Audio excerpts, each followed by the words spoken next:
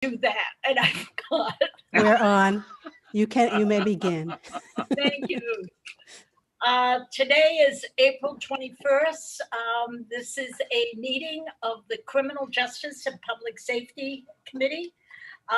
This morning we have a number of public hearings, 1, 2, 3, 4, 5 bills.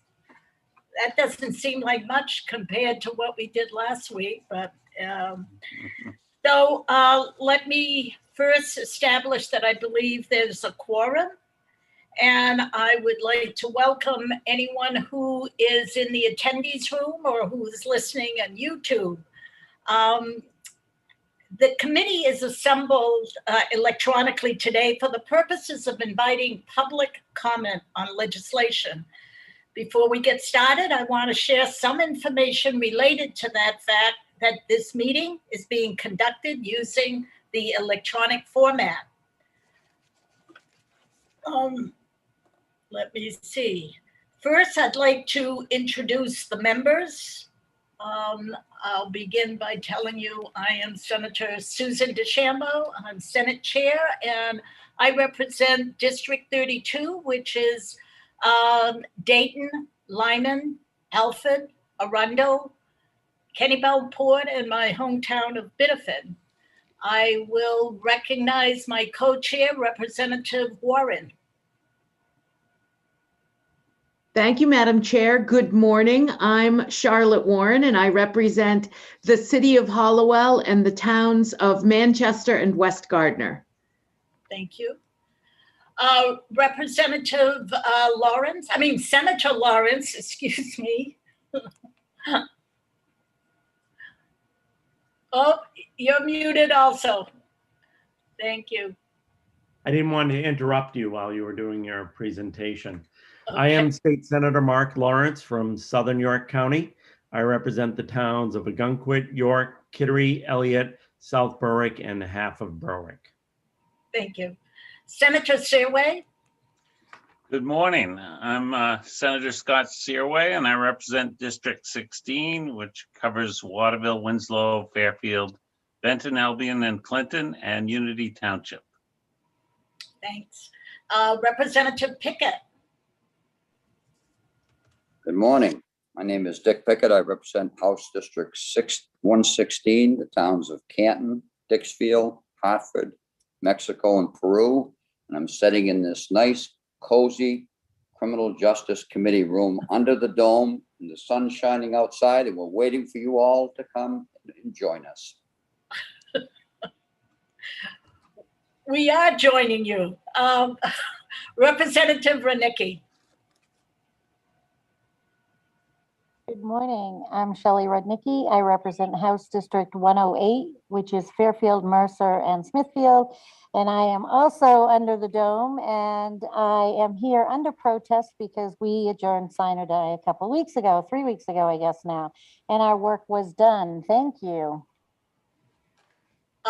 Representative Costain. Good morning. Thank you. Dan Costain, House District 100, which is part of Etna, Dixmont, Newport, Plymouth, and Corinna. Thank you. Representative Pluker. Thank you very much. I represent House District 95, which is Warren, Hope, Appleton, and part of Union. Thank you. Thanks. Representative Newman. Morning, I'm Dan Newman, District 76, which is Belgrade, Rome, Mount Vernon, Fayette, Vienna, and Wayne. And Representative Lookner. Morning, I'm Grayson Lookner, represent District 37, which is part of Portland, neighborhoods of Libbytown, Rosemont, Strawwater, Nason's Corner. And Representative Morales. Good morning, everyone. My name is Victoria Morales. I represent South Portland in House District 33. Thank you. That's it for the members. I would also recognize Jane Orbiton, our policy analyst who takes great notes, and our committee clerk, Deb Fay, who is right there, You will notice if you're watching this that the LD that we're discussing is right there in her box. So thank you. This meeting is currently being live streamed, as you know, on the committee's YouTube channel. That means that anyone who's a participant in the meeting via Zoom can be seen and also heard if their microphone is unmuted. Zoom meetings, those who are waiting to testify cannot be seen or heard until they are called upon to speak. This meeting will be recorded and available to view on the YouTube channel as soon as the meeting is over. I will say that those of you who will be brought in to present testimony before each bill, I will ask you to raise your hand and we will let you into the room so you can present your testimony. Now, how are we going to do that? For each bill being heard today, I will call on the sponsors first and co-sponsors to speak. After the presentation by the sponsors and co-sponsors, I will ask if there are any legislators in the room that wish to offer testimony. And we will call on the members of the public afterwards based on how they registered to testify. For example, I will always ask those who are in favor of the bill to come in and offer your testimony. Those who are in opposition of the bill will be brought in and also testify. And lastly, neither for nor against, but wishing to offer some information. We have a 3-minute clock, and that is for the public and anyone presenting testimony other than the sponsor. And now I will open the hearing. And the first one I have, I'll check with Representative Warren, and I believe we're going by the numbers, the numerical numbers, okay? So LDE 663, the first one, an act to make comprehensive substance use disorder treatment available to Maine's incarcerated population. And we don't have to bring her in. She's right here. My co-chair, Representative Warren, is the sponsor of this bill. Thank you, Madam Chair. I appreciate that. And before I start on the bill, I just want to make reference to this time. We are in a very historical time with the decision handed down yesterday evening, confirming the guilty conviction against the murder of George Floyd. We are the Criminal Justice Committee in Maine. We are the one and only. So I wanted to just reference that point in history, and I will quote Keith Ellison, Minnesota Attorney General, who said, "I would not call today's verdict justice, but it is accountability, which is the first step toward justice." And as we are the Criminal Justice Committee, I felt the need to start off recognizing this historic turn of events. So thank you for that. Good morning, Senator DeChambeau and esteemed colleagues of the Criminal Justice and Public Safety Committee. I'm Charlotte Warren, and I'm pleased to present to you today LD 663, which is an act to make comprehensive substance use disorder treatment available to Maine's incarcerated population. Mainers know too well the struggles and impacts of alcohol, opioids, and other prescribed and illegal drugs. Many of us understand the substance use epidemic personally through the death or near death of someone close to us, a friend, a loved one, a colleague.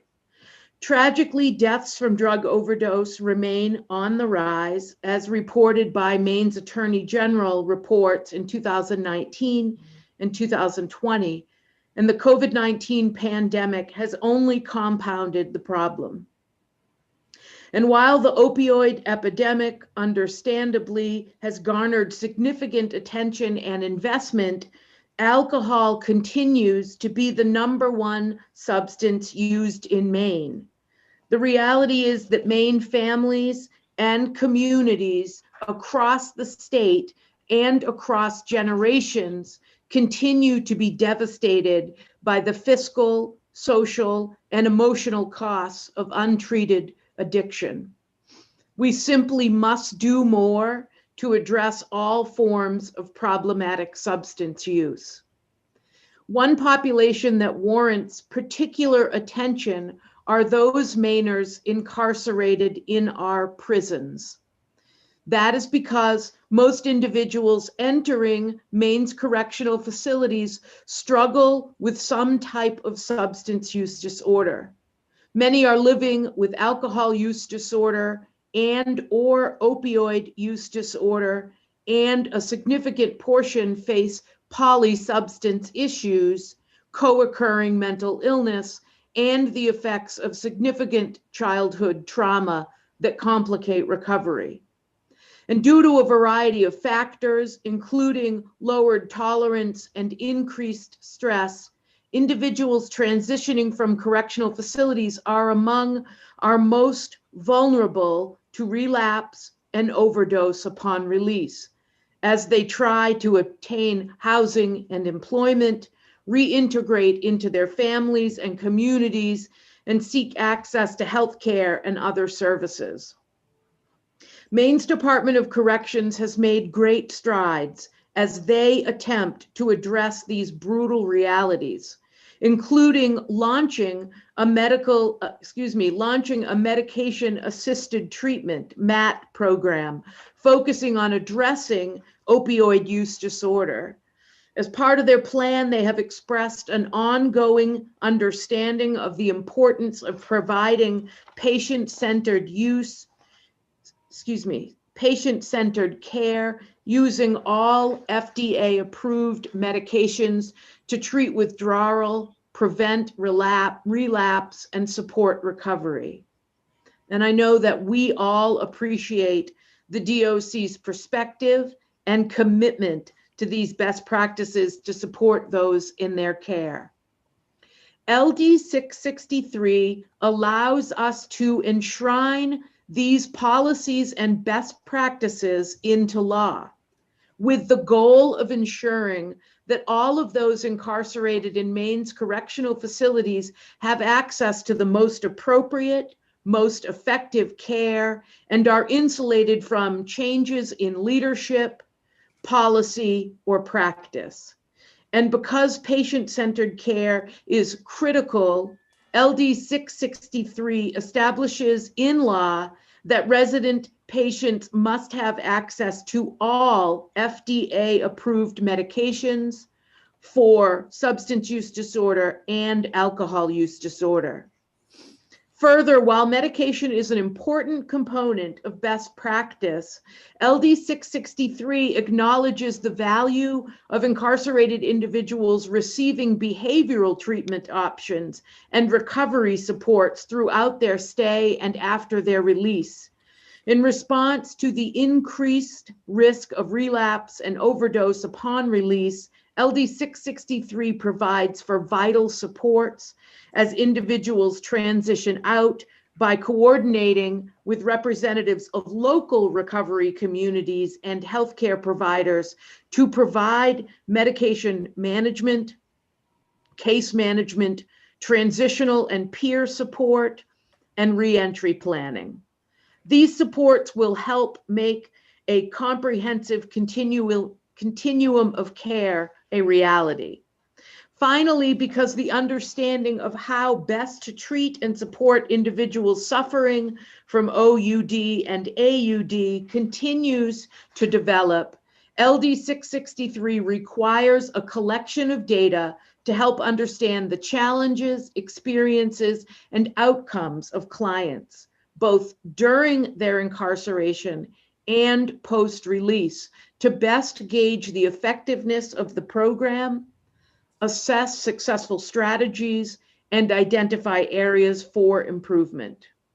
This legislation will help close gaps in resources, provide consistency across the system, and establish a balanced approach on opioids, alcohol, and other substances.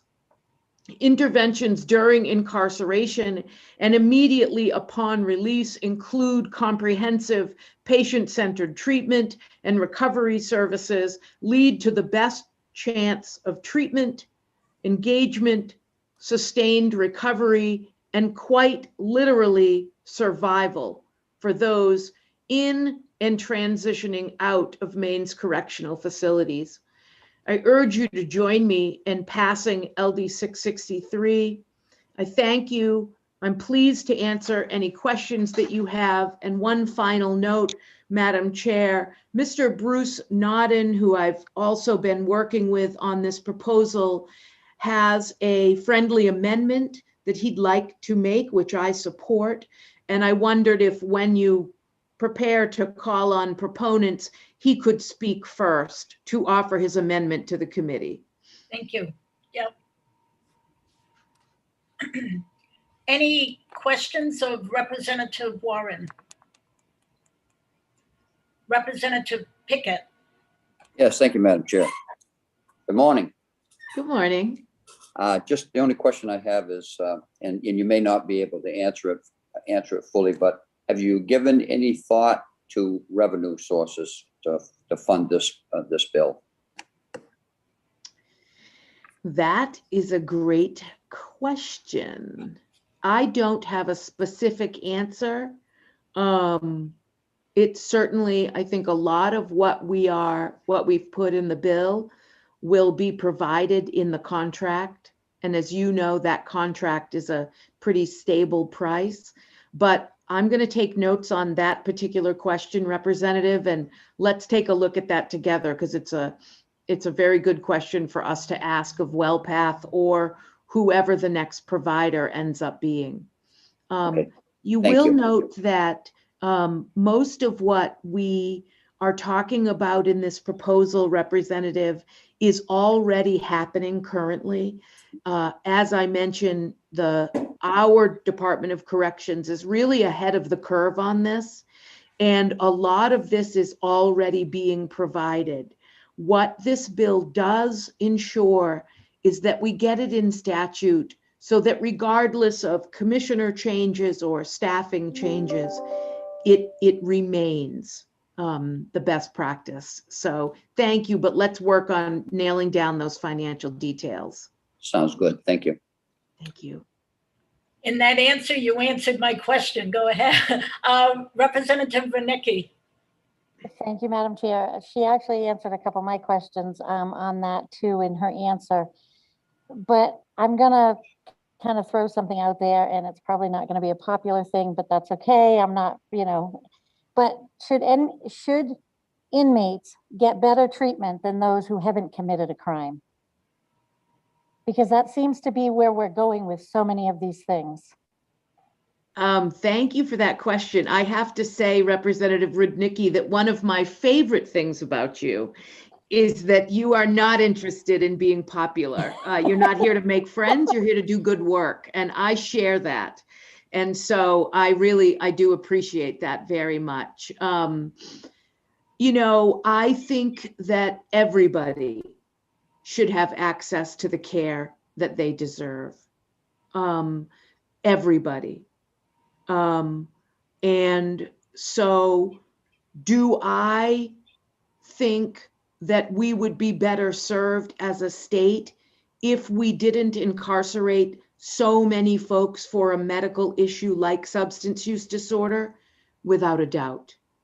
We pay for these services with our general fund, whereas if people were outside of our incarcerated facilities, there would be a lot less money spent on it for sure. I believe that every single person deserves access to health care for their medical concerns. And I do come from a family with incarcerated family members. And you know, I wouldn't ever choose one of them over the other. I would never say that one deserved care and another didn't. I truly believe that all Mainers deserve health care equally.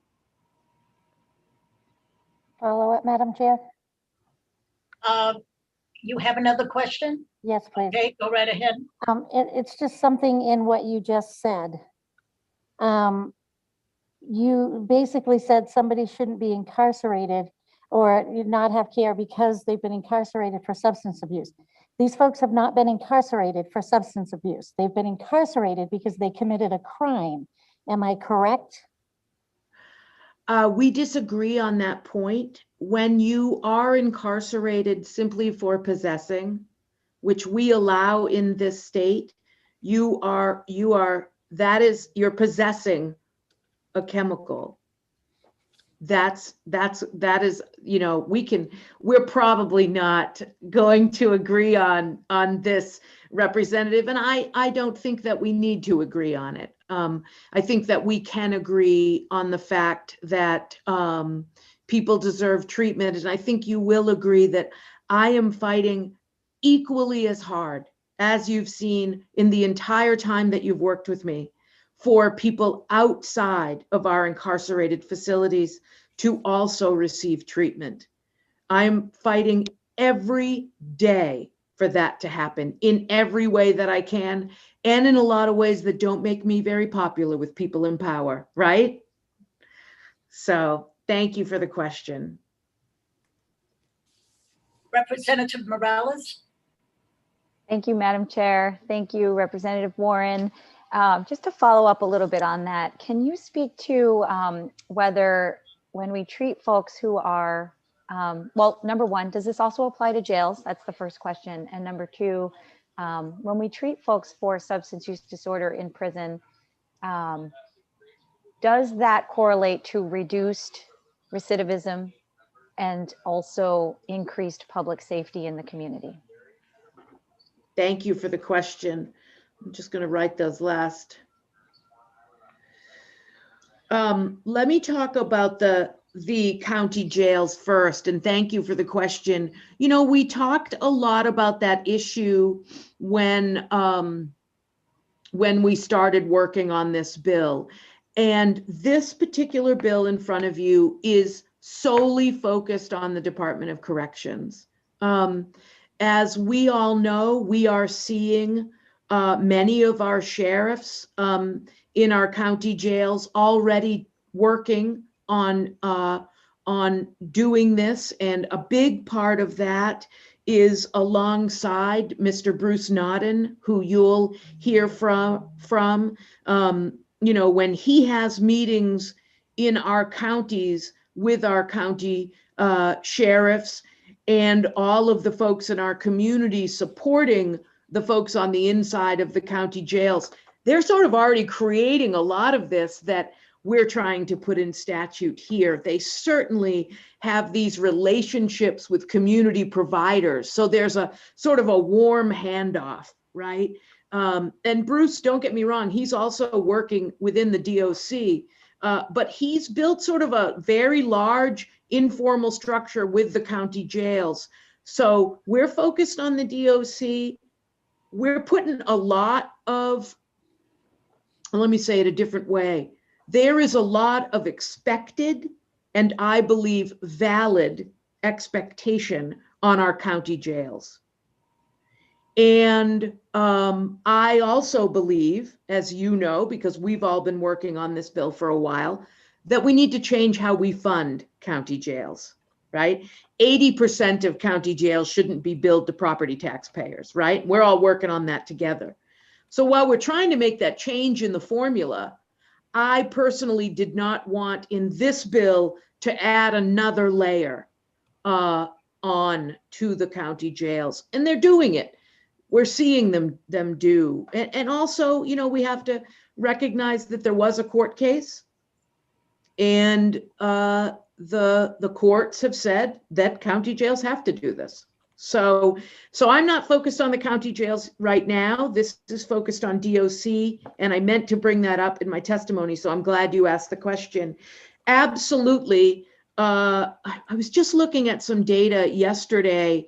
44% right now, 44%, or the latest data we have, 44% of all admissions to the DOC were returned to custody for violations, technical violations. I was just looking at yesterday. And I really believe that, I'm just looking at paperwork, I really believe that if we don't have proper reentry services, we don't even have a chance to reduce return to custody rates. And if we aren't reducing return to custody rates, we are not improving public safety. So they absolutely go hand in hand. I saw Madam Chair looking at her, looking for that information. I want to get that stat for you. 44%. You're going to ask me, aren't you? Yep. I've got it here. So did that answer your question, Representative? It did. Thank you, both of them. Thank you. In 2017, 44% of Maine's prison admissions were due to probation violations. Okay. So so that to me is just one little statistic, one little tiny in a lot of statistics, that we need a little support around how we transition people out. And that is something I'm trying to pay a little bit attention to, that maybe I haven't paid attention to as much as I should in previous sessions. So thank you for that question. Representative Morales, is that another question? You have, okay. And I'm glad you read it. And I just want to offer to you and to everybody else that's why I wrote a note, especially when you use the word 44% on technical violations. But what you read is probation violations. To me, those are two different things. You can have a revocation of probation due to having committed a new crime.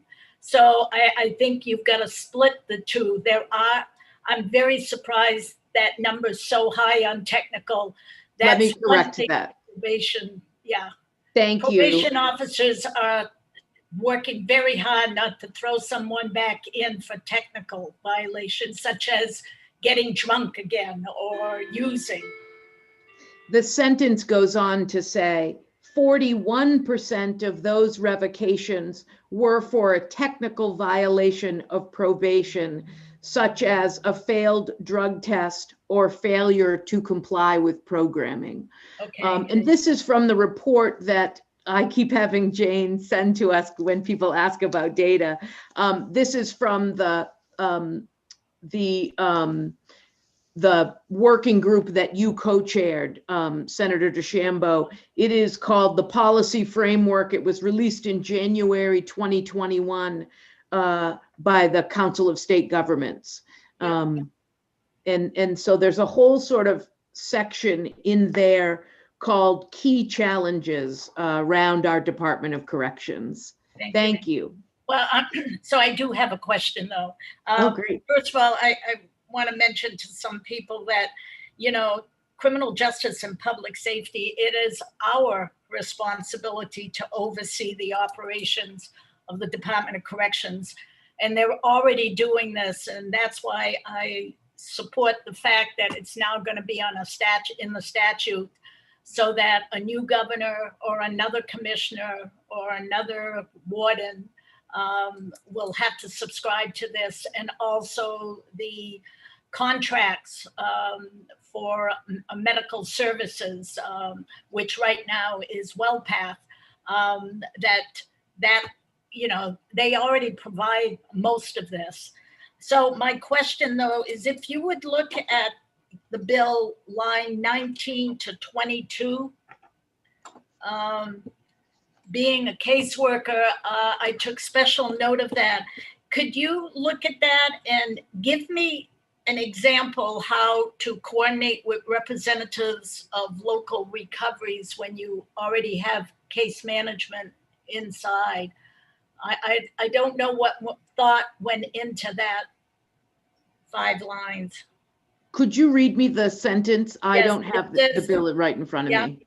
Coordinate with representatives of local recovery communities, medical providers, and other appropriate persons to offer case management, transitional and peer support, medication management, re-entry planning, and comprehensive treatment options to clients after release. That last line makes sense, but in the middle, I don't know if local community people can be involved in the medication management. Thank you for the question. Yes, I see what you're getting at. So one of the things that the county jails are really good at doing is matching up with local service providers and what those local service providers for MAT are providing in the community for the folks who will return to that community. So for instance, if I have someone inside the county jail and let's say we're going to put them on methadone as their medication assisted treatment, I'm going to make sure that in the community that they're going to return to, I'm going to be able to match them up with a provider that not only can provide them behavioral health services, but also can provide them with methadone. The same goes for Vivitrol or buprenorphine, right? And so that warm handoff of that resident right now down in Warren or in Wyndham, wherever they're going to return to within our state, we better make sure that how we're serving them inside our facility matches with what's available in their community. And that is what that sentence is all about. Okay. I will ask you, I will develop it. I do have somewhat of an amendment. There's just a few words. I agree with you. County jails do a great job. It's difficult. They don't have caseworkers in every county jail. But the Department of Corrections does. So there are a few words in there that I don't think the local recovery people can come in and do the case management. So we'll talk about that. I just. Sounds good. want that to Thank be you, clear. Senator. Okay. Thank And you. Senator Seaway?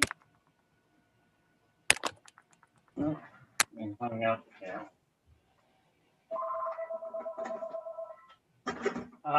Thank you, Madam Chair. Just hang up on him. Good for you. Just trying to get the phones taken care of that. So I just had a question. You said that they're already doing it, and that's good to know. And I think because I was on the opioid committee, and Judge Stokes said that his biggest problem when he sentences somebody, his intentions are just like you. We want to make sure that they get out and be successful citizens. And how do we, for one thing, I don't know if there's going to be a cost to this. And I guess that's a question. And to meet up to the standards that you're putting on here, if that is going to bring it up a couple notches and cause it to get what you want accomplished. I'm just thinking that it's going to be more than what they're already doing. Thank you, Senator Searway, for that question. That might be a good question for the commissioner. Okay. I think we've heard in this committee, you remember, we spent 2 hours one afternoon listening to the folks that provide healthcare within our DOC. And my understanding, and I've had lots of follow-up back and forth questions, which I've shared with all of you and have received very information rich answers from the DOC, which I've also made sure has been shared with all of you. And so I think most of what we're talking about is certainly happening. Will this be a sort of another step up for more comprehensive across the board, and making sure that all residents have access to all FDA approved MAT medications? That is something that I think we will have to work on, but we're not talking about huge difference in price here. And remember that it's not like the DOC goes out and buys the medicine, like we do through Express Scripts or at our local Hannaford. They're paying a healthcare provider who then is purchasing these medications. So I think most of it is already happening. That's what we've heard. Mostly this puts it in statute, but let's ask the question together of the commissioner.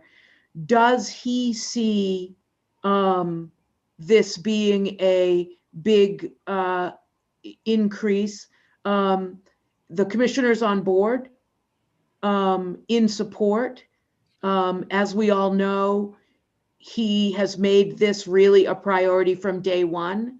So, but I really encourage you to ask him those questions. Thank you. Seeing no other hands raised, I would like to call upon any co-sponsors or legislators who wish to offer testimony. Please raise your hand and our clerk will let you in. Seeing none, No hands? no hands. What I will now ask is those wishing to offer testimony in support of this bill, please raise your hand and we'll bring you in. Senator, And could we Bruce, hear? not, Thank yes. Thank you. I'm bringing over Bruce Nodden and then the two more. Thank you. There are a lot of hands up. We'll recognize our honorary DOC member, Bruce Nodden.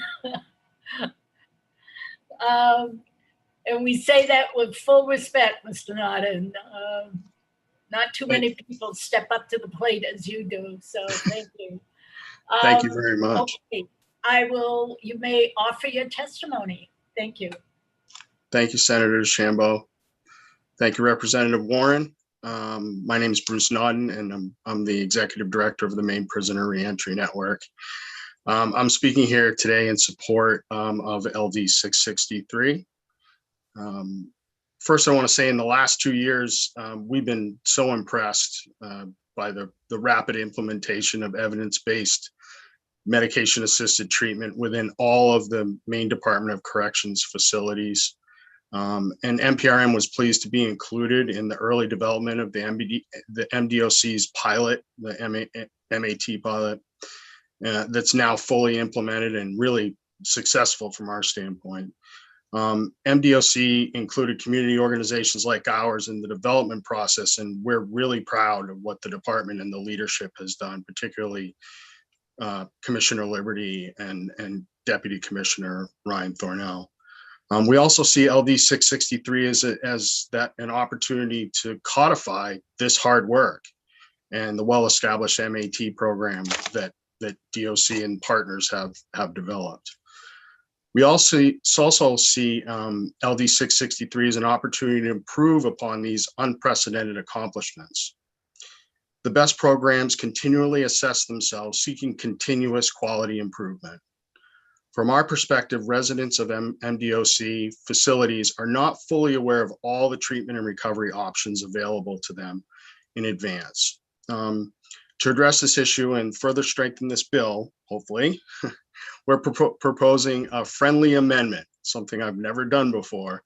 I propose the Department of Corrections could encourage community-based recovery and treatment organizations to work together to educate all residents of Department of Corrections and all evidence-based treatment options to support recovery. This education will support the information provided by the medical and mental health staff and allow residents to make an informed choice about treatment and recovery pathways. The work of these community-based organizations will assist MDOC in expanding their reach. We kind of look at it this way, the great thing about what DOC has done is they've invited organizations like PRCC, Portland Recovery Community Center, to come in and provide recovery coaching within the facilities. We kind of see this in the same way. And I've only got a couple of seconds, but Senator DeChambeau, I want to answer your question very quickly. We have been allowed and encouraged by the department to introduce community resources prior to release. And the department does a great job of connecting those people to proper treatment centers within the community. So the case managers, the caseworkers are doing a really good job with that.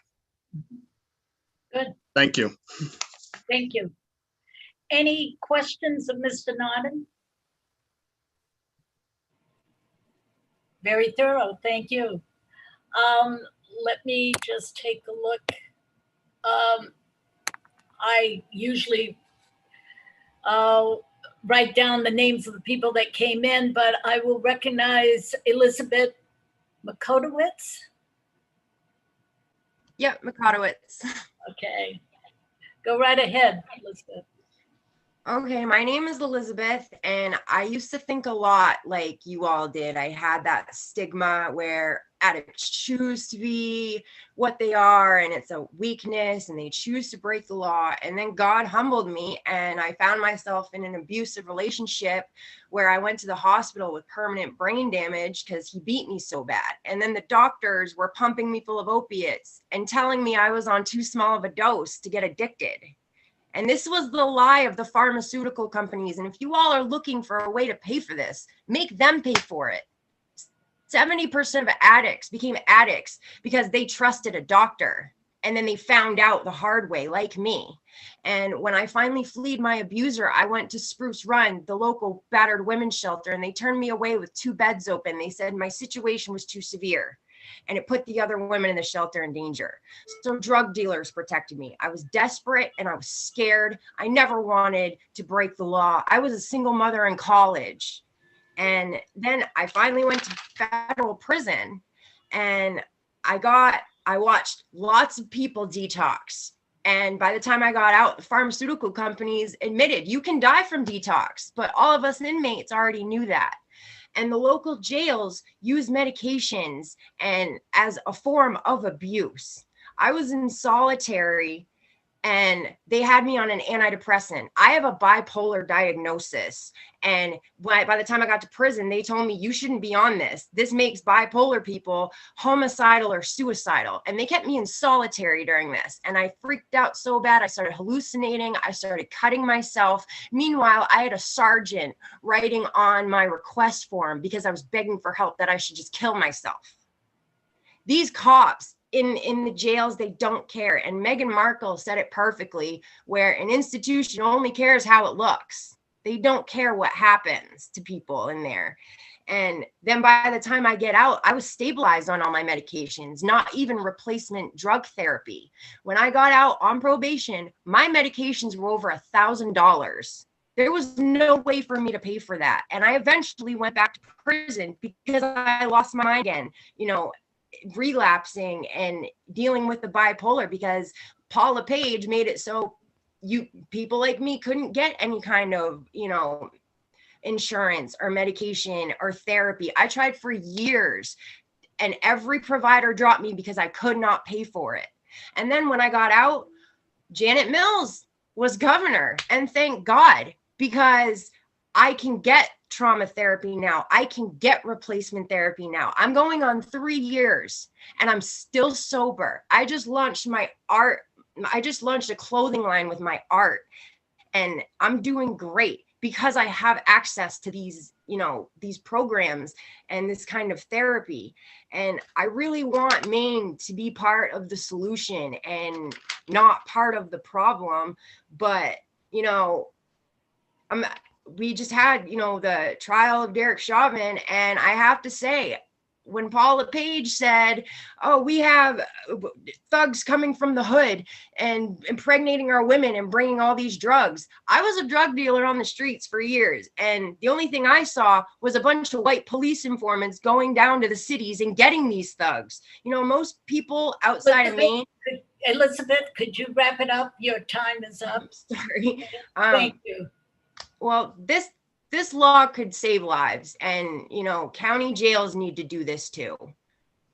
I watched people die in county jail because they didn't get their medication. Any questions for Elizabeth? Seeing none, thank you again. Mr. Lehman, you're here. Do you have testimony you wish to give us? Yes, indeed. Thank you. Senator DeChambeau, Representative Warren, distinguished members of the committee. My name's Peter Lehman. I live in Thomaston. I'm formerly incarcerated and a person in long-term recovery.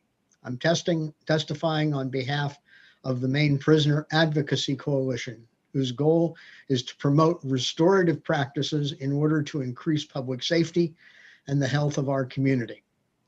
I'm also Bruce Nodden's partner in MPRN, and I want to emphasize that the reason for this treatment is so that incarcerated women and men don't come back, don't create more victims, don't cost us a lot of money by incarcerating them again. This is, this bill's about substance abuse and substance use. And substance use becomes a disorder when it leads to health issues or problems at work, school, or home. Continued use, despite these self-destructive consequences, is most often rooted in personal needs or pain, most often rooted in trauma. Put another way, self-destructive substance use is most often self-medication for other mental health issues. Treatment for substance abuse is generally addressing these underlying issues, not merely abstaining from use. Medication is helpful because it mutes or eliminates the cravings for use.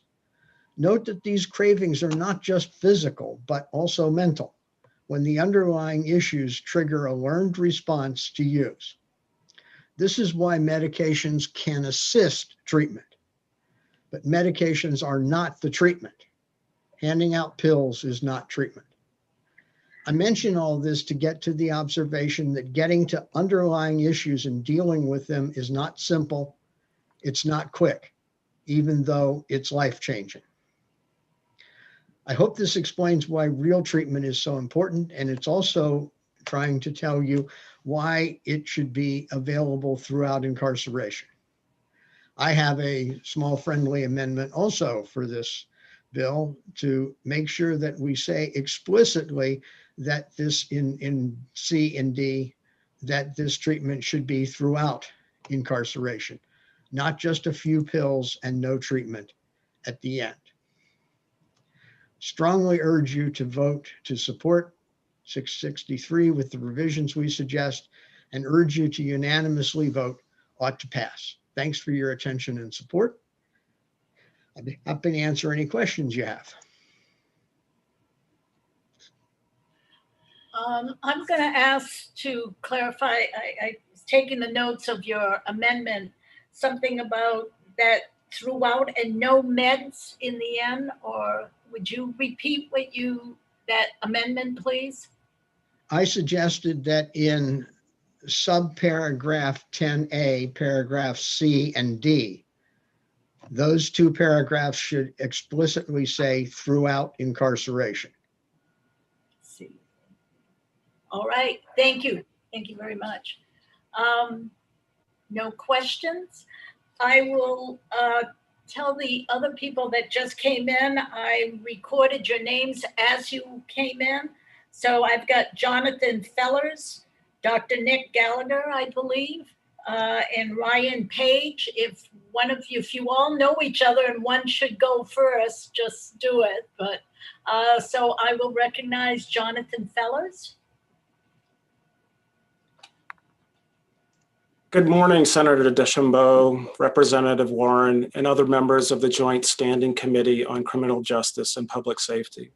My name is Jonathan Fellers, and I am testifying today in support of LD 663, an act to make comprehensive substance use disorder treatment available to Maine's incarcerated population. I'm an addiction psychiatrist, and I work with patients, families, and our healthcare system to promote high-quality evidence-based screening, assessment, and treatment for substance use disorders and co-occurring mental disorders. I serve as the medical director for Crossroads, where we provide gender-responsive treatment programs for women with addiction. I am medical director for opiate treatment programs of Discovery House in South Portland and in Waterville, also known as methadone clinics. Through these two locations, we provide both methadone and buprenorphine, also known as Suboxone, for about 1,300 Mainers with opioid use disorder. I have a small private practice where I provide both psychiatric and co-occurring outpatient care for patients from all over the state. I serve on the board of the Portland Recovery Community Center. And finally, I live in South Portland with my wife and 2 young children. There are 3 medication options for the treatment of a person with opioid use disorder: methadone, buprenorphine, and naltrexone. I am very pleased with the progress Maine has made in expanding medication-assisted treatment for residents with a substance use disorder during incarceration. Expansion of methadone and naltrexone has made far less progress. Consequently, residents often have only one choice for treatment: buprenorphine.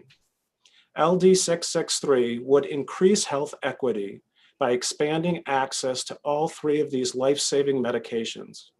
It would give residents choice in the care that they receive, thereby promoting autonomy and enabling shared decision-making.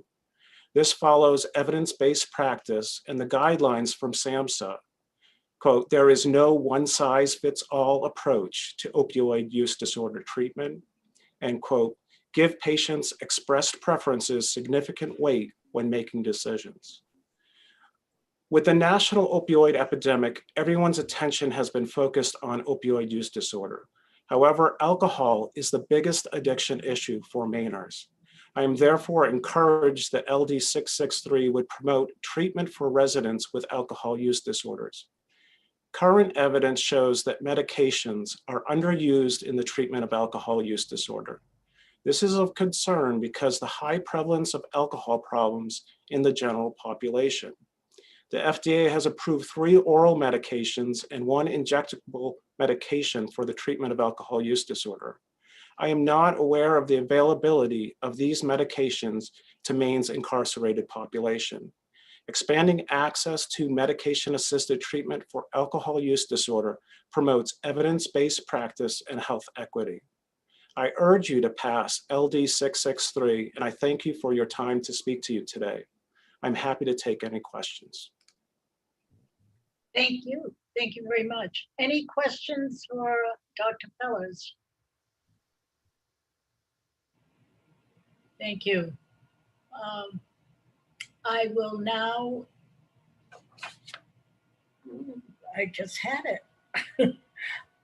Recognize Dr. Nick Gallagher.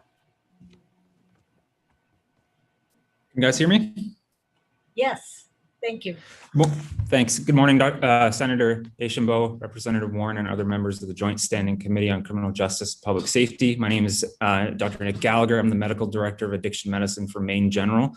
I do not come here today representing Maine General, but as a member of the community who treats patients with substance use disorder on a daily basis, many of whom are recently incarcerated. I'm testifying today in support of LD 663.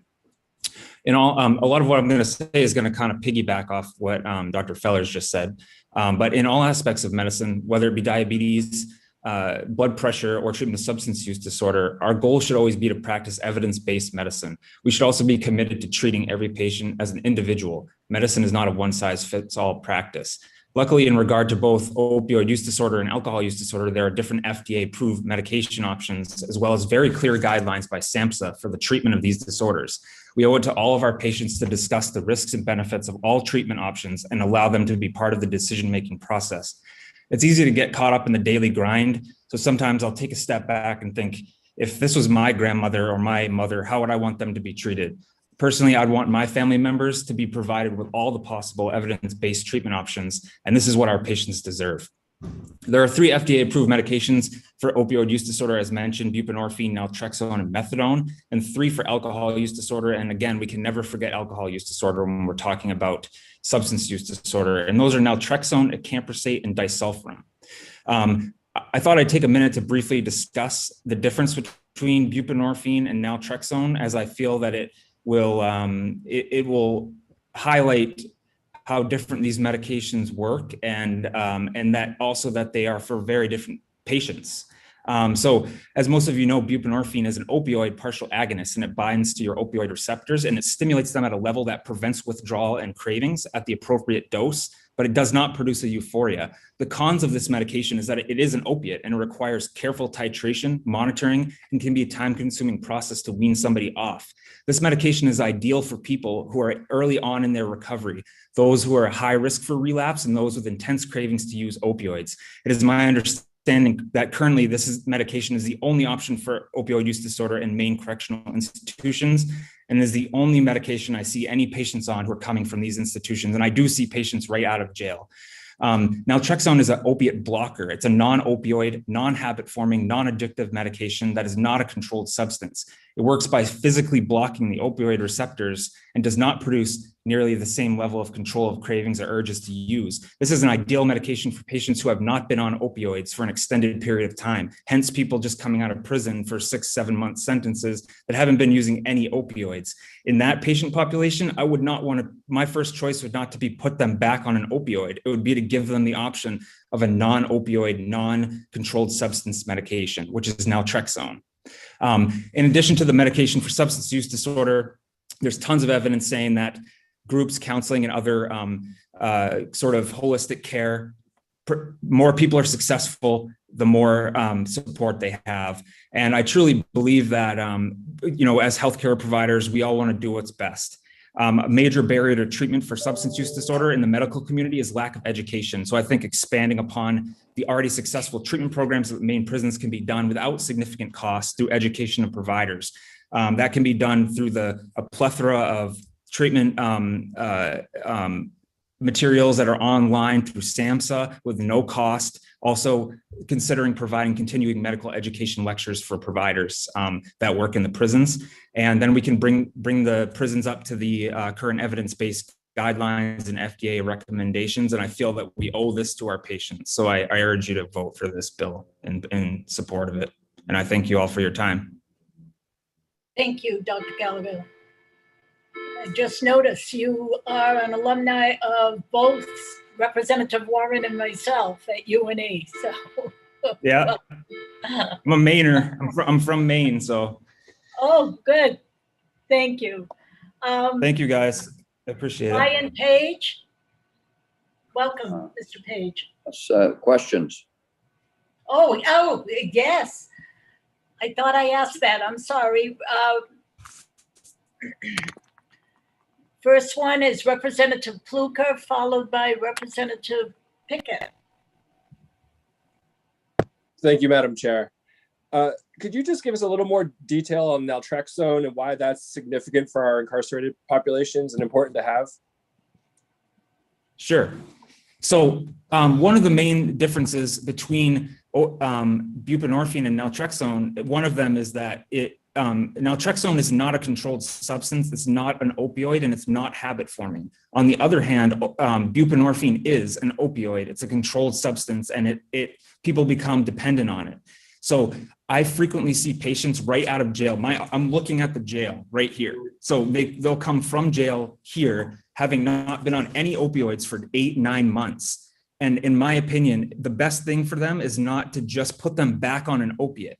It's to give them the option of being on something that would block their opioid receptors, that is non-habit forming, that they can, my patients say it's kind of a security blanket, because they know if they were to use, their receptors are blocked. So those are for stable people that haven't been on opioids, that we don't really want to just start them on another opiate. They're off the opiates, they've been detoxed.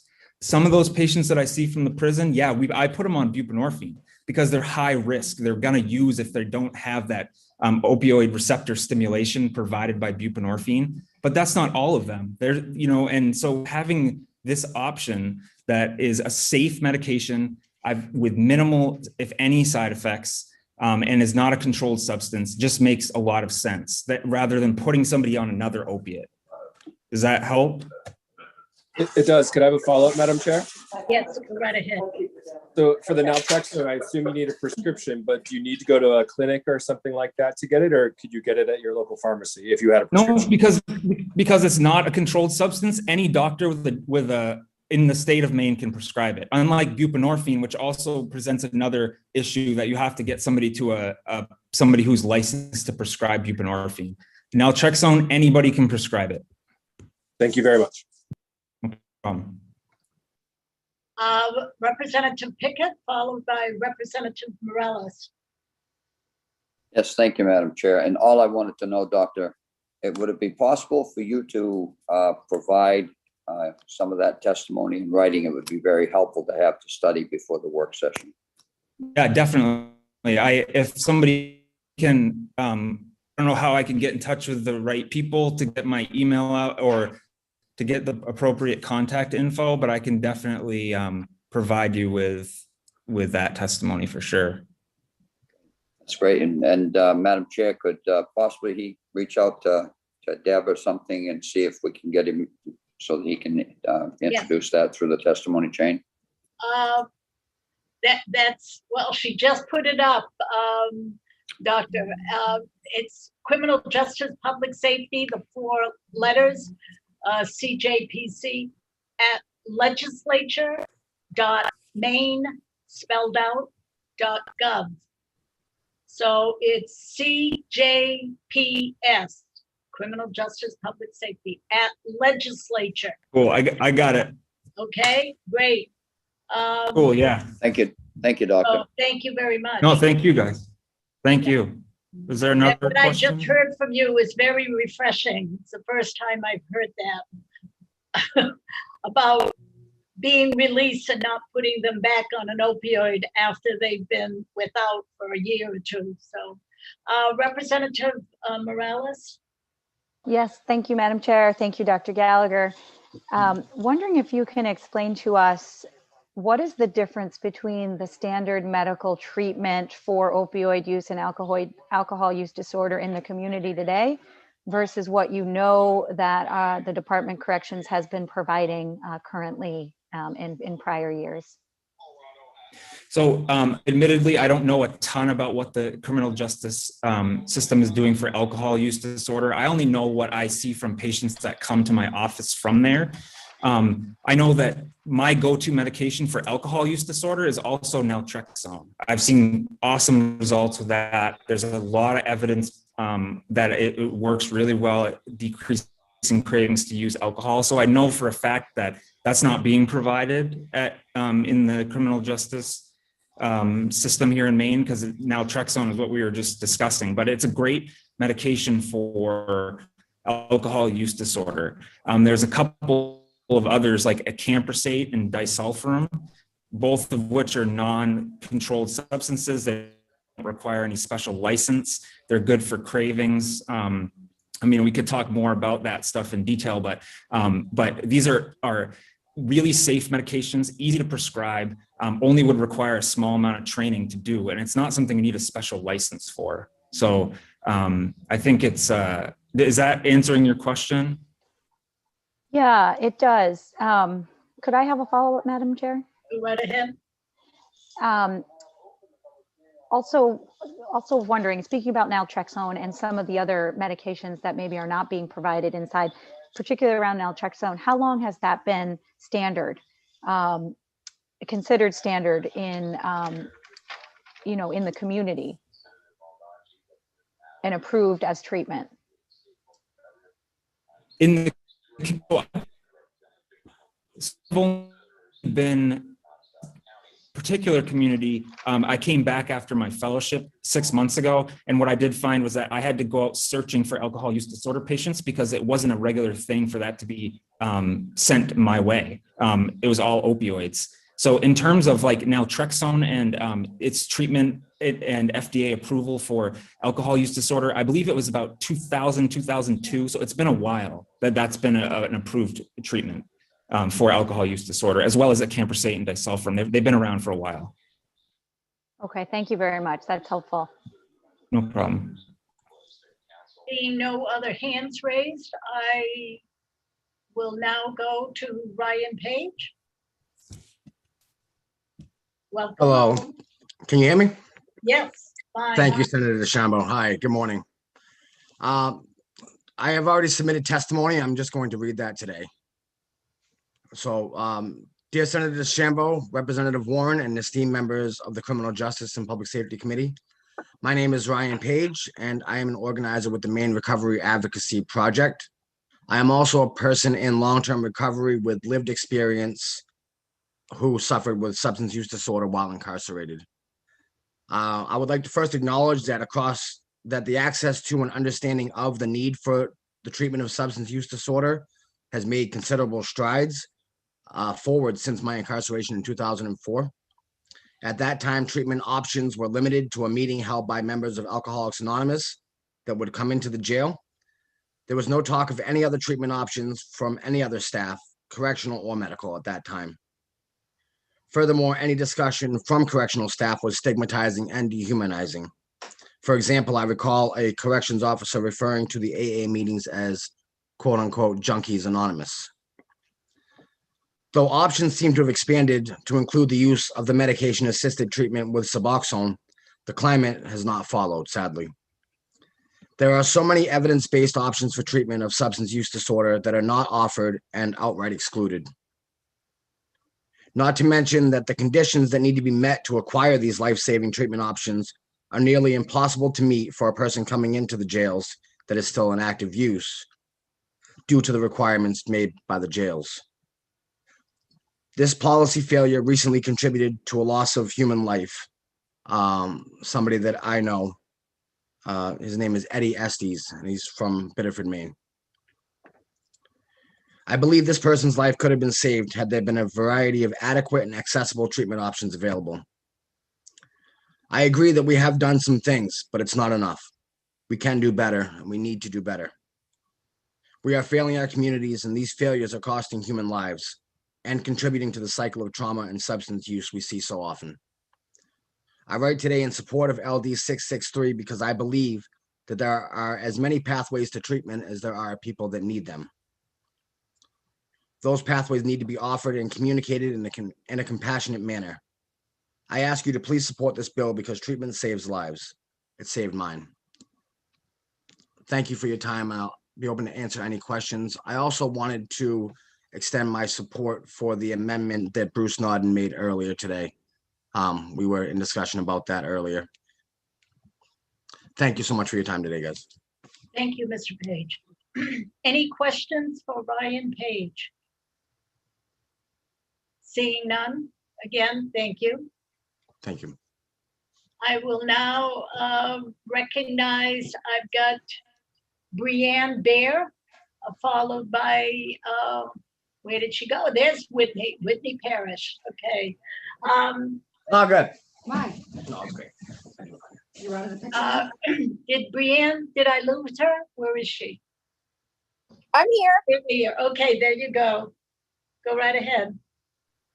Thank you. Hello, thank you all for being here and hearing public comment. Thank you, Senator DeChambeau. the distinguished members of this committee, and thank you, Representative Warren, for sponsoring this bill. My name is Brianne Beer, and I'm here as an advocate, and I also work with No Penobscot County Jail Extension. When I was 17 years old, I started dating a guy who, come to find out, was using heroin very heavily. I was really young, really privileged, and really judgmental. I ended up having a baby with him and felt entitled to share my opinion on his addiction.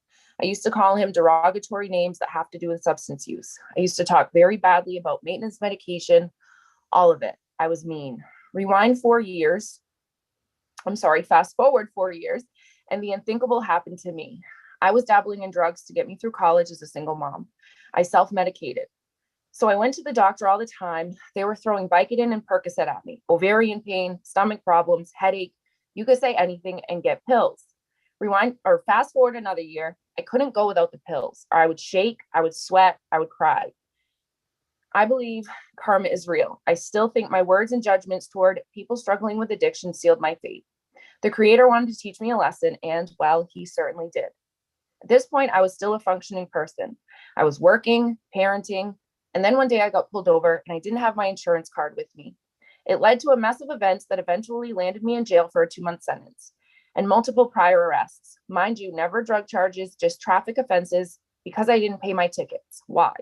Because of the sickness. I didn't want to feel it, so when it came down to the fines or the substances to heal the sickness, it was substances. I wasn't scared of jail, but the sickness made me want to die. It was terrifying. I finally understood what my son's father had gone through all those years. Fast forward some more, and in 2018, I served that sentence. I didn't have time to wean off maintenance medication. Looking back, I would have done it completely different. The first few days were okay, then a weekend I could barely stand. I spent my days in the bathroom, vomiting and other things.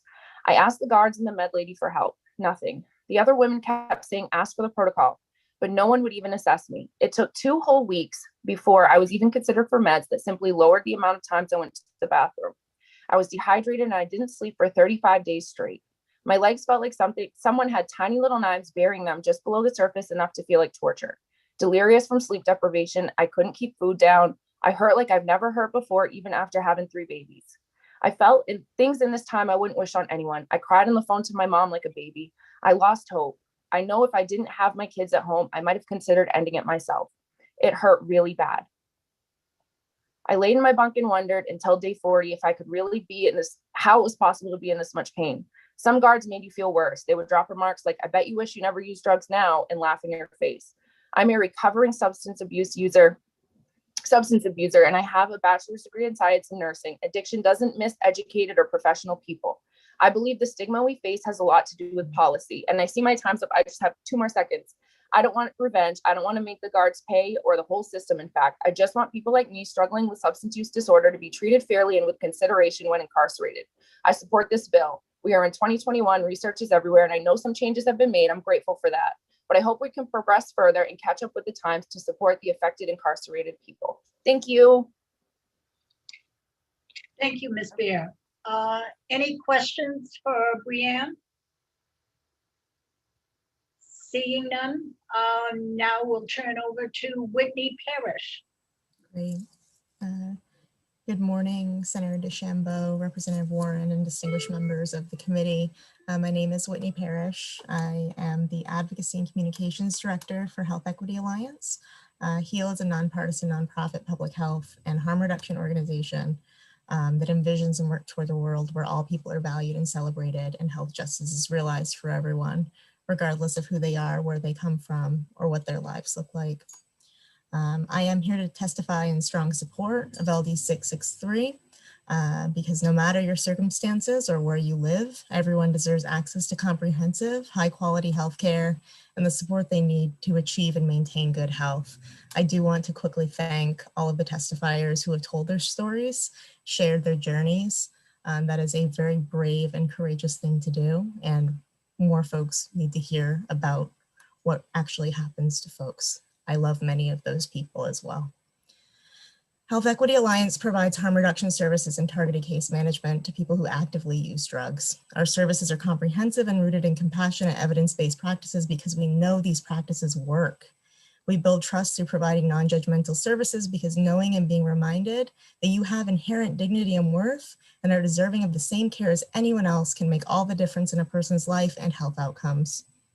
Although LD 663 deals specifically with the treatment side of drug use or substance use disorder, we believe its goal in providing comprehensive, compassionate, dignified care is not only essential to the health and safety of residents and our carceral settings, but to our overall strategy to reduce overdose deaths and increase overall public health.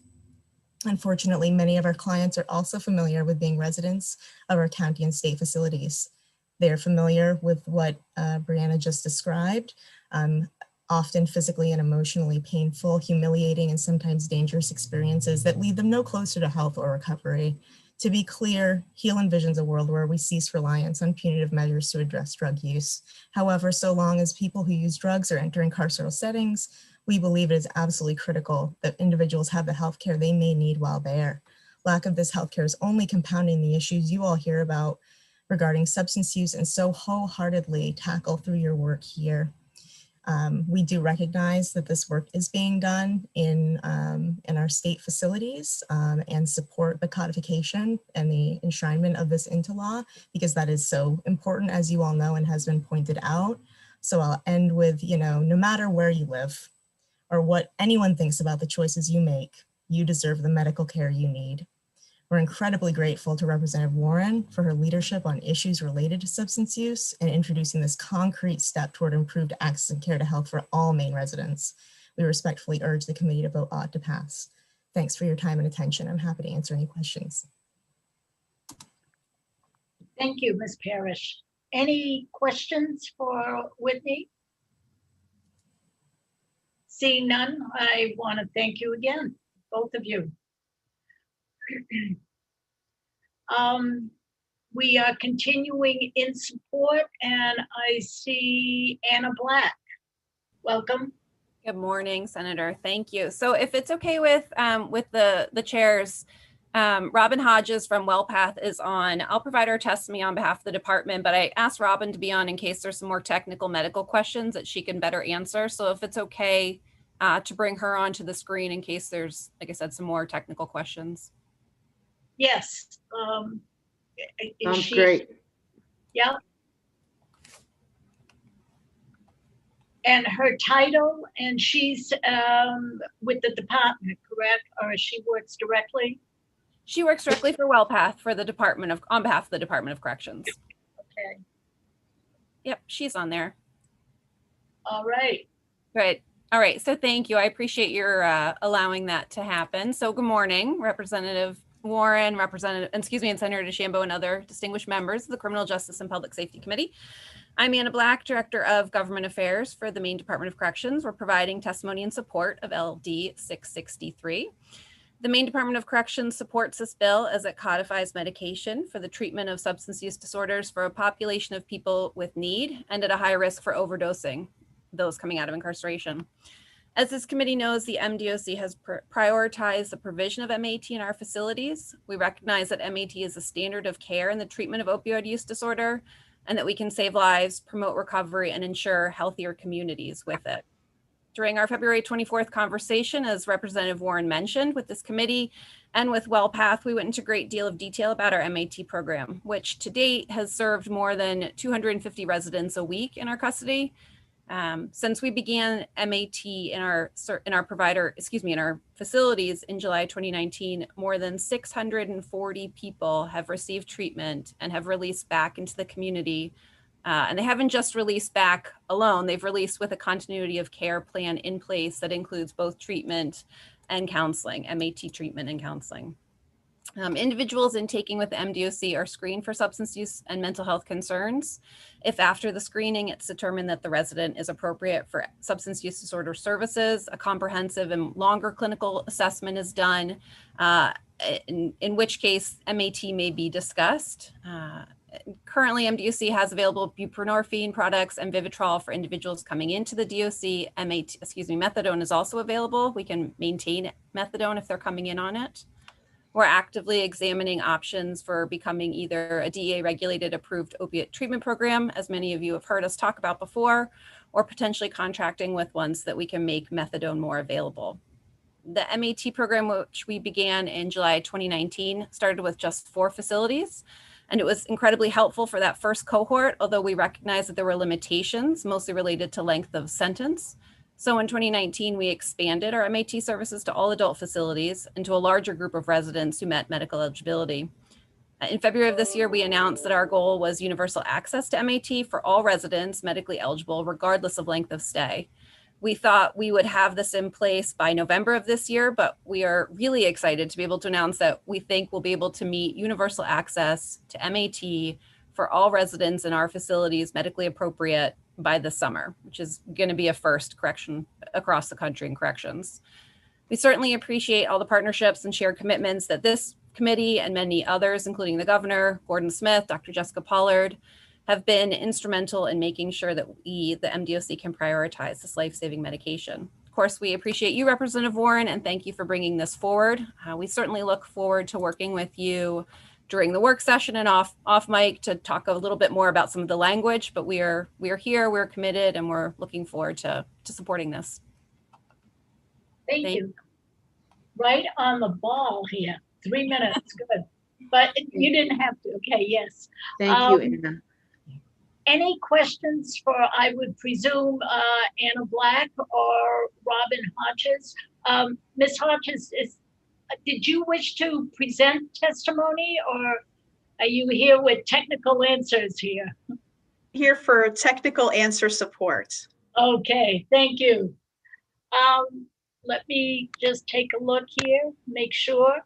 I have Representative Pickett, followed by Representative Morales, and then Representative Lookner. Good morning, Anna. Just wanted to find out if you will be providing your written testimony to us. Sure, Representative, it's already been submitted. I see it on the board. I see it in the queue, but the testimony itself is not there. Maybe it'll show up later, but I saw your name, but I couldn't open it.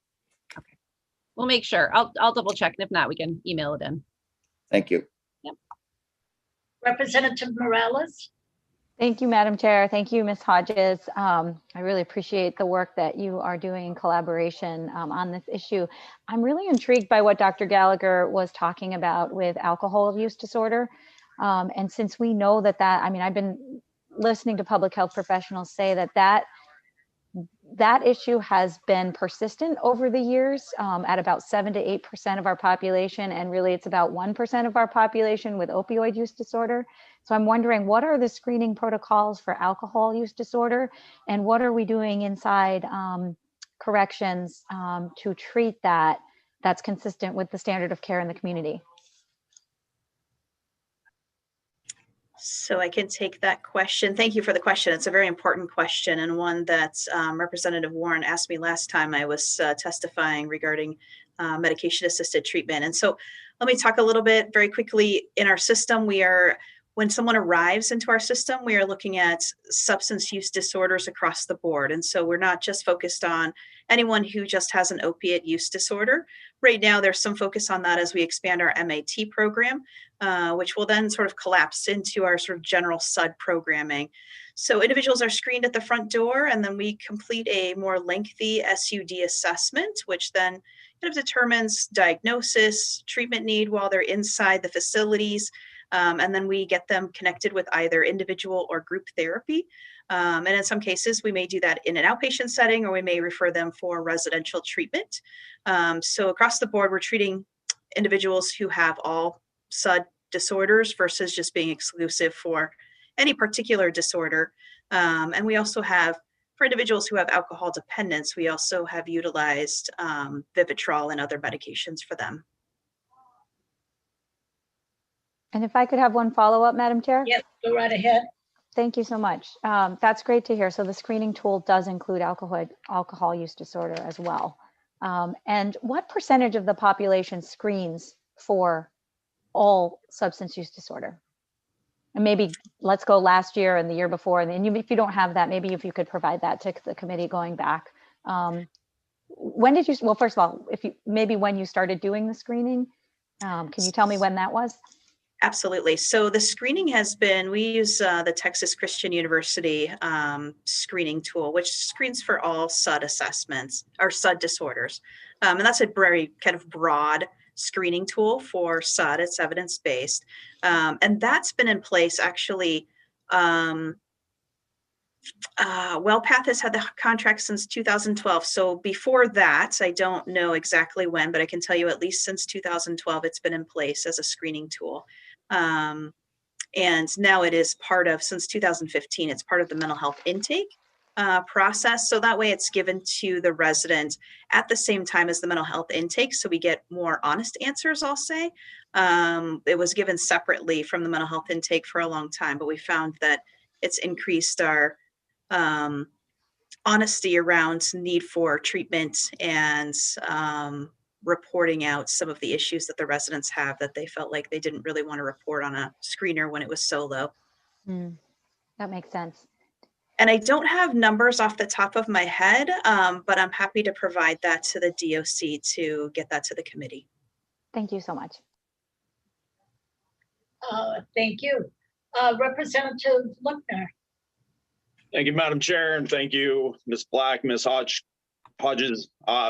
Yeah, so in previous sessions, we've heard about the substance abuse disorder treatment that's happening within DOC. It sounded really comprehensive, and just like, you know, WellPath is doing an excellent job, which I'm pleased about, and certainly a big supporter of providing more treatment. So this bill, I assume it would mean that WellPath is going to bring on some more counselors and things like that. I'm wondering, I guess I would like to see within WellPath, like, you know, how many counselors we have devoted to substance use disorder treatment, and, you know, what sort of equipment and basically just, yeah, personnel, you know, staffing and equipment that would be related to this. And I just want to get a overall breakdown of, you know, what WellPath is doing when it comes to this.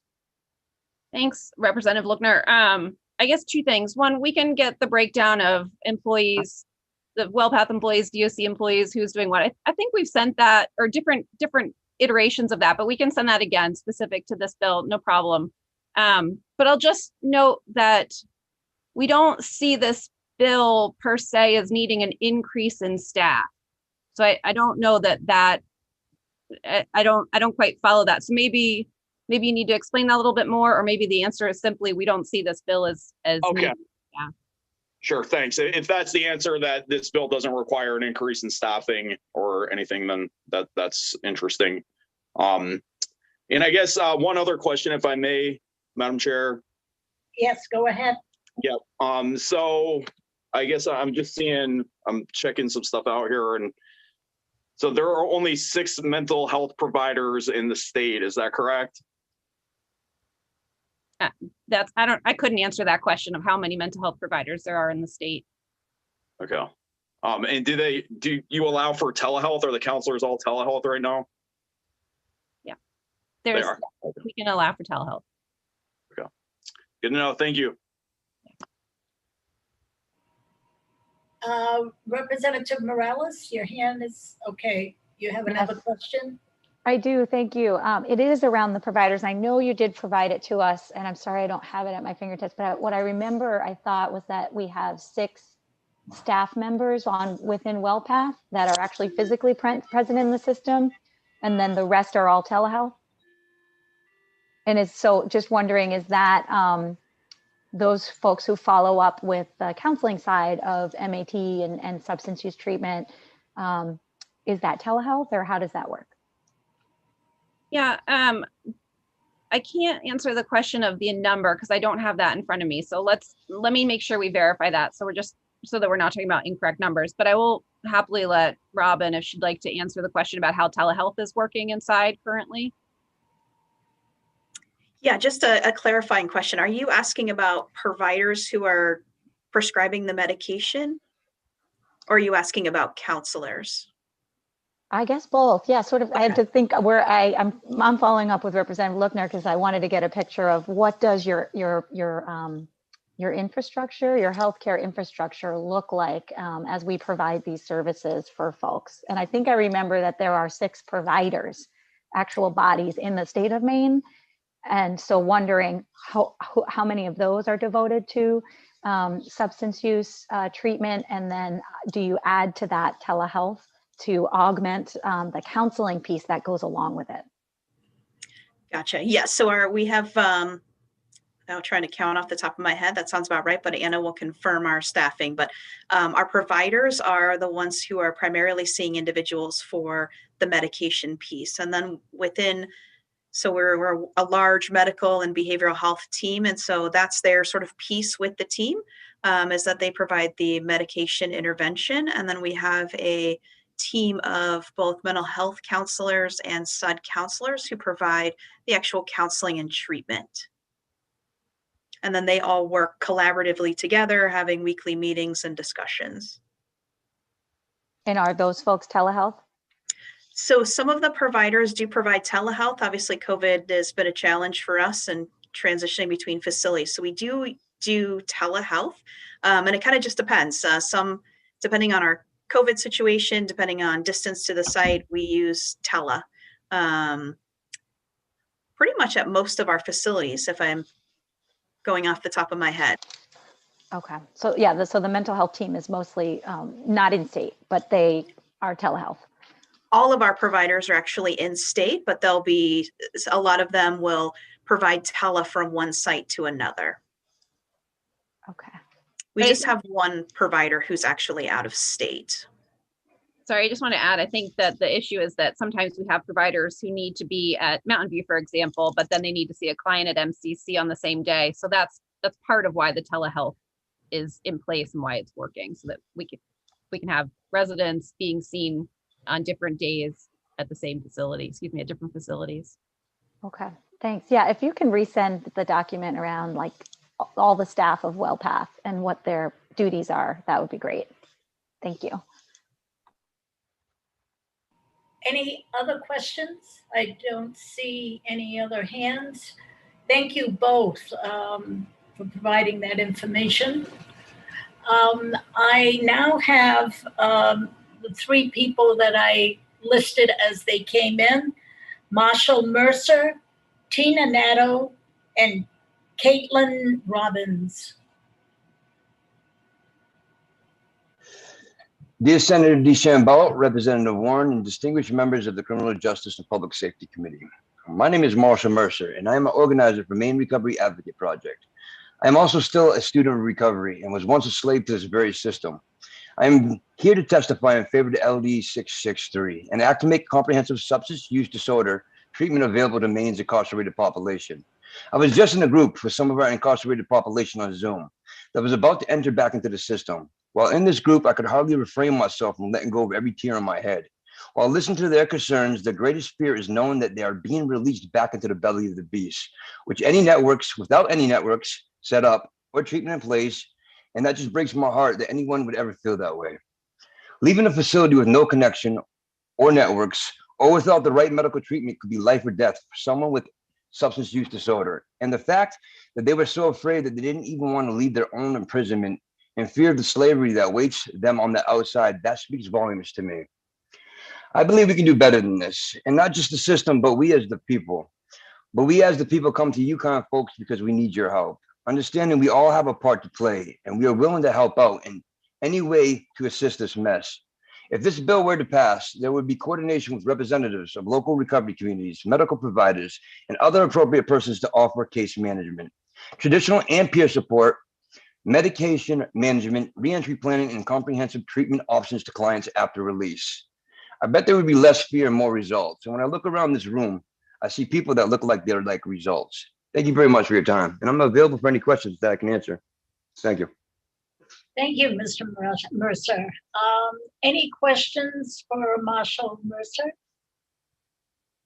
Seeing none, thank you again. I now will welcome Tina Nato. Welcome. Good morning, Senator DeChambeau, and thank you for having me today.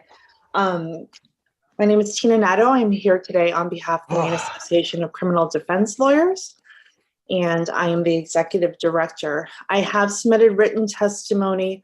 I'm not going to repeat that testimony. I'm going to pick up on a thread of something that was mentioned quite early on by Representative Rudnicki, and that is people on the outside having access to treatment. Obviously, MACDL supports this legislation. Our clients who are incarcerated need this support. They need the services. They need the treatment. There comes a point, though, when we're talking about sentencing and presenting arguments to prosecutors and judges, where the increased availability of treatment inside prisons actually cuts against our clients if that treatment is not available also in the community. Basically, the argument is this. Well, Ms. Nato, if your client needs treatment, they can go to Wyndham and get treatment. So I think it's important to keep in mind that we have to have high quality, excellent treatment available in the community as well. Obviously, we support everyone having access to treatment, but if it becomes lopsided, we fear that that can be used as an excuse to incarcerate. Medically accepted best practices inside are wonderful, but they will never be of the same sort and quality that you can find in the community, because imprisonment itself is traumatizing and very triggering to people who are struggling with substance use. So yes, let's give them all the help and treatment they need on the outside, but let's not forget on the front end and the back end how important it is to make sure that all services are funded for all people who need it. So thank you to Representative Rudnicki for bringing that up, and for obviously Representative Warren's advocacy on this issue. And I'm happy to answer questions. I see Senator Shamway. Go right ahead.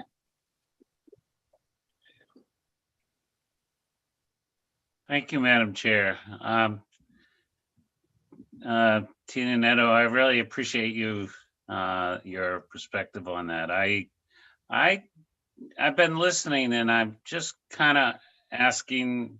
Yeah, I think this is a great thing that we get people out and get them be productive, and that's great. I just wanted to know from your perspective of how we get people to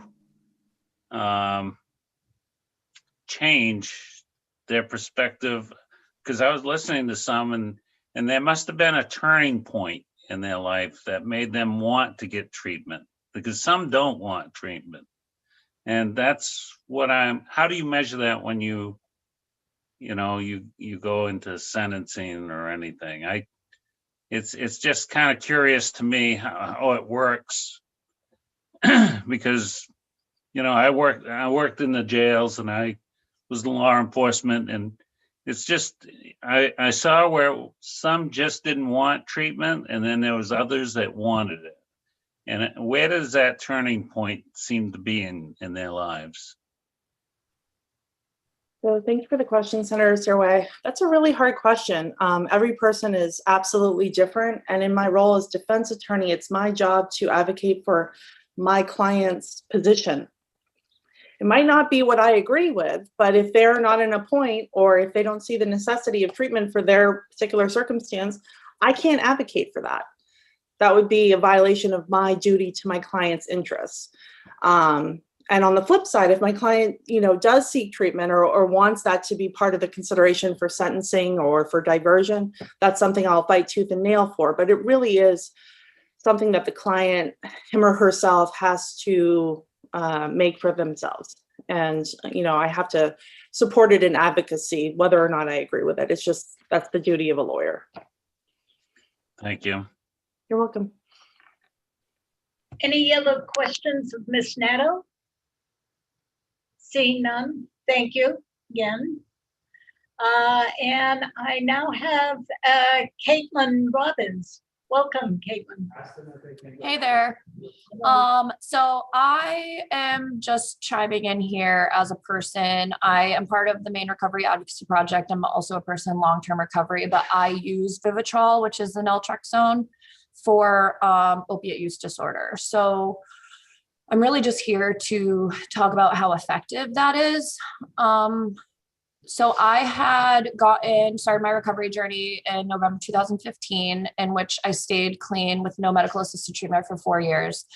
And then I returned to the place I used to use, and I ended up using and overdosing, at which time I needed to figure out a better option. So I had engulfed myself in the community, but also I re-engaged in substance use counseling, re-engaged in a psychiatrist, and re-engaged with everybody. And part of my medical recommendation was to get on Vivitrol because I did not want Suboxone. Someone had mentioned prior that like having an opioid addiction and then using an opioid to treat it can be problematic, I feel. I also am a recovery coach in Caribou, and I have to just attest that a lot of people that have opiate use disorder that use Suboxone do struggle with like using that prescription as prescribed.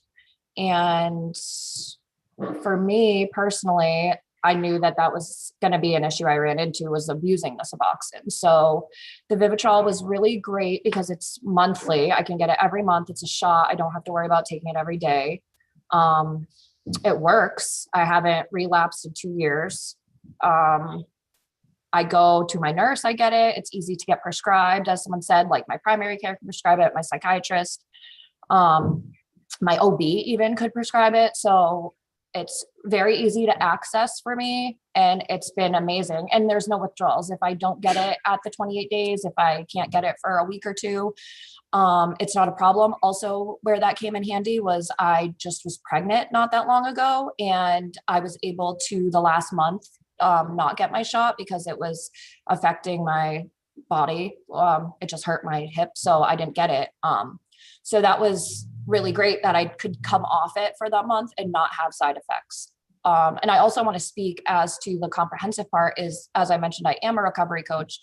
And I think that the people that get that support in jail then have the community support when they leave. And if they are leaving to a different area, I know myself personally and where I work, we work really hard to connect people to services before they re-enter.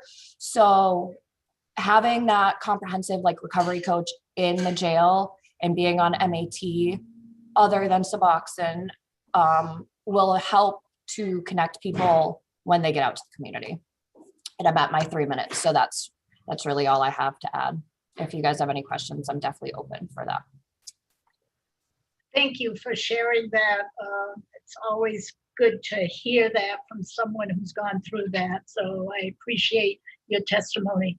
Anyone have any questions for Caitlin? Seeing none, again, thank you, Ms. Robbins. Thank you, guys.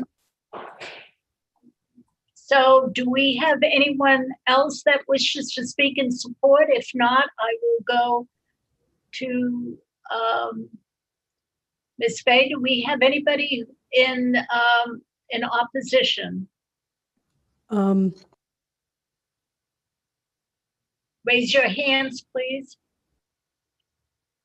Seeing no hands. Okay. Anyone wishing to provide testimony neither for nor against the bill? I see one hand. All right.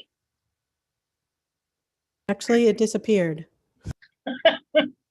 Okay. Okay, they're back. I'm going to bring them over. Thank you.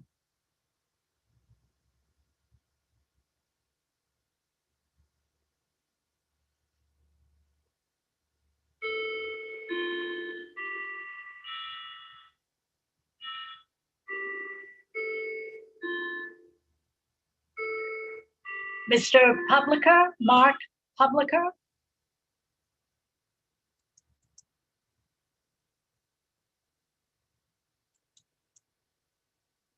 If you're speaking, could you unmute?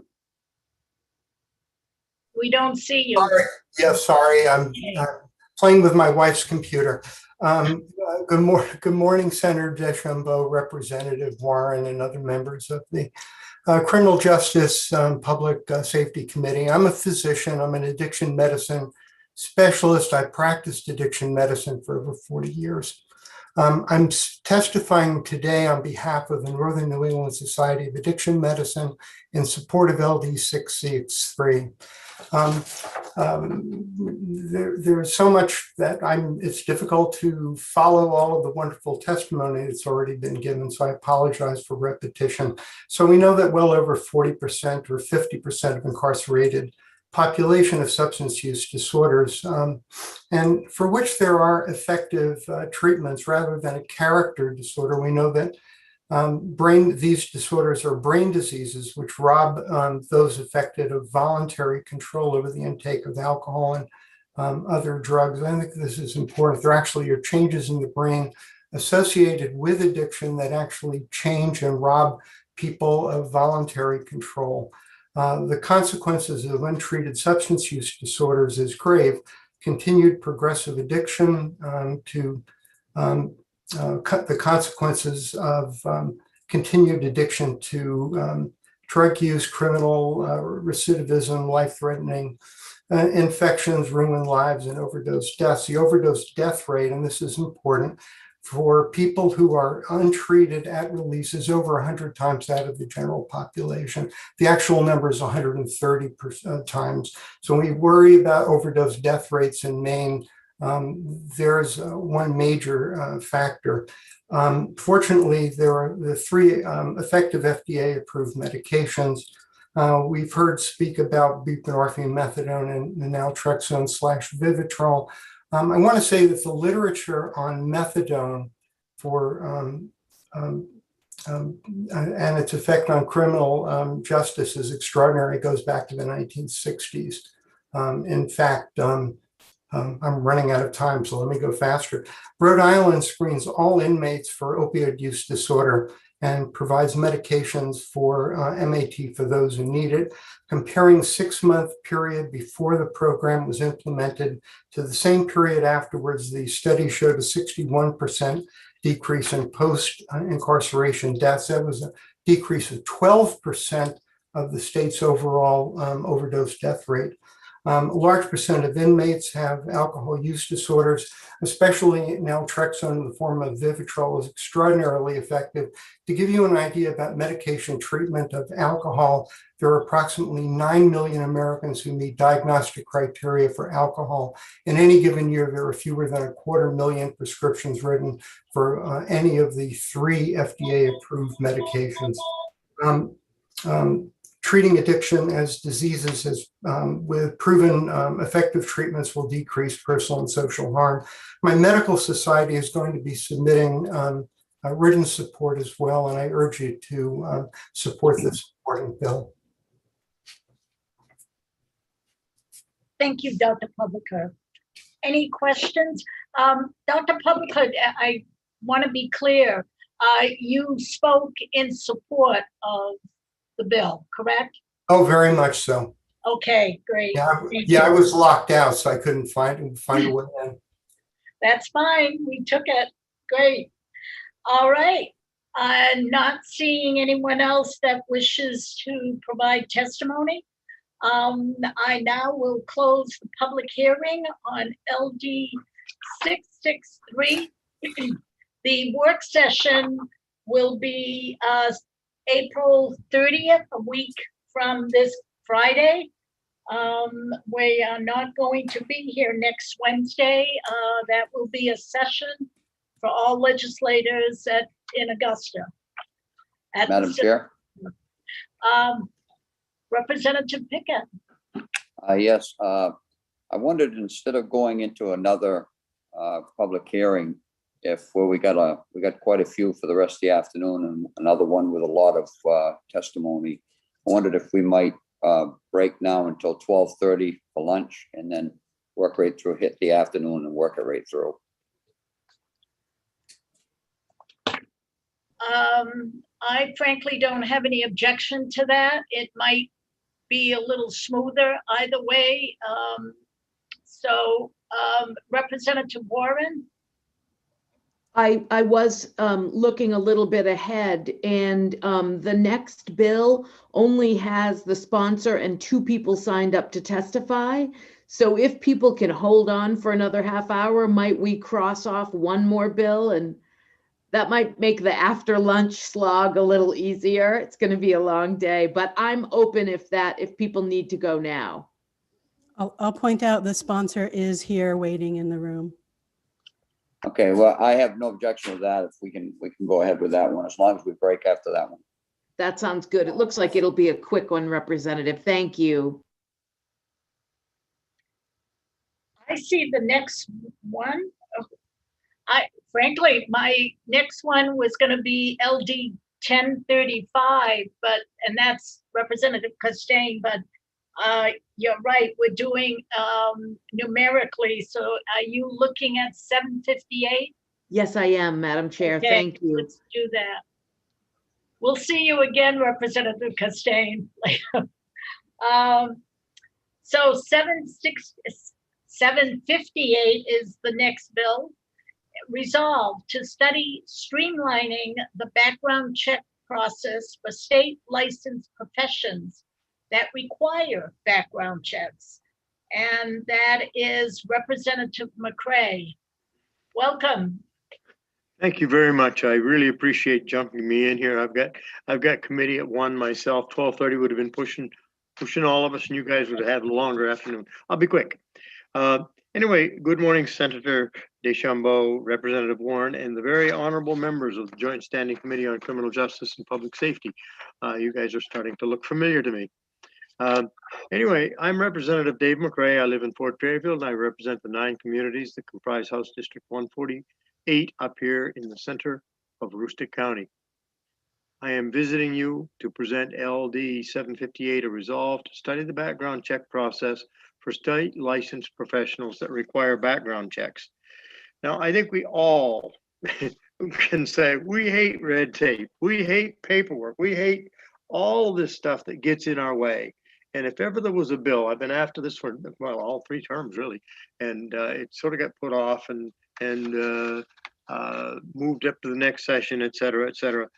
Basically, what this is going to do is it's going to take all of these people that require background checks from all kinds of reasons. I mean, we're not talking about their license. We're talking about their background checks to get a license. Like for me, I needed a background check to get my teaching certificate.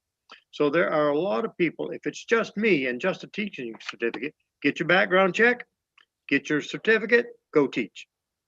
But if I have other things that I need certificates or background checks for, I'm put in a spot where I got to do it 3 and 4 times if I've got 3 or 4 things like that. So currently there are perhaps dozens of background checks required in a multitude of state departments and agencies across this country and this state. This bill will streamline the background check process and make it more efficient for both the state and the citizens. It will diminish all associated duplicative and unnecessary paperwork, ultimately reducing overall expenses to the state and certainly to the applicants. If they have to pay for these several times, I mean, a background check, I was going to say a background check is a background check is a background check. It isn't. What you need to be a state police officer is a much more in-depth background check than what you would need to be a teacher or maybe a state park worker or what have you. So this commission may find that it's going to be a tiered program. If you get the top level, we'll say state police, I suspect, okay, which has some federal implications. That would be the ultimate background check. Well, seems to me that would cover you for everything below that. And if you were to get one for a teacher, well, that certainly wouldn't make it so that I'm qualified background check wise to be a police officer, but it probably would be sufficient to make me able to work at a state park in the summer. So that's kind of the whole idea. I have a neighbor who is a teacher, a hunter safety instructor, a whitewater river guide, and and soon to be a trapper, all of which may or may not require background checks. This bill, LD 758, is a resolve that will establish a commission to simply consolidate as many of these background checks across as many departments and agencies as possible. LD 758 proposes that the commission be composed of the commissioners of education, inland fisheries and wildlife, health and human services, as well as administration and financial services or their designee, or any other departments that we may find between now and the work session that probably should be included. this committee, your committee, may wish in its wisdom to include members of the 130th legislature. The whole objective here is to just find out what is it we need, and let's stop doing all the unnecessary red tape paperwork and redundant work and save some money. We're still going to have to pay fees for licensing. We're going to have to pay fees for certificates. That's not where this is. But there is also an associated fee with background checks. And I don't know that the state actually does those. I think those are probably farmed out, which won't cost the state anything. It'll save people money and won't take anything out of the general fund. So I wish to thank the committee for affording this opportunity to present this bill, and I'd be most happy to answer any questions that you may have as you explore this proposal, and certainly will welcome any, almost any amendments that get suggested between now and the work session to make this thing happen. Thank you. Thank you. I would remind the members, because I have to be reminded also, as you were speaking, Representative McCray, I was writing a whole bunch of questions, and I thought, that's not the bill.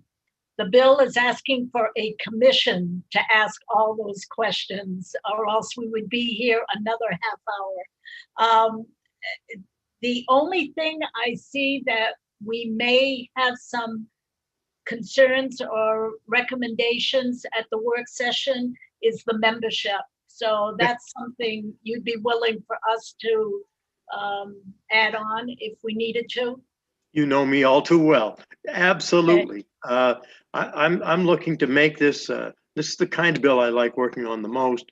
And not because it's so terribly important, but it's just something that's just common sense.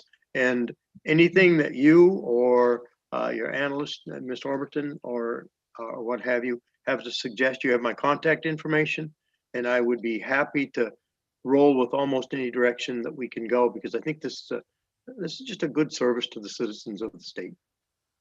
Okay, and for all the members, I'm sorry, I didn't mean to limit that for the work session if you have a suggestion, but the nickel and diming of all of it, I think that can wait for the commission. So Senator Searway.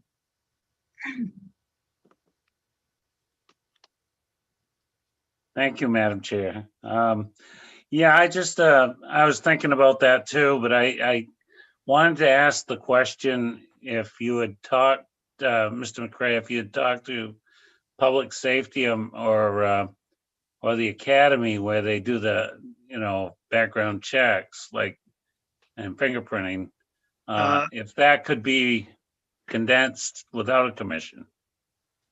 I think it's possible. I have talked with, well, it's one of the twin brothers, Brian or Bruce Scott, regarding some of this stuff. The one that's in administration more get a hold of me, and I can never keep twins apart anyway. Separated, they always get me.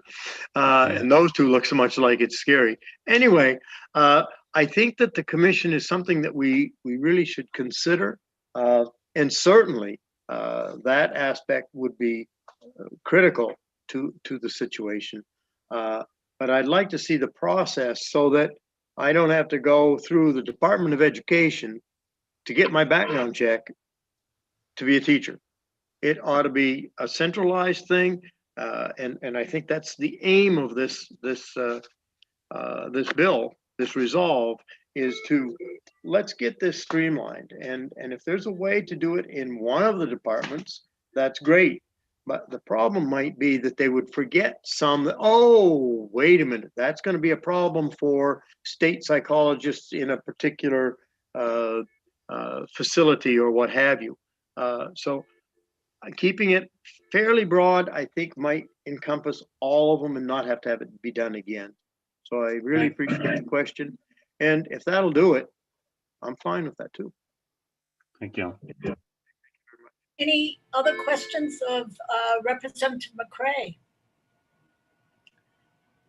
Well, this is the second bill I've heard from you, Representative McCray, and they are so right on. So I guess it must be the water up in the county that makes you think of that. I got my snow tires off this morning and it's snowing like crazy right now.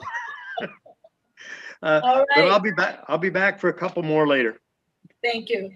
Okay, thank you, guys. Anyone here, please raise your hand if you wish to speak in support of this bill. Seeing no hands, Senator. Thank you. Anyone wishing to speak in opposition? Please raise your hand. LD 758. Again, seeing no hands.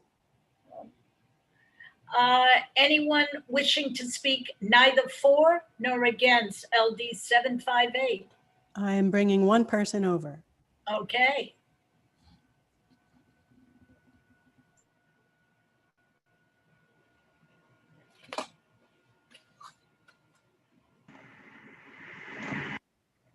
Mr. Rule, Matthew Rule, welcome.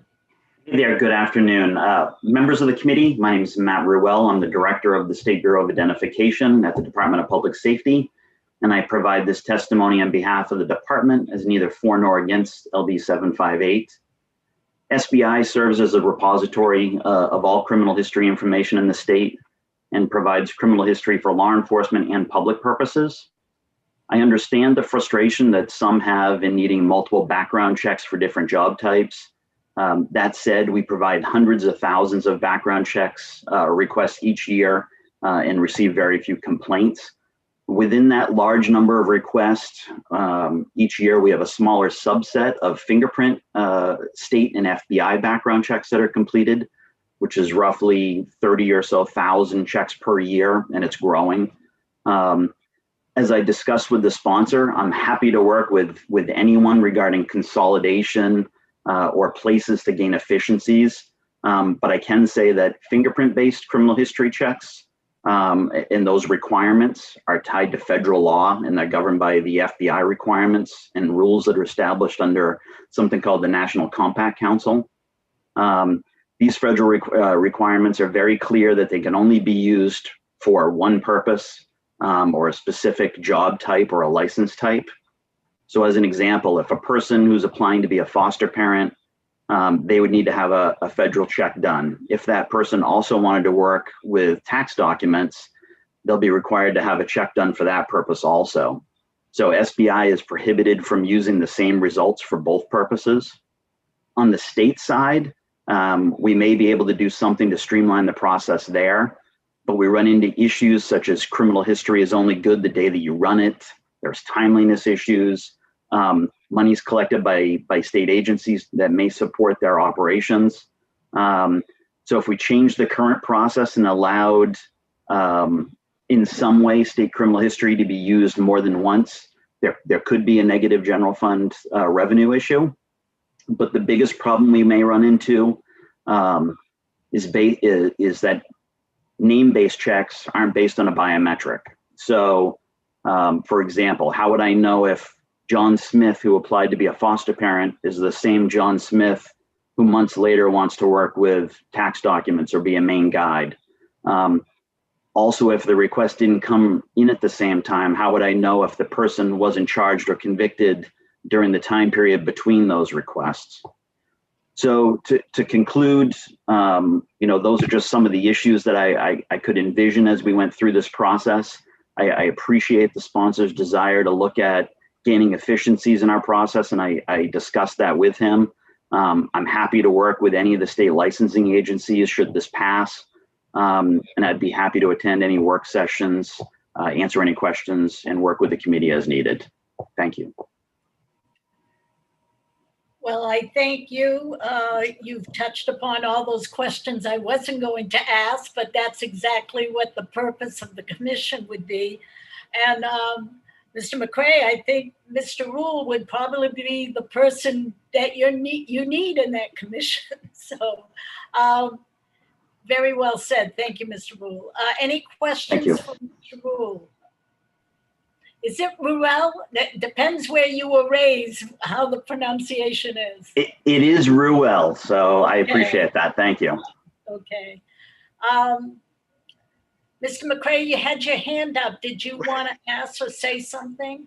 Well, first of all, I very much appreciate what Matt Ruel just spoke of, and I had been in touch with one of the two Scott brothers, and it turns out I was thinking of them on another issue, and it was Mr. Ruel that I talked with earlier when he said, when I saw you show up, Matt, I'm thinking, oh no, it was him. No, it wasn't the Scott brothers.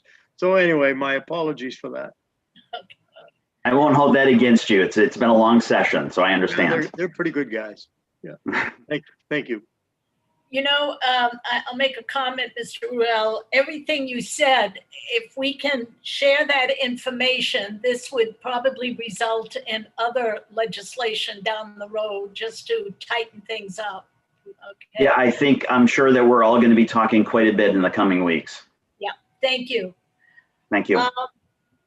Seeing no questions, I don't believe there's anyone else wishing to speak neither for nor against. I No, will I see therefore. no hands. Okay, thank you. I will then close the public hearing on LD 758.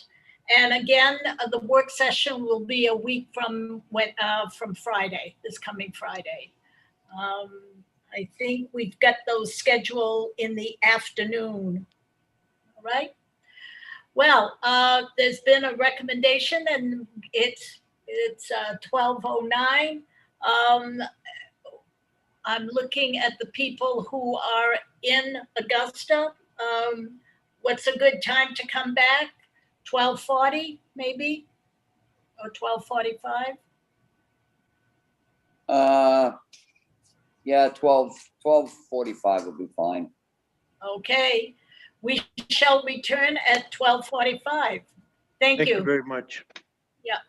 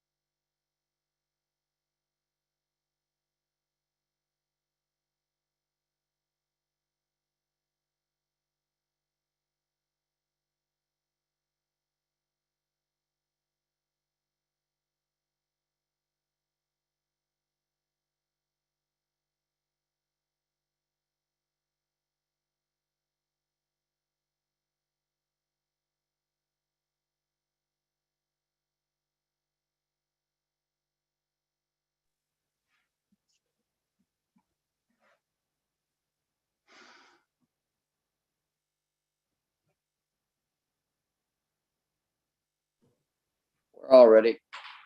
Yeah. How we doing? Not bad. Just want to let them know we're all ready.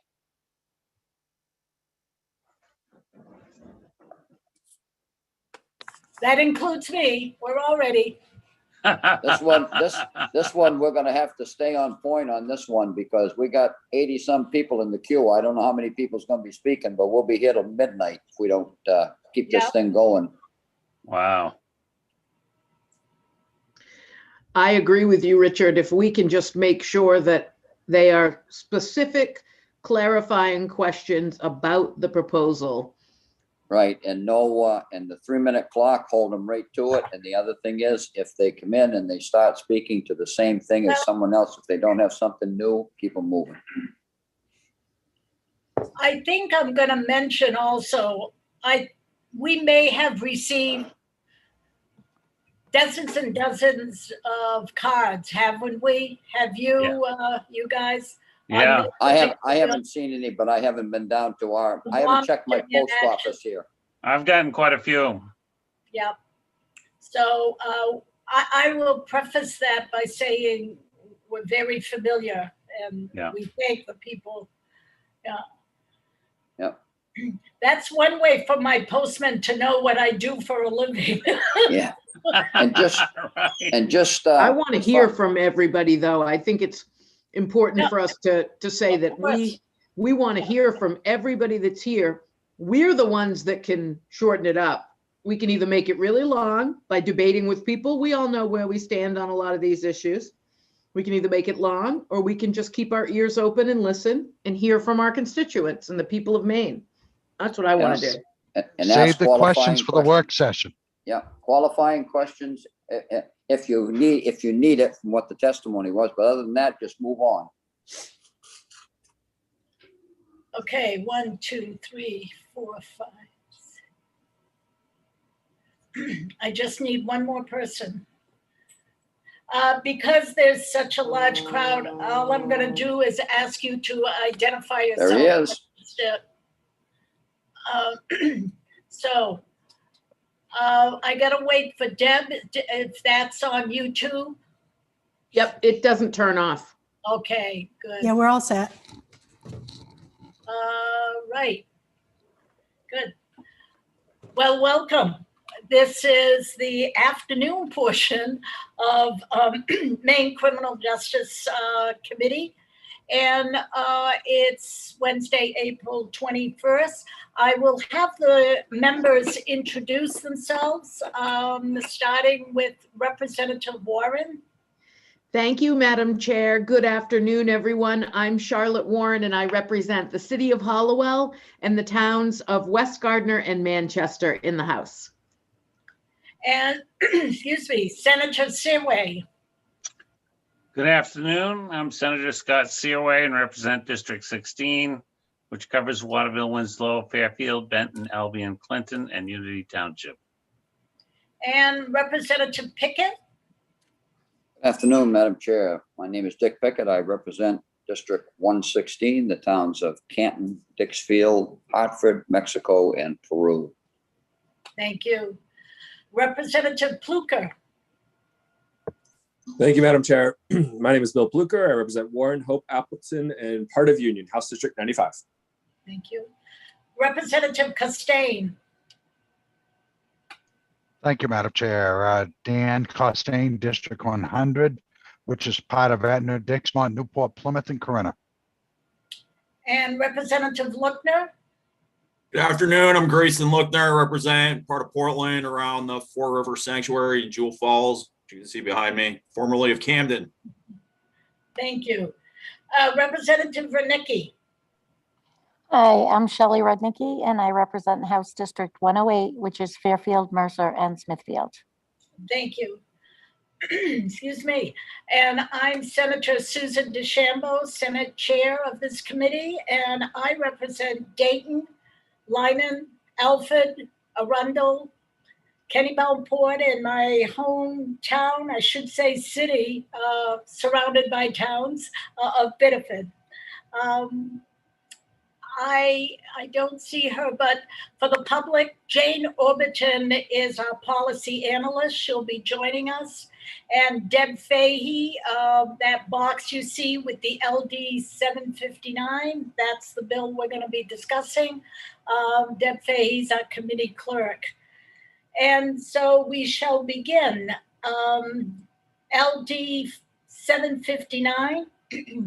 An act to amend the child endangerment laws to include certain unauthorized access to a loaded firearm. And the sponsor is Representative Dudua. I've not had to say that one, from Camden. Welcome. Thank you very much. Nice to be with you all. Greetings, Senator DeChambeau, Representative Warren, members of the Committee on Criminal Justice and Public Safety. I am Representative Vicky Dudera. I represent House District 94, which includes the towns of Camden, Islesboro, and Rockport. I'm here today to present LD 759, an act to amend the child endangerment laws to include certain unauthorized access to a loaded firearm. This bill amends the Maine Criminal Code to specify that storing or leaving a loaded firearm where a child is likely to gain access to that firearm, and the child in fact does gain access to the firearm and uses it, is considered endangering the welfare of a child. I have a small but significant sponsors amendment, and it's attached to my name on the testimony page there. This change came about after many discussions with advocates for suicide prevention, and it is found at line 15 in the bill. We are eliminating the words recklessly or negligently to ensure that an adult could be charged in circumstances where a loaded firearm that was accessed by a child or teenager was used to attempt suicide. Current law states that a person is guilty of endangering the welfare of a child if that person permits a child to enter or remain in a house of prostitution. A person's guilty of endangering a child if that person sells, furnishes, gives away, or offers to sell, furnish, or give away to a child under 16 of age any intoxicating liquor or a tobacco product. A person's guilty of endangering a child if that person furnishes air rifles or gunpowder, smokeless powder, or ammunition for firearms.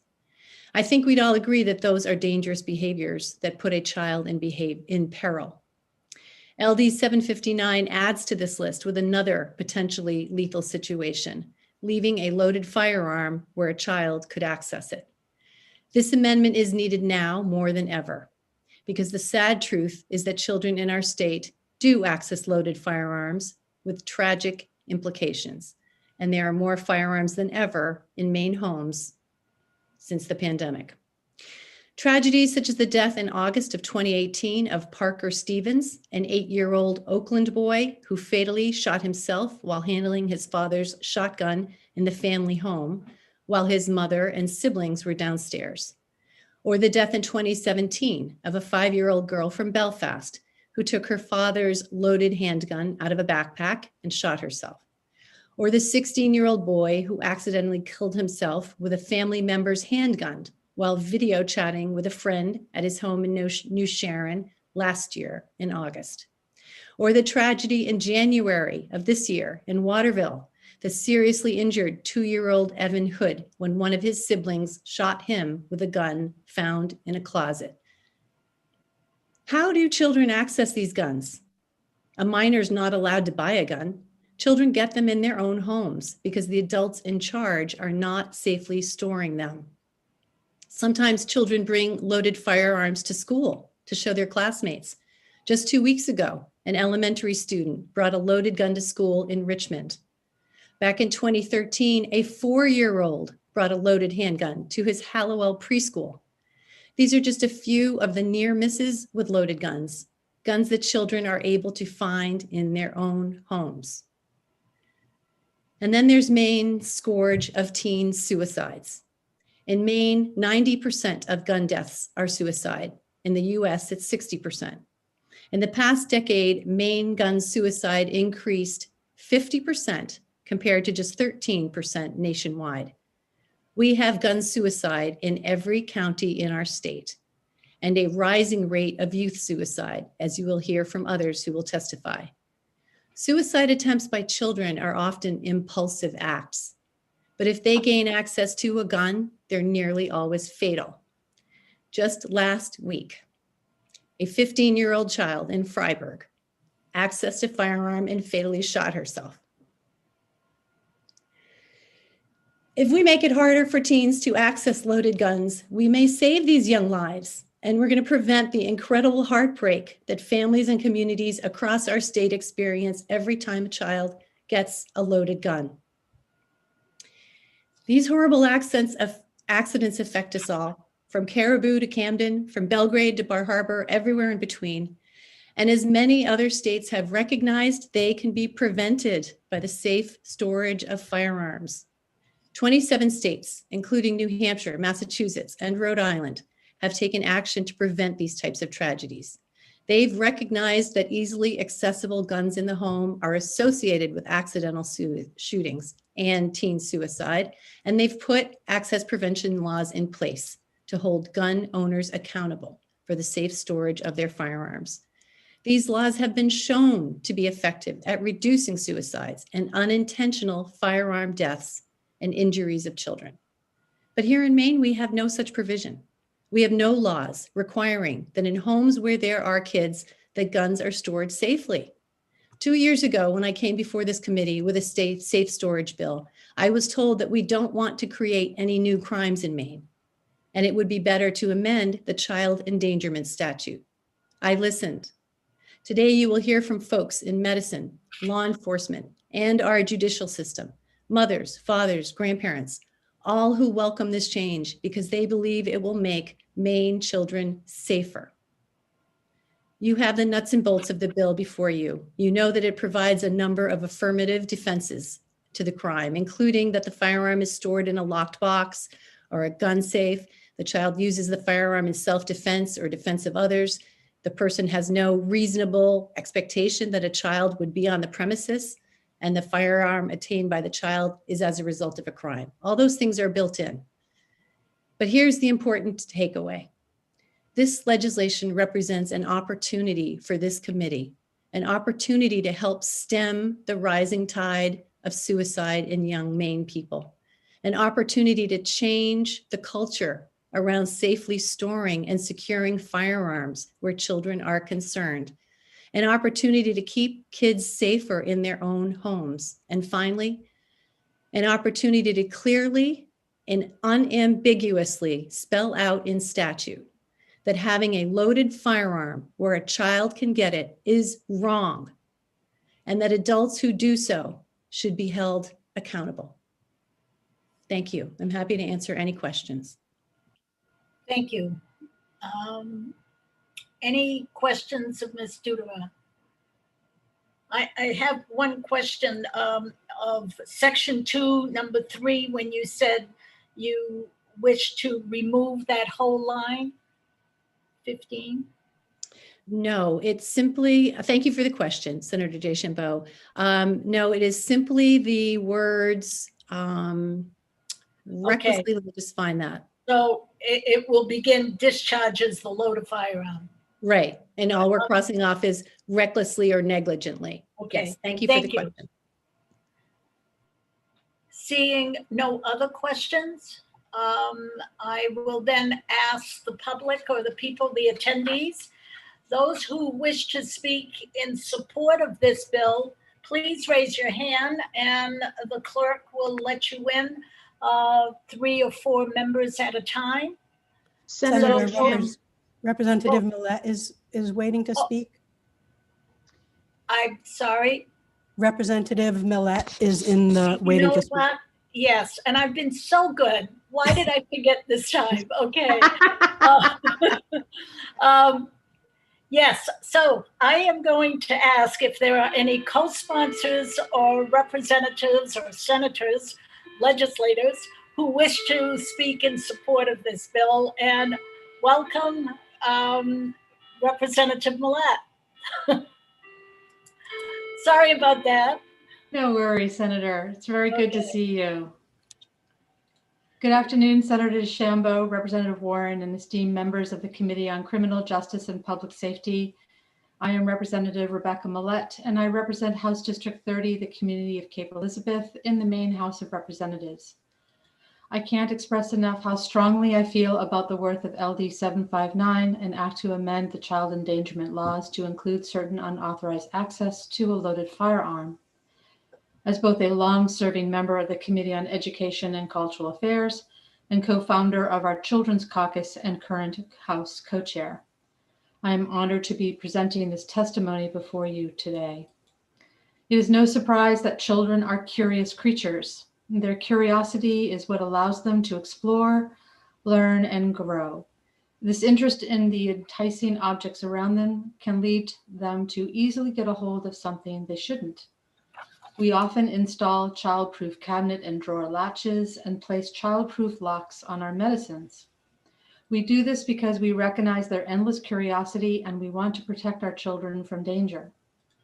Children are attracted to objects just out of their reach, and tragically, there have been countless incidences of children gaining access to a loaded gun this way.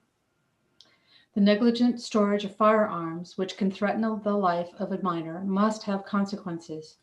It is evident that in 2021, action needs to be taken to protect our children from finding out what a gun can do and prevent needless tragedies.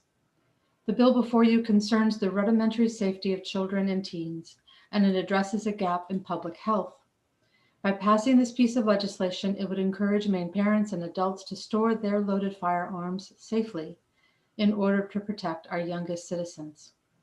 A new study by the Journal of the American Medical Association found that across the nation, around 7% of adolescents lived in a household with at least one gun that was stored unsafely.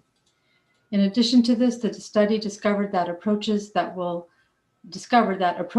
motivate adults who live in homes with youth to store firearms safely may prevent up to 32% of firearm deaths. While some data suggests that gun owners with children in the home are slightly more likely than other gun owners to store firearms safely, roughly 4.6 million minors live in homes with loaded, unlocked firearms in the US.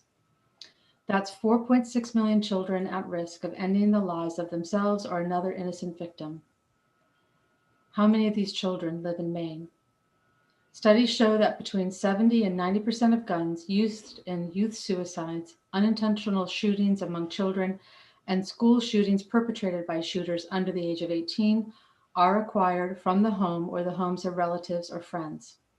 An act such as LD 759 would aid in removing the risk of children and teens accessing loaded firearms, as well as preventing such tragedies like teen suicide.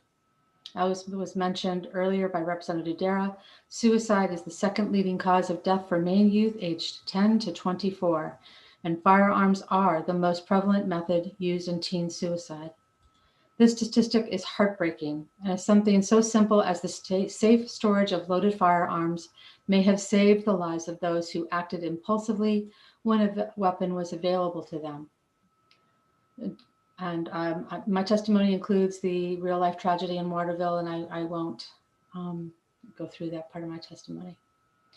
This legislation is about saving children's lives, just like we do with smoke detectors, seat belts, and car seats.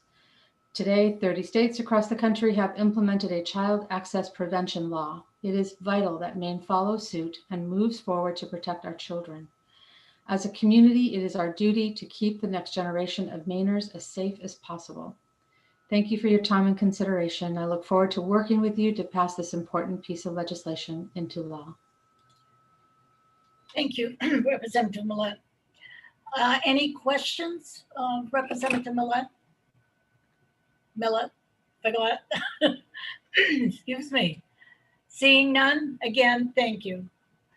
There are more, I'm sure. I don't see anyone coming up here. Sam Please Zager. raise your hand.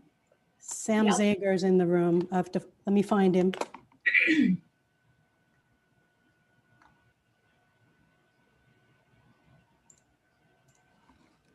We're still asking for representatives, right? Legislators, I should say. Yes. but there are 28 hands up, so it's hard to find them. Okay.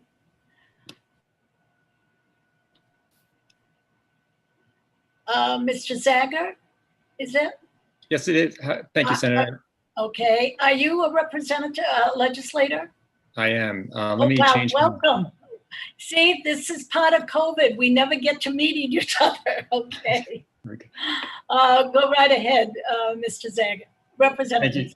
Thank you, Senator DeChambeau, and Representative Warren and other esteemed members of the committee. I am Sam Zager. I represent District 41 in Portland. I'm here to testify as a co-sponsor of this bill. And to be clear, this would not restrict a person's constitutional right to have or use their firearm. Rather, it would make sure that exercising that right is done judiciously and safely. As a physician, I wish that there were no need for LD 759. I wish there were no fatalities in Maine due to the accidental discharge of firearms. But there are. So we must do what we can to drive that as close to zero as possible. Accidents are the #1 cause of death among children. If we want to make the death of children or adults by take the death of children or adults by firearms safely, then we would want to take reasonable steps in that direction. LD 759 does that by addressing stewardship and safety. In the military, I was in the military for more than a decade. We learned over and over again that minimizing fatal accidents required having a culture of safety. For instance, military law, standing orders, and procedures constantly reinforced the message that we had to be ardent stewards of firearms and the ammunition. A vote in favor of this bill would contribute to that culture of safe guns ownership in Maine. Some may rightly say that Maine is a relatively is already a safe state for firearms, and I am grateful to every fellow Mainer who safely stores their firearms. Although we must realize that 1/4 of parents in gun-owning households don't even know that their child handled a gun in their house, and this has already been testified to. I also would point out that even though the U.S. military also has an excellent record of firearm safety, it still painstakingly emphasizes it. Maintaining a culture of safety requires constant vigilance. This bill, though, is not merely a qualitative step towards that culture of safety, as important as that is. Rigorous quantitative research suggests that it also makes sense. One study found that over 4 out of 5 youth in firearms suicides, the weapon was owned by a parent or other relative. Another study showed that a group of biostatisticians estimated that a law like LD 759 would reduce youth suicide and unintentional death by up to 32%. That's a staggering improvement. 2019 study found that legislation indeed can make children safer. This was a state-by-state across the nation comparison of over 21,000 children. 21,000 children who died over a 5-year period in this country from accidental firearm. States with stricter gun laws had lower pediatric firearm-related death rates. Put in another way, fewer children dying by firearm. Isn't that what we all want? Thank you very much for your thoughtful consideration. I'd be happy to take any questions. Thank you. Any questions of Representative Zager? Seeing none, again, thank you for your information. Appreciate Thank you, Senator. We must have others. I see no other sponsors. Shall I Okay. start with the in favor? Yes. Yep, thank you. Those who wish to speak in support of this bill, please raise your hand.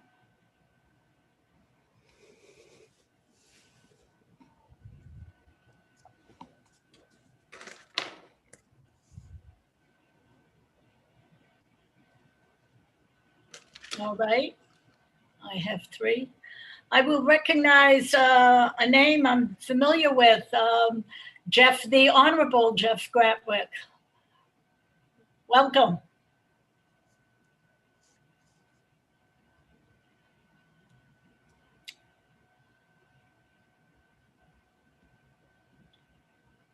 Mr. Gratwick, Dr. Gratwick?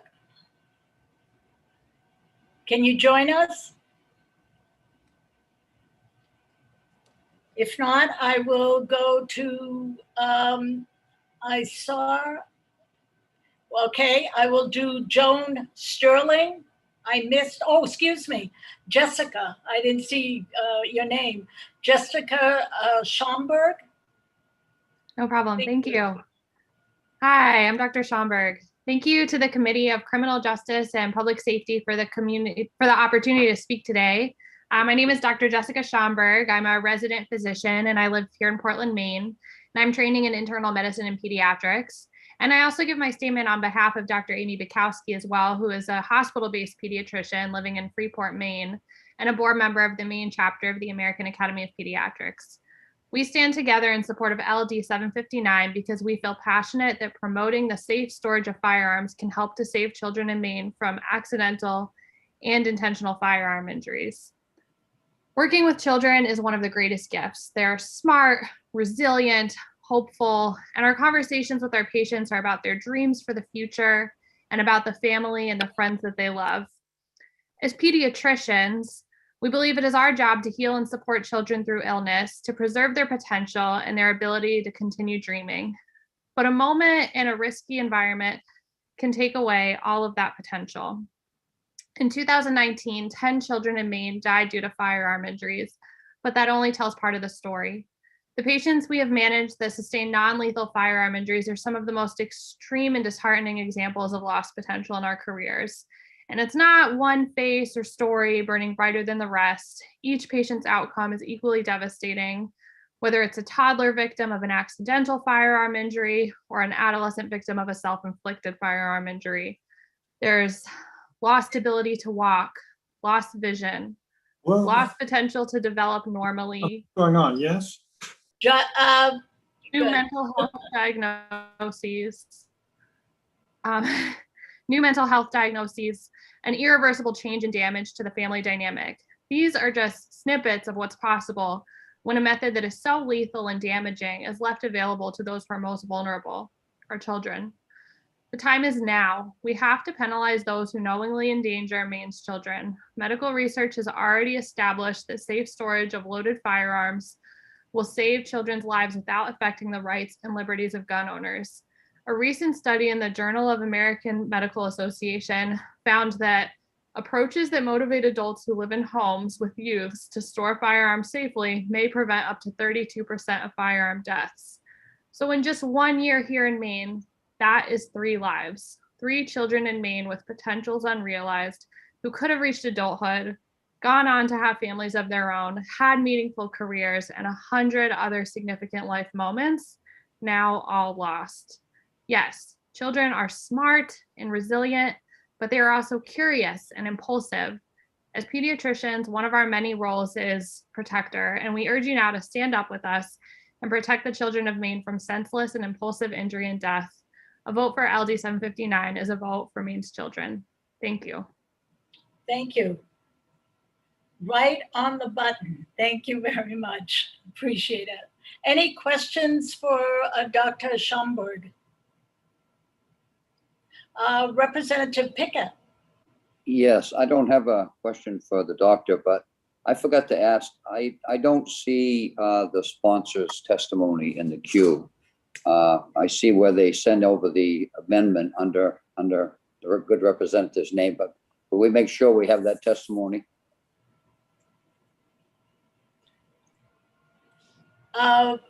Representative Dudois, you wanted to add to that, or? Yes, I was just going to thank you, and you're correct. I wasn't able to successfully upload 2, but I just went and uploaded the testimony also, so I'm checking now to make sure it's there. Thank you, though. I appreciate it. Okay, you're welcome. We're all set with the questions for Dr. Schomburg. Seeing none, I will then turn over to, and I will use the term Honorable Jeff Gratwick. Nice to see you. Well, thank you very much. Senator DeChambeau, can you hear me now? Yes, I can. Good. Thank you for apologies. I live in, my name is Jeff Gratwick. I'm a retired physician, retired legislature, a very loving grandparent. I live in Bangor, which is far, far away, and thus the internet sometimes has a hard time getting here to Bangor. But it's a great pleasure to be here. I'm going to speak a personal perspective. Young children are helpless. As we all know, childhood in humans lasts longer than any other animal because so much time is needed for our development. There's so much for us to learn. Our kids are helpless when they start out. They need protection, absolute and complete, for their first years, and then less so as they develop, but they still need the adults around them to protect them. Good parents protect their children. A well-ordered society protects its children because they are its tomorrow. Our American society makes laws about kids: car seats, corporal punishment, smoking in cars, parental abuse, schooling. We have a state agency here that deals with child abuse and child neglect. You all confirm its importance for our kids by voting on its budget every other year.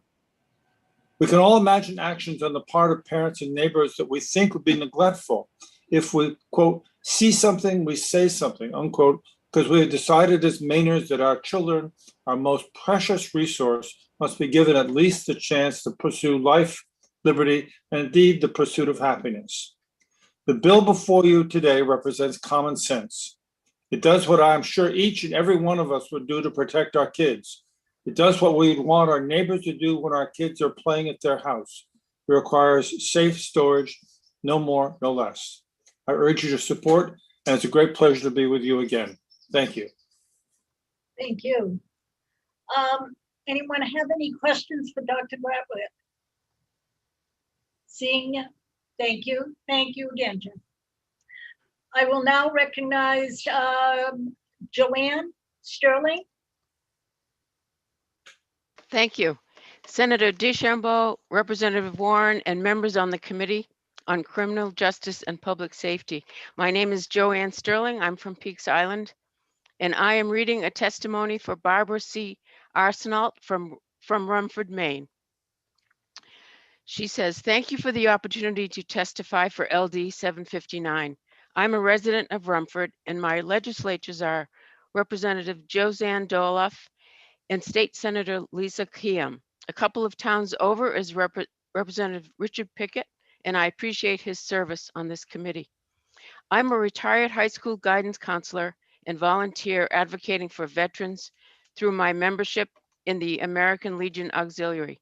I am the Rural Engagement Lead for Moms Demand Action for Gun Sense and live in a gun-owning home. I support the Second Amendment. With this background, I am testifying for LD 759.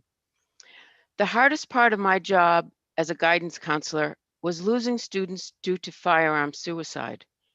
The young people who have died in the schools I have worked in and in my community have been honor roll students and from loving families. A crisis to them would be a crisis that we as adults would know would resolve itself in time. It might have been a breakup or not getting to their dream college. Whatever the case, what they did have in common was easy access to loaded and unlocked firearms. This is what allowed for a moment of impulsivity during a hard time to turn into a tragedy. We must, as a society, do more to encourage safe storage. Maine has a long history of responsible gun ownership. Safely storing firearms should be a hallmark of being a responsible gun owner. LD 759 will set this benchmark for our state. Our military veterans hold unique respect for firearms as they know the great responsibility that comes with firearm ownership. The VA is working on encouraging veterans to make safe storage of firearms a priority. The video titled Veterans Crisis Line, Firearm Safety starts with many veterans are well versed in firearm safety, but that doesn't mean their families are. Also promoting safe storage is the newly created Maine Safer Homes Task Force. Amongst members are Maine CDC, Maine Bureau of Veterans Services, and VA Maine Healthcare System. The brochure has a section titled Making My Home Safe, with descriptions of various locks and safes. Within Moms Demand Action for Gun Sense, I meet monthly with other military family members and veterans who advocate for veterans to focus on the same training, safety, and accountability that was part of their firearm standards during active duty. Thank you for your time today. Thank you, Ms. Shirley. Any questions of Joanne Sterling? Seeing none, again, thank you. Thank you. I will now recognize Camilla Shannon.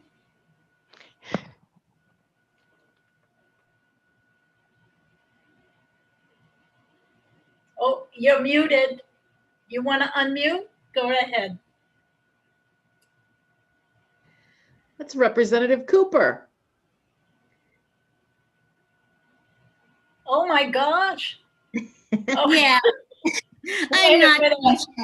You didn't think we'd let you in if we knew it was you? What is? Well, that might be part of it, but no, she's my friend and next door neighbor, and I could not find the link. So I asked her to send me hers. So I apologize for the confusion. So yes, I am former Representative Janice Cooper. And as you know, I used to be part of this distinguished committee, and I thank you for letting me speak to you today. If I was there in person, I would have brought treats, but as it is, you will have to just accept my words. I am here to support LD 759. We discussed a similar bill in the last legislature, but time and political concerns killed that attempt to save children from carelessly stored firearms. I'm pleased that the sponsor, Representative Dodaro, paid close attention to the details that derailed our earlier efforts.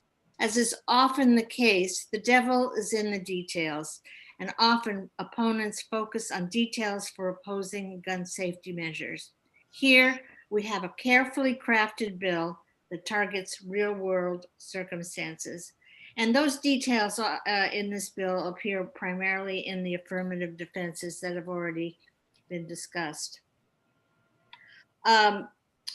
In the newspaper accounts of accidental shootings by children that have stained Maine's history and ruined lives, the owner of the weapon was either careless or clueless.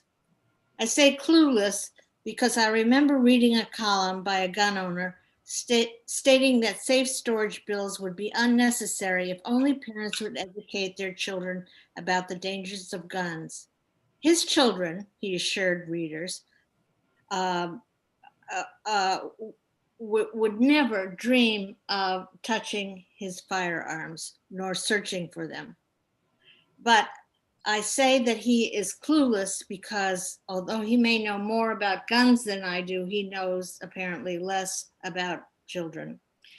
They are instinctively curious, and despite warnings, they will prowl through forbidden drawers and shelves. They just do, as any parent knows. Most observant parents will acknowledge this and take the safety precautions that are outlined in this bill. Moreover, there's a host of respected studies, some of which have been alluded to, that demonstrate that at least a third of children know where guns are stored in their homes and admit to having handled them. That there aren't more deaths because of that is only a matter of luck. We cannot and should not leave it to children to police themselves. This bill also would protect older children from the leading cause of their deaths, suicide by firearms. If safely stored, an impulsive teenager will be stymied from killing himself or herself, and it's mostly boys. Survivors of suicide attempts tell us that the impulse to kill oneself is impulsive, and if barriers exist, the moment will pass, or at least enough time will be bought to deal with the underlying problem. Having lost a child, I can tell you that there is no greater tragedy to befall a parent, none. So let us take this modest step to save a family from a horrific fate. I also want to say that this committee, which I was so pleased to be a member of, is at a crossroads. in the last legislature, we reviewed a number of vitally important bills that unfortunately, because of the pandemic, never reached the floor. But you have an opportunity this year and next to move forward on this bill as well as other bills that will protect the public. If slavery is the ultimate original sin of this country, the prevalence of firearms in so many homes is a stain that is growing and endangering more and more people, particularly the innocent, the children of our society. So I ask you to think of your child, to think of your grandchildren, and pass this bill, even if you think you know how to keep those individuals safe. Other people are very careless about it. Thank you. Thank you, Ms. Cooper. Any questions? Seeing none, thank you again. Thank you. I will now recognize Erin Belfort, Dr. Belfort, I believe. Thank you. Senator Deschambault, Representative Warren, and members of the Committee on Criminal Justice and Public Safety. My name is Dr. Erin Belfort. I'm a child and adolescent psychiatrist at Maine Medical Center in Portland, and I'm a resident of Cape Elizabeth. I've been practicing child and adolescent psychiatry in Maine since 2012. Prior to that, I attended Middlebury College, the University of Vermont College of Medicine, completed a 4-year general psychiatry residency at the Harvard Longwood Training Program, and a 2-year fellowship in child and adolescent psychiatry at Cambridge Health Alliance. I speak as a concerned citizen, a parent, and on behalf of my employer, Maine Medical Center, and on behalf of the Maine Council of Child and Adolescent Psychiatry. As a psychiatrist, losing a patient to suicide is a risk in my profession and the worst possible outcome. As you've heard, suicide is the second leading cause of death in youth ages 10 to 24 years old. According to CDC data, suicide in youth increased 56% in Maine from the years 2007 to 2009, compared with the years 2016 to 2018. Almost half of these suicides are from firearms, one of the most lethal methods one could use. Suicide is most common in children with depression or mood disorders. However, impulsive suicide attempts can occur in those with no known history of mental illness. There are usually no second chances given the lethality of this method. From a developmental standpoint, adolescent brains are only partially wired. Their frontal lobes in particular continue to develop into the mid-20s. This is the part of the brain that is responsible for imagining future consequences and planning. Adolescents are wired for impulsivity. Data on survivors of a suicide attempt demonstrate that impulsivity plays a large role. 40% contemplated suicide for less than 20 minutes. Removing access to high lethality means like firearms gives young people time to think, to reconsider, to make another choice. The risk of dying by suicide is higher in homes with firearms. This risk can be decreased by reducing access to the ways children can harm themselves. There's nothing more painful for me as a psychiatrist and as a parent than sitting with a family who's lost a teenager to suicide. In the midst of their grief, they're racking their brains with guilt. How did I miss it? How did I not know? I recently sat with a young family member who was the first to respond after the shot was heard. They were struggling with the trauma of intrusive memories, telling me through tears, they're not sleeping. They continue to see the blood, the brain matter, the bone fragments, the gun on the floor, the shaking of the body. It's horrific and it's preventable.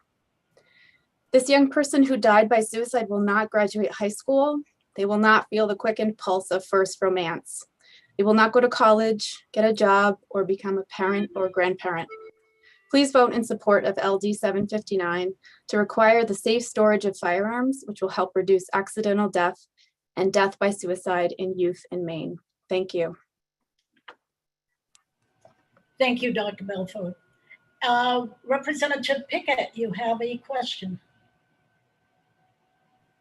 Yes, Madam Chair, I was just wondering if the good doctor could provide her testimony. I see her name in the queue, but I don't see the testimony. I would be happy to do so. Thank you. Any questions, Dr. Belfort?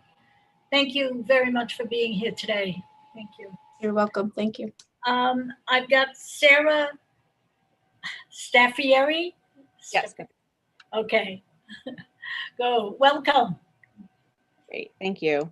Senator Deschambault, Representative Warren, and esteemed members of the Joint Standing Committee on Criminal Justice and Public Safety. My name is Sarah Staffieri. I live in Waterville, and I'm a mom to 2 children, a 7-year-old son and a 4-year-old daughter. I'm a volunteer with Moms Demand Action and the Show Up Now or Son Network. I'm here today to testify in favor of LD 759. I think we can all agree that one of our greatest responsibilities in life is caring for and raising children.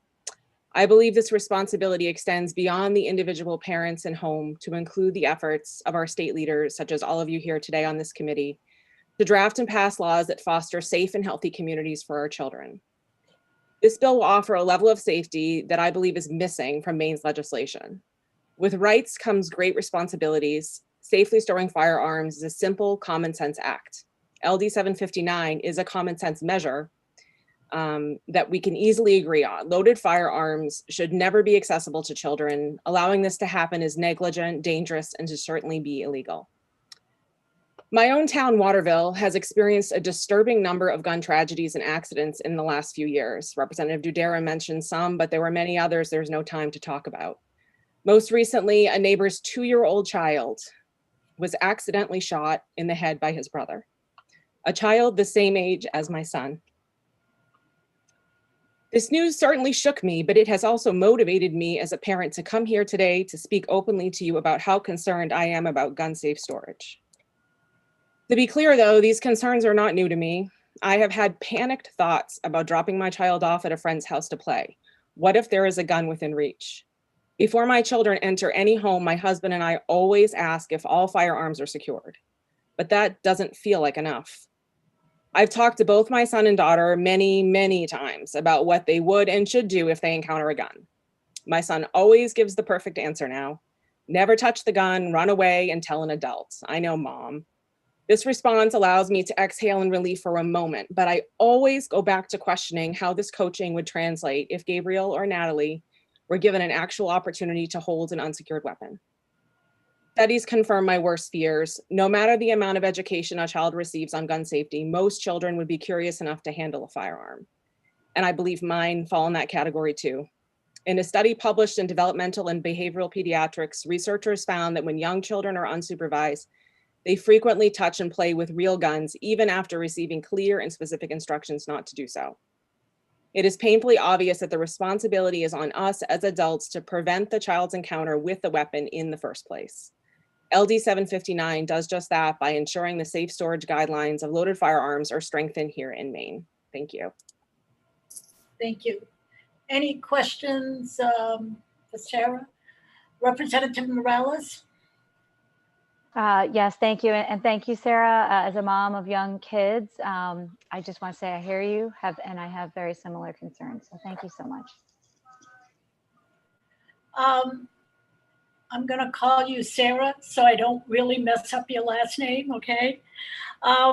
You brought up something that has been mentioned before this bill was heard, and it's in section 1, being the parent, foster parent, guardian, or other person having the care and custody of a child. I'll stop there. The question was brought up, and I don't know if I've ever heard this, but if you drop your children off at even a family member's home that don't have children, or your neighbors don't have children, for you to ask if their firearms are safe, stored safely. That's one way, but this bill does not address if a child goes and visits a neighbor and finds a gun next to the bed, the nightstand or something. So I probably should have saved that question for the sponsor, but do you have a comment about that? Yeah, well, I mean, I feel like I have many levels of concern, and probably the biggest is him at a friend's, or my daughter's at a friend's house where there's another child present. And there's an unsecured firearm in that home. And so I feel like that would fall under the guidelines of this bill. But I definitely have concerns about for instance, my parents keep an unsecured firearm in their nightstand. Every time I walk into their house, the first thing I have to say is the gun put away? Every time. And it kills me, I'm scared. What if I forget once, So I think there's more work to be done in other places, but for this specifically, I do understand that there may be, if you don't have a child in residence, then, but I'm really concerned about, especially in Waterville, in my area, all these kids are accessing guns, and how am I able to tell which family really has it secured or not if there's not clear endangerment guidelines? Thank you for your answer and your testimony. I now will, let me see. I did have you, Nicole Palmer, followed by Casey Moss, and then Polly Frawley. So Nicole. Thank you. Can you hear me? Yep, very well. Thank you. Senator DeChambeau, Representative Warren, and members of the Committee on Criminal Justice and Public Safety. My name is Nicole Palmer, and I live in Bowdoin. I have been an educator for almost 2 decades, and I'm also a professional classical musician. I speak to you today in support of LD 759. Because I have attended 2 other hearings in recent weeks about gun safety bills, I am now familiar with the strategy of NRA-influenced members of the committee and the community, and NRA-paid lobbyists whom they usually invite to participate in the work sessions on the bills. This strategy of creating as much noise as possible around any bill designed to prevent loss of life by guns has little to do with truth or integrity, and even less to do with protecting public safety. So, to the members of this committee who care about both truth and children, I beg you, when the same people who last week claimed that we can't protect victims of death threats from gun violence because Maine is already the safest state in the nation, but who this week claim that dangerous intruders are likely to come into Maine homes at any moment, and so we need loaded guns within grasp of everybody, including the children. Please know that they are feeding you this disingenuous garbage because A, the NRA has spent a lot of money to send you that message. B, the NRA wants to keep making money from feeding you that disingenuous garbage. And C, they are hoping that you don't read the part of this bill that says that if you have the weapon on your person or within your inches of your grasp such that you could keep it away from a child, you will not be held liable under this bill. So in other words, the ability of adults to protect themselves is not in jeopardy from this bill, not even a little bit. What this bill does is join 29 other states who have enacted safe storage bills in recognition that the state must take action to protect children. Protecting children, keeping children safe is what this bill is about. And that's why you are seeing before you today so many people who have literally devoted their lives to protecting children. From pediatricians to law enforcement professionals to so many teachers testifying today that I've lost count. The people who are advocating for this bill are the same ones whose sacrifices on behalf of children know no bounds. The same people who will put themselves between a disturbed teen who brought his father's weapons to school because they weren't locked up and their terrified students. But they shouldn't have to do that. And you have the power to prevent it. Please take this sensible and constitutional step that is proven to save lives before we lose even more Maine children to guns than we already have. Vote ought to pass on LD 759. Thank you very much. Thank you. Any questions for Ms. Palmer? Seeing none, thank you again. I have Casey Moss, Dr. Casey Moss. There, welcome. Thank you. Senator DeChambeau, Representative Warren, and members of the Committee on Criminal Justice and Public Safety. My name is Dr. Casey Moss, and I am a child psychiatrist at Spring Harbor Hospital, and I'm a resident of West Bath. I'm providing testimony today in support of LD 759. As the daughter of the owner of a sports center, I feel I have a unique perspective on the tradition that so many families share regarding firearm ownership. I cannot recall the first time I used a firearm, and I can also not remember the first time I received guidance on firearm safety because in our home, you did not have one without the other. I have many beautiful memories with my family at our shooting range. It was a place where my dad instilled in me essential values such as discipline, responsibility, and accountability. I learned at an early age to respect the lethality of firearm and the ultimate responsibility of gun owners to keep themselves and those around them safe. My dad passed away in a car accident my senior year of high school, and it was easily the most excruciating experience of my life. I'm sure most of us here can imagine, most of us here can relate to the pain felt when a loved one dies suddenly. And when it's an accident, it's hard not to imagine all of the things that we or others could have done to prevent it. I cannot imagine a pain greater than losing a child, and yet there are so many parents each year who do, related to intentional and unintentional gun deaths. This bill is an opportunity to prevent these violent deaths and the devastation their loved ones experience as a result. I think it's easy to get lost in the polarizing politics of talking about restrictions and firearms. However, this bill is ultimately talking about firearm responsibility, not restrictions. As a child psychiatrist, I have spent time with so many patients who did not die by suicide because their mode of attempting was not fatal enough. They couldn't find an easy way to hang themselves. Someone saw them approaching a bridge. Someone found them before the medications took effect. Yet with access to a loaded firearm, these children would have died, and so many do. There are so many unpredictable variables that result in a child attempting suicide, and we cannot control all of them, but we can limit access. As firearm owners, it is our responsibility to prevent children and teenagers from accessing loaded guns, and we should be held accountable when it's not the case. Please vote to pass LD 759. Thank you, Dr. Moss. Any questions of Dr. Moss? Thank you again for your testimony. Thank you. I now will recognize Polly Frawley. Thank you. Thank you. Senator DeChambeau, Representative Warren, and distinguished members of the Criminal Justice and Public Safety Committee. My name is Polly Haight Frawley, and I live in Cumberland. I'm a parent, I'm an attorney, and I don't own guns. They frighten me. I am testifying in support of this bill. And before I get into my testimony, I want to thank you all for considering this important legislation. When I testify on proposed gun safety legislation, I usually hear two questions. Well, what problem are you really trying to address? Or, well, we don't have that problem in Maine. And the problem addressed by this LD is the public health crisis of pediatric firearm mortality. In 2017, gun violence accounted for more than 500 deaths of young children ages 0 to 14, a 50% increase compared to 2009.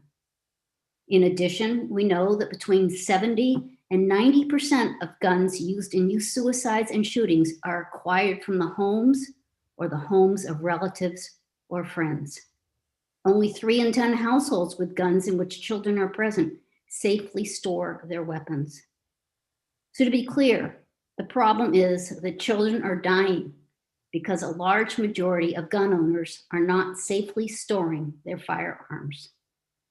And it is a public health crisis we have in Maine, as demonstrated by the tragedies that took place in Belfast in 2017, in Oakland in 2018, in New Sharon in 2019, and in Waterville in 2021. It is a public health crisis we have in Maine, as also demonstrated by the fact suicide among Mainers aged 10 to 24 is the second most leading cause of death, and the use of firearms was the most frequent method. Maine ranks 7th in the country with respect to the number of youth aged 12 to 17 having at least one major depressive episode. Mental health problems have only grown during the pandemic.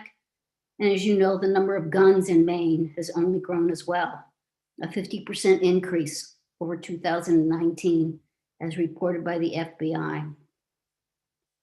Laws requiring self-storage can help address this crisis. They work. A majority of states have adopted them. I refer you to a study by the RAND Corporation, June 2020. The data shows we have a public health crisis. This crisis exists in Maine, and there are legislative means to address it.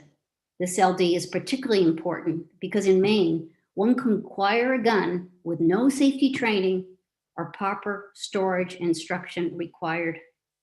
Thank you so much for listening to us all, and I urge you to support this LD. Thank you.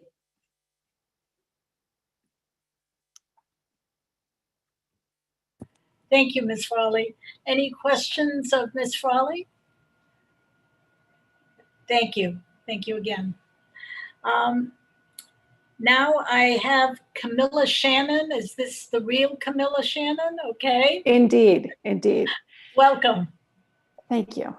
Senator Deschambault, Representative Warren, and distinguished members of the Criminal Justice and Public Safety Committee. My name is Camilla Shannon, the real Camilla Shannon.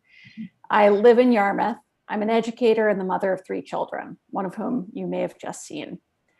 I am here today in support of LD 759, an act to amend the child endangerment laws to include certain unauthorized access to a loaded firearm. This bill, if made law, will save the lives of Maine children by preventing accidental shootings and suicides. 4.6 million American children live in homes with unsecured firearms. Most parents assume their children don't know where the guns are stored, yet studies show that 3 out of 4 children do. They know exactly where the guns are located.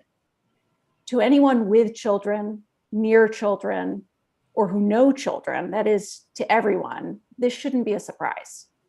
We all know how curious children are. They open drawers, explore closets, peer into boxes, look under beds. Of course they know where the guns are. Safely stored firearms, locked, unloaded, stored separate from the ammunition, mean that children's natural curiosity doesn't imperil them or those around them. Of course, it's possible that nothing will happen to a child who stumbles upon a loaded firearm, but kids are curious. They pick things up and they play with them. And in the case of an unsecured firearm, the consequences are often tragic.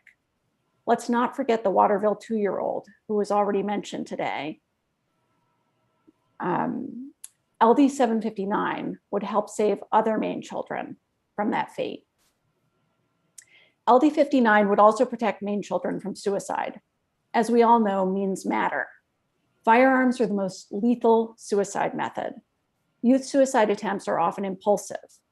9 out of 10 children who attempt suicide go on to live happy and productive lives. If we can help children survive a suicide attempt, odds are they'll be okay. Therefore, LD 759, which encourages caregivers to safely store firearms, will save lives by keeping guns out of the hands of vulnerable, depressed teens. This is very important in our state. Maine youth are suffering from high rates of mental illness. According to a 2019 Journal of the American Medical Association article, Maine had the highest percentage of youth diagnosed with a mental health disorder. Maine's suicide rate is consistently higher than the national average, and suicide rates ranks as the second leading cause of death for Mainers aged 10 to 24. The coronavirus pandemic has certainly only magnified the problem. Also, while not the primary goal of the legislation, as one other person referenced, LD 759 may also prevent school shootings. In 80% of cases where school shooters are under 18, they got their gun from home.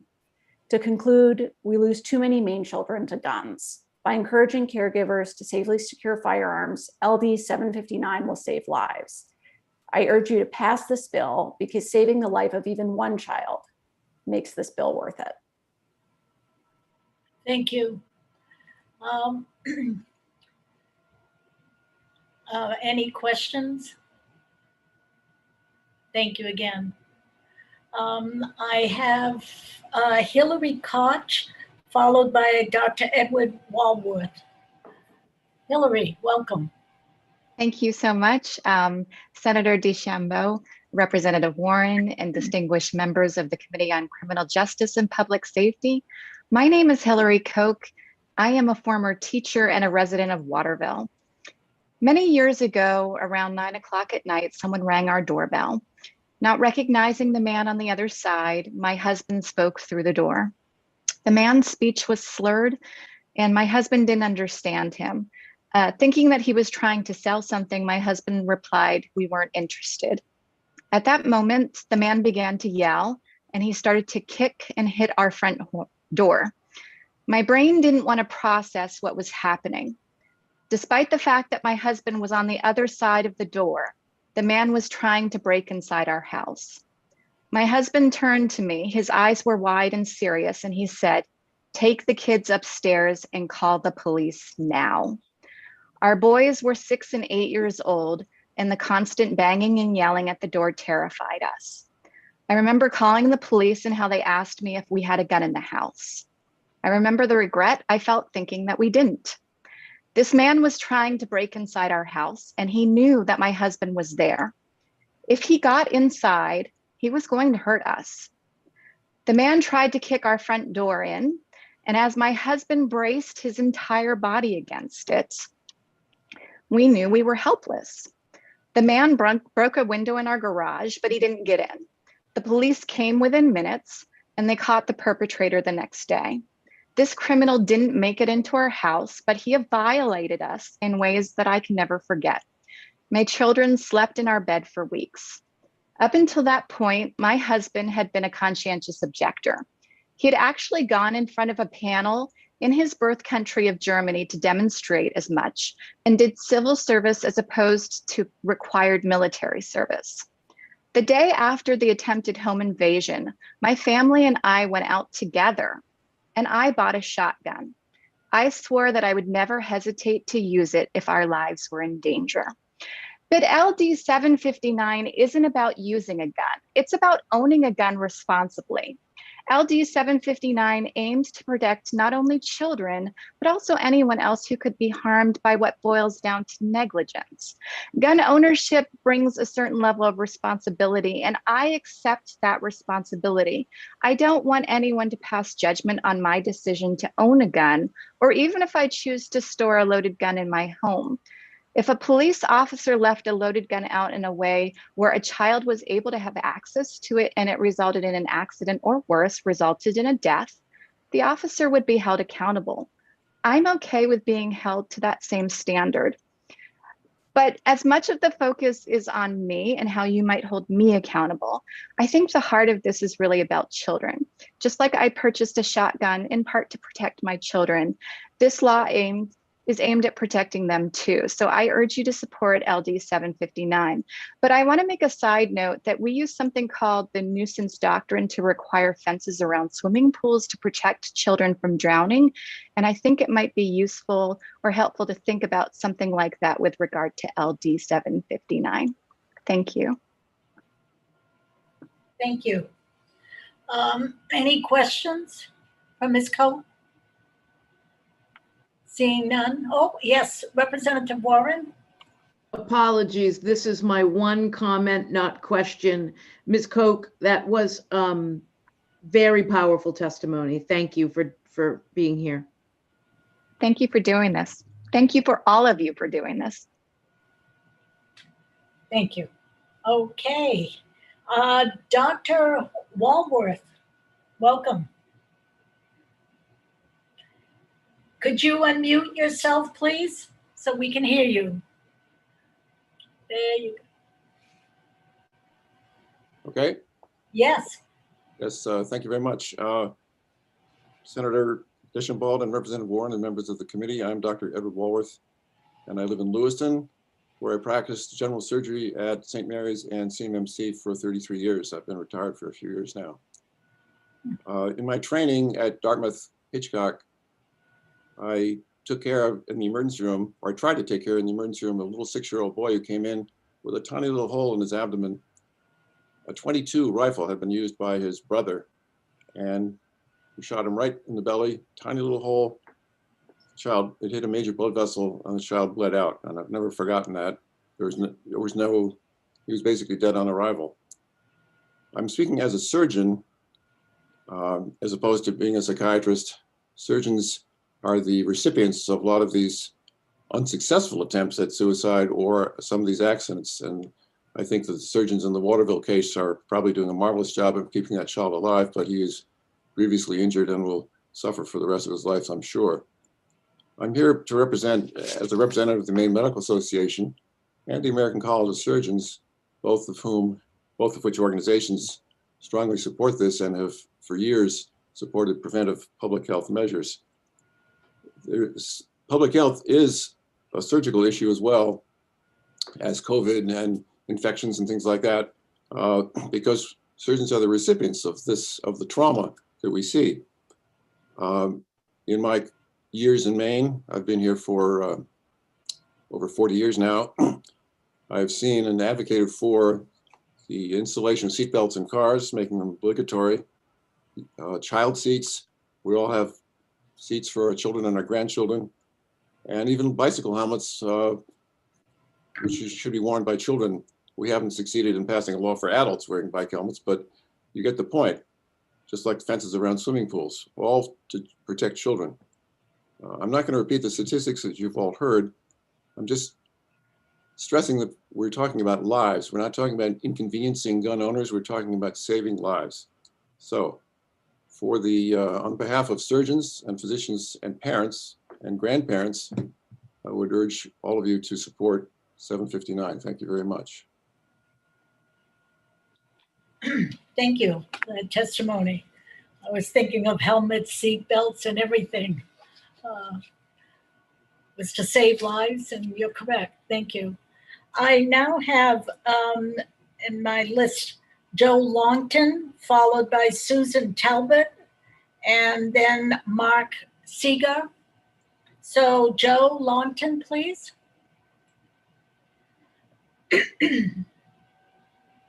You're muted.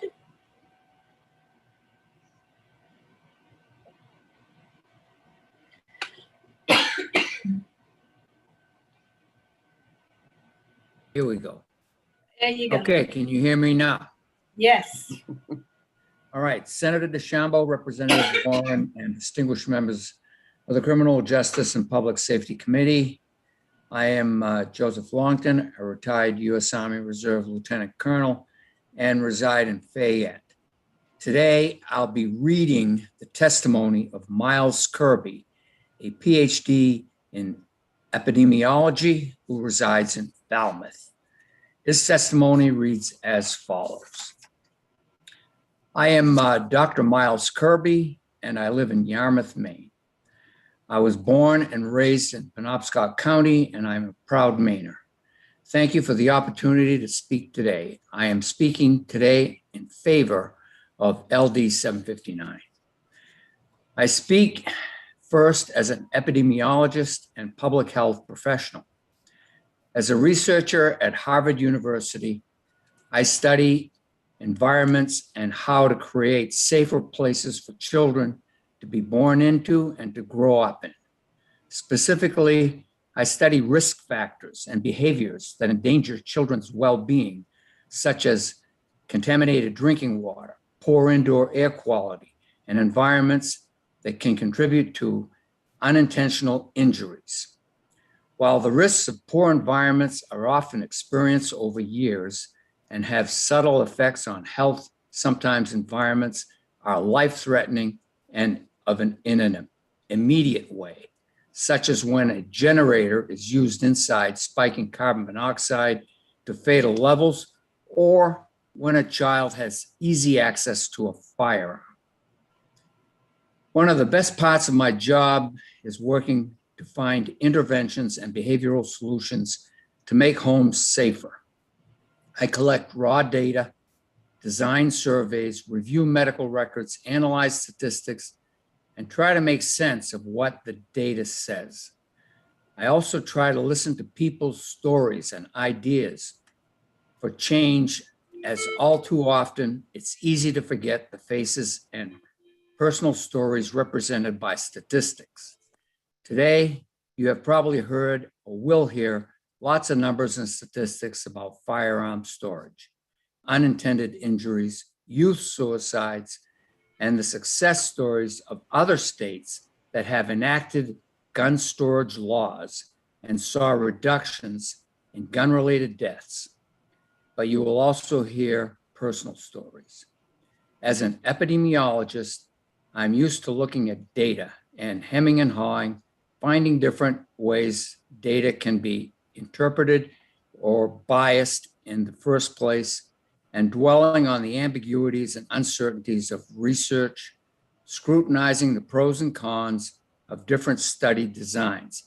But when it comes to laws that encourage safe gun storage, the evidence for benefits are clear and compelling. Safer storage works and can reduce firearm-related deaths. The evidence for safer storage leading to reductions in adolescent suicide is especially convincing. Rather than share more You statistics. wrap it up there, Mr. Longton? Yes, I can. Thank you. You know, he goes on to say that he has a personal story and also is working in favor of the passage of this bill. So I will conclude it there. Well, thank you. Thank you very much. Any questions of Mr. Longton? I would trust that that testimony is being submitted for us to review, and Yes, I have submitted a copy of it. And you can tell Dr. Kirby will read his personal story if he has it there. Thank you. All right. I now have Susan Talbot. Dr. Susan. All the doctors are here today. Thank you. Oh, you're muted, Dr. Talbot.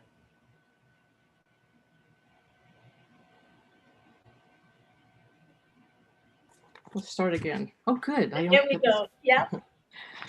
To Senator DeChambeau, Representative Warren, members of the Committee on Criminal Justice and Public Safety. My name is Dr. Susan Talbot, and I've been a pediatrician in the state of Maine for over 35 years before retiring from primary care and teaching. I'm also a mother and a newly grandmothered. I am here for all of the above capacities today to give testimony in favor of the Bill 759, a bill to increase childhood safety through the preventive care in the most practical way in homes in which firearms reside. One of the roles of pediatricians is preventive care via education, discussion with patients and parents around multiple concerns that are constantly in flux as children grow older, become more curious, resourceful, physically capable, and while our older children and adolescents can enter periods of increased impulsive behavior, some unfortunately will experience true anxiety, depression, suicide thoughts, as well as attempt suicide. Add access to a loaded gun in any of these scenarios, and you have a perfect recipe for tragedy.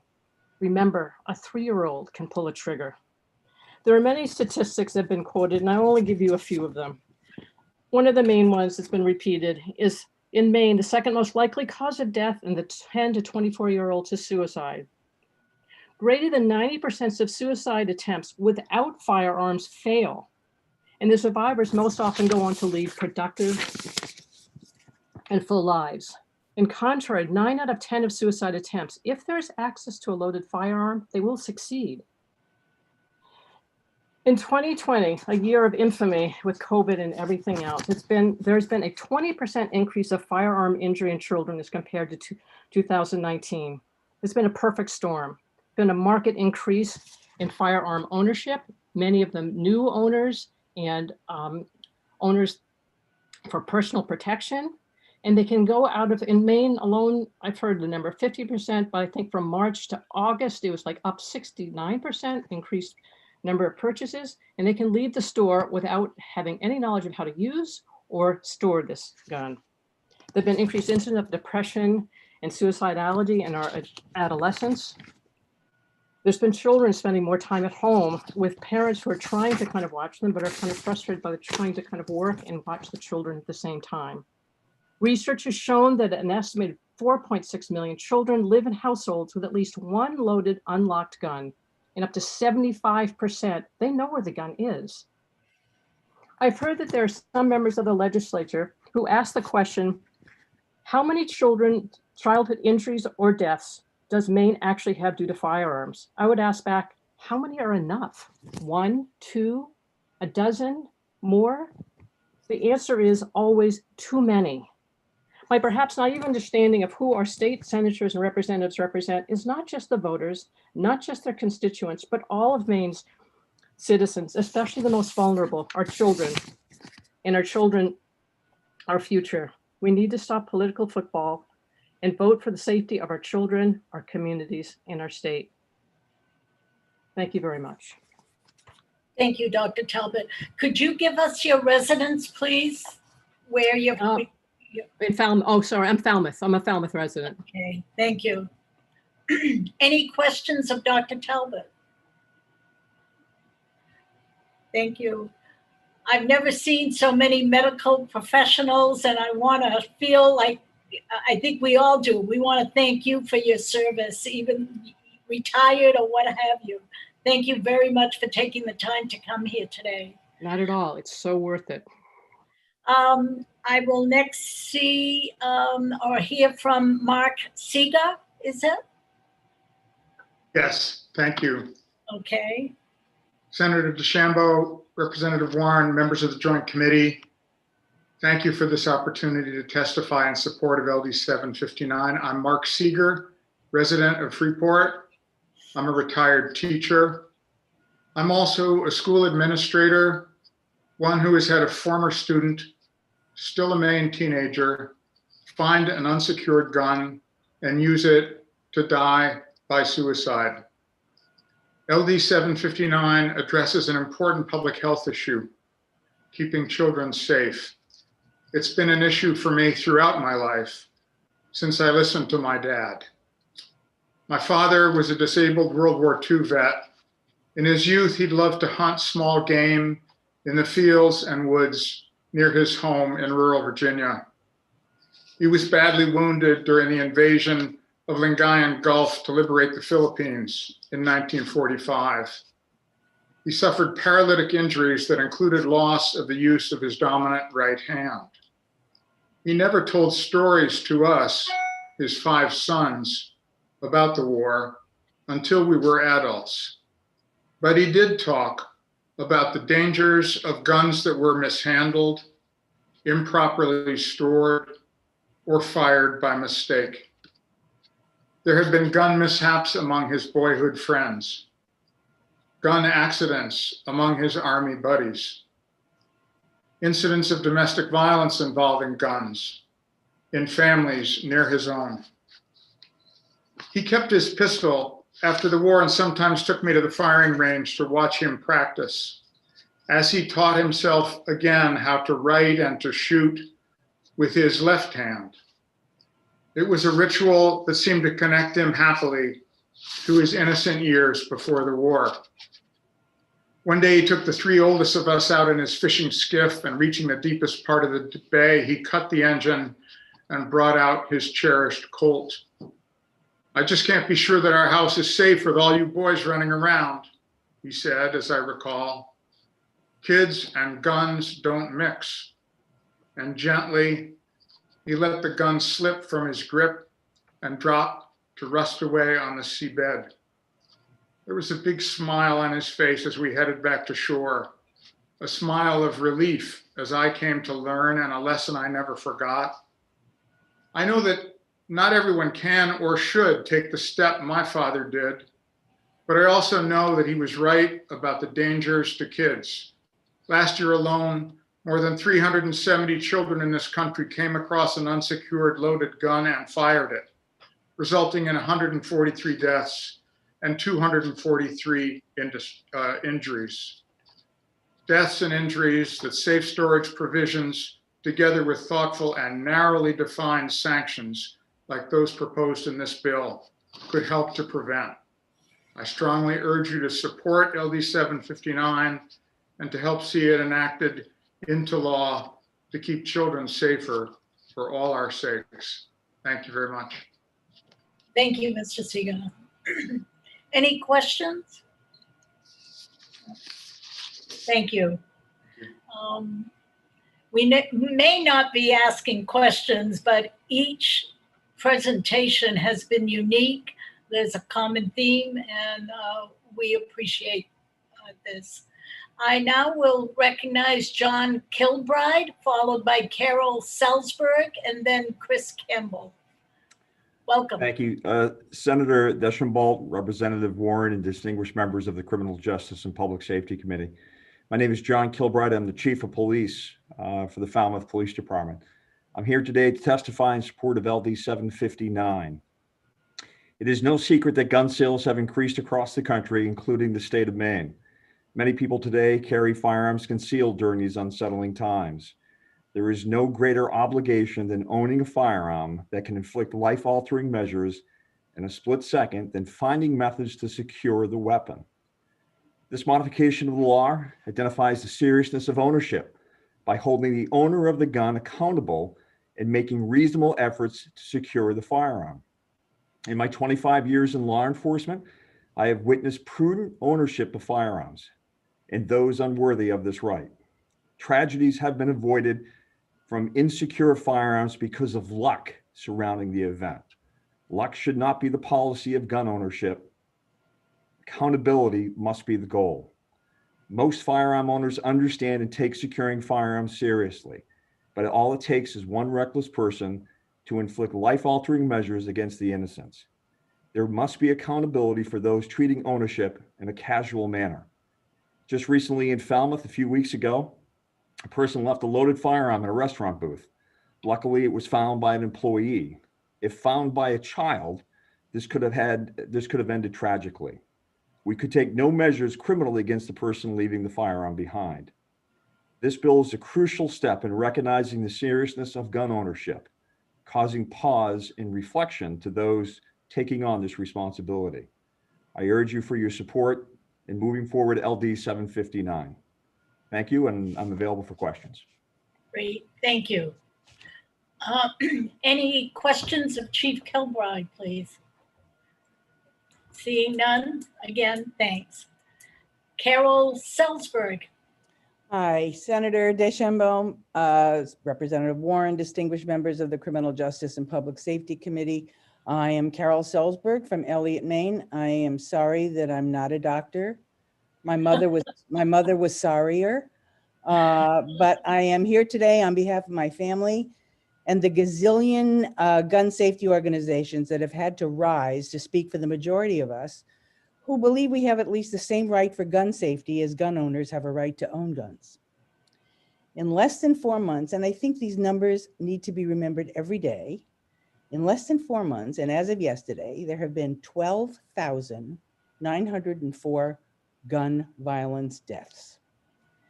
They are, as we have heard, the leading cause of suicide, and Maine is 9th in the nation in suicides, which, as you have also heard, represents 90% of Maine's gun deaths. Unprotected guns in the home result in 3 times more suicides. There were in 2020, 270 suicides in Maine. We can't treat all depressed or anxious individuals, a number skyrocketing since COVID. We can't save all of the sad or troubled kids climbing out on a ledge. We can't always know what bully at school drove our child to take our unlocked gun to end tomorrow's bullying by ending their lives. We can't guarantee that all gun owners responsibly train their families in safety or have no curious, angry, or depressed family members in the home to worry about. But if you have a right to own a gun, we have a right to expect your safe care of it. We have a right to be comfortable, as has been said many times today, when our kids or grandkids visit your home and will never be able to access your deadly weapons. Should we assume that those who won't lock up their deadly weapons don't value their families' lives as much as they value their guns? Here's the fiction and the argument. If you have to lock up your deadly weapon, you can't get to them in time to defend against a home invader. Nuh-uh. There are several safes out there that open in less than 3 seconds, some costing as little as $75. You've paid a lot for your gun. Your family's lives are priceless. There's no excuse for not keeping killer weapons in a safe place. You always have a key to your glove compartment to keep that bored, curious kid you left in the car for a minute from killing the other kid you left in the car. You've heard all the numbers too many times today that drive the need in Maine. I would ask, why would we have to wait for there to be another 2-year-old lying dead in the kitchen because her 5-year-old brother found his parents' gun and shot her? Please vote LD ought to pass, LD 759 ought to pass, and we'll all sleep better. And I thank you for all of your service. Thank you, Ms. Ellsberg. Any questions? Seeing no hands raised, thank you again. Thank you. I now would recognize Chris Campbell. Senator Deschambault, Representative Warren, and distinguished members of the Criminal Justice and Public Safety Committee. I'm Chris Campbell. I live in Belfast, and I'm a professor emeritus at the University of Maine. I'm testifying for LD 759 because I'm a grandfather of 3 children who live in Maine. My grandchildren and all Maine youth are threatened by firearm mortality and suicide. These threats are increased by unsafe storage of firearms in homes where children live and play. LD 759 is a child access protection law. That's a phrase abbreviated as CAP, and it's used across the country in most of the states in the country that have adopted a CAP law. And the article in the American Medical Association Pediatrics is mentioned several times, and it's a very impressive study by an organization that's 173 years old and points very clearly to the efficacy of safe gun storage in reducing death of children and youth. And the title of the article is appended to the bottom of my testimony. And so if you want to look at that article more closely, I'd encourage you to do so. In my view, it's a very rigorous study and points very clearly to the efficacy of safe gun storage and preventing death in children. So generally, this article reminded me of a very simple sort of situation we all live with, and that is if you trust your doctor, you follow her or his advice. I trust the recommendations of the American Medical Association Pediatrics for safe firearm storage, and that makes a CAP law like 759 a very reasonable thing to support. Every state in New Hampshire, every state in New England except Vermont has a CAP law, and most states in the country have one. LD 759 is a reasonable, common sense law that will save lives. It only takes effect after children get a loaded gun, use it in a reckless or threatening manner, or in committing a crime, or by discharging the gun. This bill would not imperil responsible gun use, and under the bill, no crime would be committed so long as the gun was locked, reasonably secured, and there was no expectation that a child would be present in the home. Thank you for your time.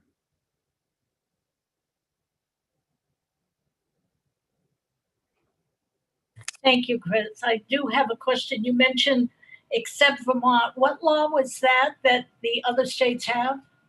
It's called generally a child access prevention law. Okay. And I think almost about 30 states around the country have them, and all New England states except for Maine and Vermont have them. I called the governor of Vermont yesterday to ask about whether they're doing one, and I'm hoping to hear back positively. Great. Thank you very much. Appreciate that. I now would recognize in order Ann Sawchuk, Hillary Shendy, and Melissa Birch. So Ann. Hello, Senator DeChambeau, Representative Warren, and members of the Criminal Justice and Public Safety Committee. I am Ann Sawchuk, and I am from Cumberland, Maine. I have submitted written testimony, but today I am here to read the written testimony of my friend Jill Shaw of Cape Elizabeth. And that is because Jill is a retired school counselor and has had personal experience. Oh, and thank you all for your service, for your public service. Please support Representative Dudera's bill, LD 759, Child Access Prevention, an act to amend the Child Endangerment Law. Law-abiding adults have the right to own guns. Those same adults, as parents, have a sacred responsibility to protect their children. There have been several incidents of injury and death of children in Maine. In January of 2021, a 2-year-old boy was shot in the head by a sibling who found a firearm. These tragedies not only affect the victim, but traumatize the extended family, friends, teachers, classmates, and the community at large. My personal experience involved my work as a school counselor. A youngster who I worked with found a rifle and literally blew his face off. My daughter went to school with him and I knew his family. Please support this bill to protect children from unsecured guns by holding adults accountable. And as I said, that's from Jill Shaw of Cape Elizabeth. Thank you. Thank you very much. I don't see a show of hands. Again, thanks for that testimony. I now have Melissa Birch.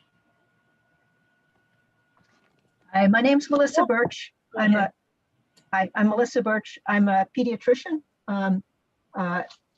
Thank you, Senator DeChambeau, Representative Warren, and the members of the Committee on Criminal Justice and Public Safety for giving me the opportunity to speak.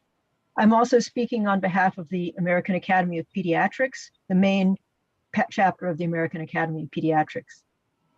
The experience that sparked my interest in safe firearm storage occurred shortly after I became a pediatrician, when I was called to the emergency room to see a 2-year-old who had been shot in the leg. She and her siblings were left alone in the vehicle very briefly, and while the parents were out of the pickup, her 5-year-old brother reached under the front seat of the car, pulled out a loaded handgun, and discharged it. The child ended up being okay. She went to the OR and was stabilized. And when I came out, when I was finishing writing up my case, I wondered aloud to one of the other doctors, who would leave a loaded gun with kids around? I was stunned when he looked at me and said, I always have a loaded gun. You never know when you might need one. This incident remains vivid for me even this long ago. The shooting did not happen in Maine, but it could. Maine kids do continue to be at risk when the adults around them don't store guns safely. There are two distinct groups of kids that are at risk, and I think other speakers have alluded to this. The younger, curious kids are the first group. Many of you are parents, and you remember talking with your family physician or pediatrician when the kids were little. How are the medications stored? Are your outlets covered? What kind of car seat are you using? The safe firearm storage is a routine part of this conversation. I have that conversation every day with families. But still, not every firearm is stored safely. We're all aware of the recent tragedy in Waterville. We have a similar case in our practice where a child survived a shooting at age 4, but the gunshot wound to the neck left her permanently in a wheelchair. Her family, like the family of the child in Waterville, will be changed forever, is changed forever. And both of these tragedies would have been avoided with safe firearm storage. The second group of kids at risk is adolescents. I'm not going to give you any statistics, but you're all aware that COVID-19 has made the already high rate of teen depression in Maine worse. Of the many depressed teens I've seen just since the pandemic began, at least 2 of them had known access to unsecured firearms. In both cases, family members were resistant to safeguarding the weapons. Is there ever worth it to have a loaded handgun in the nightstand when there's a depressed teen in the home? I ask you to pass LD 759 to make it clear that it's never okay. Thank you, Dr. Birch. No questions. I will then apologize to Hillary Shendy. I skipped over your name, so go right ahead. Thank you. No worries. Senator Deschambault, Representative Warren, and honorable members of the Criminal Justice and Public Safety Committee. My name is Hillary Shende, and I'm a concerned citizen from Brunswick, Maine. Thank you for hearing my testimony today. I'd like to add my voice to the chorus of voices who want to protect Maine children's lives. I was frankly shocked to learn recently that a law like LD 759 doesn't already exist in Maine. Why would we not have such a law? Medical research shows that safe storage laws incentivize the small percentage of irresponsible gun owners to lock up their guns. And they significantly reduce firearm deaths. Not only that, but safe storage laws pose zero threat to the Second Amendment rights of responsible gun owners.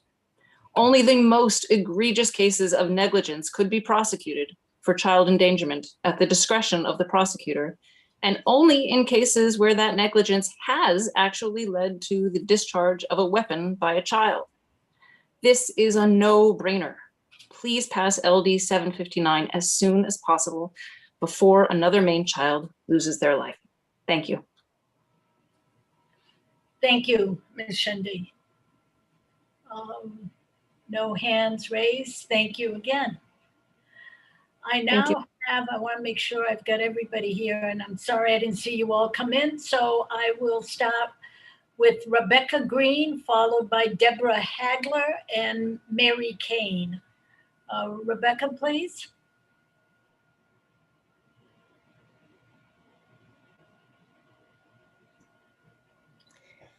Thank you, Senator Deschambault, Representative Warren, and distinguished members of the Criminal Justice and Public Safety Committee.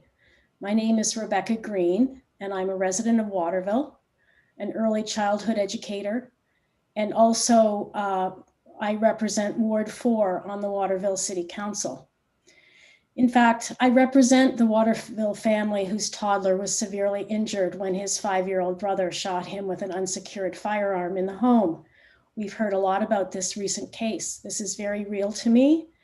I walk by that home many times a week, and it has been very much on my mind since it happened in January.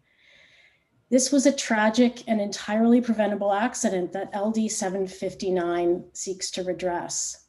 Not this accident, unfortunately, but others like it.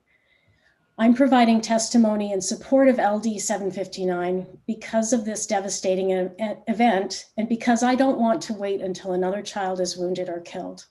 We need to legislate and educate for safe storage practices in the state of Maine.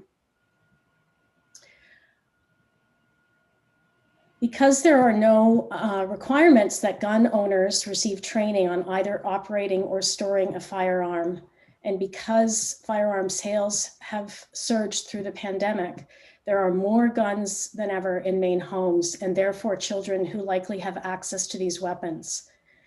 And I have also the statistics, which I won't go into. We've all heard them. We have a rising number of guns in Maine homes, more children at home during the pandemic, rising levels of anxiety and depression in youth, and no requirements for safe storage of firearms. I believe the majority of gun owners intend to be responsible, but the reality is that many people underestimate the ability of children to find unsecured firearms. As the director of the Kennebec Montessori School for 12 years, I know all too well that children are curious. They're wired to be that way, and in fact, the method depends on it. In our classrooms, we assumed that children could and would explore anything they had access to, and we were right. That's how they learned. There's no reason to think that children would be any different at home. We have to act before another child is wounded or killed. These incidents have tragic repercussions for individuals and families and communities. LD 59 will ensure that the right to own a gun comes with the obligation to store it safely, not in a closet or a high shelf, but in a locked safe or with a cable lock. It is a public safety measure that will demonstrate Maine's commitment to keeping children safe and encourage greater awareness and education on responsible safe storage of firearms. I urge you to support this bill and send a clear message to people in Maine that the safe storage of firearms is a responsibility we all have to keeping children safe. Thank you.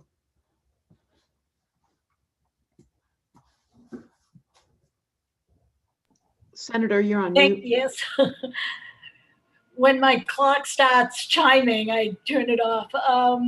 Thank you, Ms. Green, for your testimony. I don't see any hands raised. Again, thank you.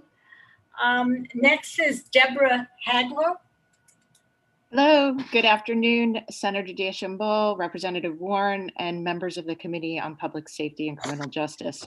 My name is Dr. Deborah Hagler, and I'm providing testimony on behalf of the American Academy of Pediatrics, the Maine chapter. And I'm going to deviate from my written testimony just to not reiterate a bunch of statistics that we've all heard this afternoon, with the exception to now state that firearm injuries have become the leading cause of death for youth between the ages of 14 and 20 in our country. And my testimony has a handy little graph on it that demonstrates this reanalysis of data. And I will say that our youth nationally and in Maine are affected by this violence. They have started to organize, as we've all seen. They are connected and affected by this. I have watched my patients through tears give moving testimony about how a click in a classroom can make them jump and how they look around their classroom to figure out where they're going to dive in case of a school shooting. They are organizing and asking for change around our issues with gun violence. And I'm just going to deviate also and talk about the impact of the coronavirus on our youth. They have been profoundly affected and they have been struggling before the pandemic began. We know that the incidence of depression has doubled over the last decade in our youth, and we've seen them struggle. They have asked and been very forthcoming during this time through telehealth to talk about their struggles. And many of them talked candidly about suicide and their Google searches looking for methods, including how best to use firearms. They are organized and asking for us, the responsible adults, to impact and make change. And this law listens to that voice. Kids are impulsive. They are sad, but they are also amazingly resilient. It's time for the adults to listen. There's good public health precedent for responding to data that indicates that there's a problem. We've all struggled with the cap to our Tylenol bottle and getting it off. The data is clear. It's time to intervene. The American Academy of Pediatrics strongly urges you to intervene and support this legislation to protect the lives of Maine children. Thank you for your time. Thank you, Dr. Hagler. No hands raised. I will proceed. Mary Kane, welcome. Thank you. Senator DeChambeau, Representative Warren, and distinguished members of the Criminal Justice and Public Safety Committee. I'm Mary Kane, and I live in Hollowell. I want to urge you to support LD 759. I taught in the Richmond school system for 30 years and was both terrified and saddened to read about the incident at the Marcia Bucher Elementary School just 2 weeks ago. Terrified because someone could have been killed, and saddened to think about all the children, parents, and educators that were confronted with this very real, very threatening experience. I doubt any of them will ever forget it. It is very scary to realize how many of our children have access to guns in their own homes. The parents may be very well-intentioned, but the child cannot be expected to have the same understanding of the seriousness of handling a firearm. The other terrifying unintended consequence of not securing firearms is that young people may use the gun against themselves. Teen suicide continues to be the second leading cause of death for Maine youth aged 12 to 24, and firearms are the most used method in teen suicides. Requiring safe storage of firearms will save our children's lives. What could be more important than that? Thank you for your time and consideration of this important bill. Thank you, Ms. Kane. I don't see any hands raised. We shall continue and proceed. I will recognize in order Robin Brooks, Sue Repko, and Sarah Ostroff. Go ahead. Yes, hi. Good afternoon, Senator DeChambeau, Representative Warren, and distinguished members of the Criminal Justice and Public Safety Committee. I'm here to testify in support of LD 759. It's a child safety bill. It's about protecting children from the harm they may do to themselves or others with a gun.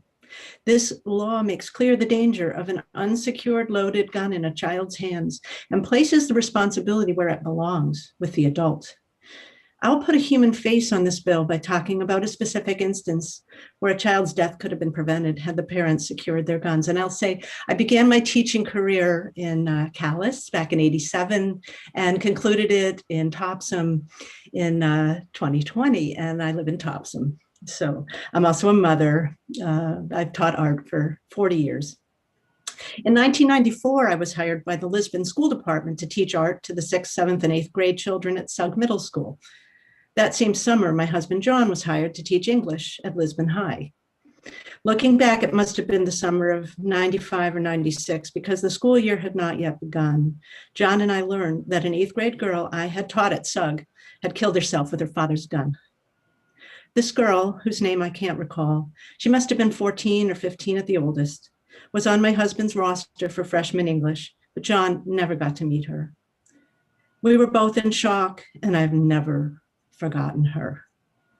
Although I can't remember her name, this girl, this child, was a real person. I ask you right now to take a moment and think about her. If she had lived, this girl would now be in her 40s. Let's pause and let that settle in. I can just barely recall her face. Her sullen expression and withdrawn personality suggested she was a very unhappy child.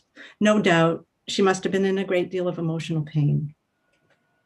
At the time, my friend Marcia Krause, who was a 6th grade teacher at Sugg Middle, remembers this girl, and in particular, she shared with me her recollection of an emergency meeting. She just shared this yesterday on this child's behalf. At that meeting, Marcia related that the mother was told just how vulnerable her daughter was. We told her, and this is a quote, we told her to get all firearms out of the house. Clearly, that didn't happen. While searching for details about this young girl's suicide by gun in newspaper archives, I came across this headline from 2017. Authorities, girl 5 picked up dad's gun and shot self in head, Scarborough. The article reads, an autopsy showed the shooting death of a 5-year-old Maine girl at her grandparents' home was accidental.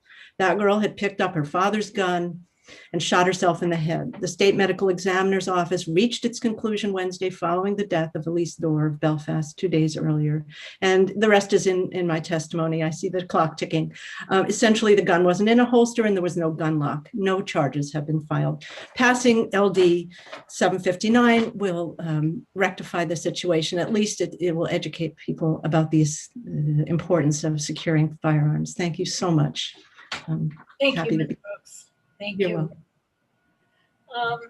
The next person is Sue. Madam Chair? Yes. Oh. May I please, thank you, just make a quick announcement. We have a rule that our committee has agreed upon together that we don't wear t-shirts with messages on them or hats or masks. So if you were the one that was moved out of the room, please just please put on a sweater or something. This goes for both sides. We just don't allow Moms Demand Action or NRA or anything like that. So just want to make sure everybody's aware of that. So thank you, and we'll let you back in. Thank you, Representative Warren. I didn't pick up on that. That's good. I will recognize Sarah Ostroff. Yes, good afternoon. Senator DeChambeau, Representative Warren, and distinguished members of the Committee on Criminal Justice and Public Safety. My name is Sarah Ostrov. I live in Falmouth, Maine, and I'll be reading the testimony of Kathy Daphna Harris. This is her testimony. My name is Kathy Daphna Harris, and I am a retired school teacher. Thank you for allowing me to speak today in favor of this bill. When I was 16 years old, I was babysitting my neighbor's children one evening. The children were playing in their bedroom, which was right beside their parents' bedroom, and I was in the kitchen making them a snack. I got the biggest scare of my life when the 5-year-old little boy I was watching came into the kitchen with a large black revolver. He actually pointed it right at me and acted like it was a toy. I managed to coax him into giving it to me, although it took some persuasion, and I put it up on a high shelf. When I talked to the parents about this, they were shocked. They had put the gun in a safe in their bedroom, but somehow it must not have been locked. The gun was not loaded, luckily. I hate to think what could have happened if it was. All these many years later, and I still remember the terror I felt when I saw that little boy holding that gun, so huge in his tiny hands. If that gun had been loaded, he could have shot me or his brother or even himself. I taught school for 28 years. I spent most of those years teaching kindergarten. I know how impulsive young children can be. When I was a teacher, I was a mandated reporter for child abuse and neglect.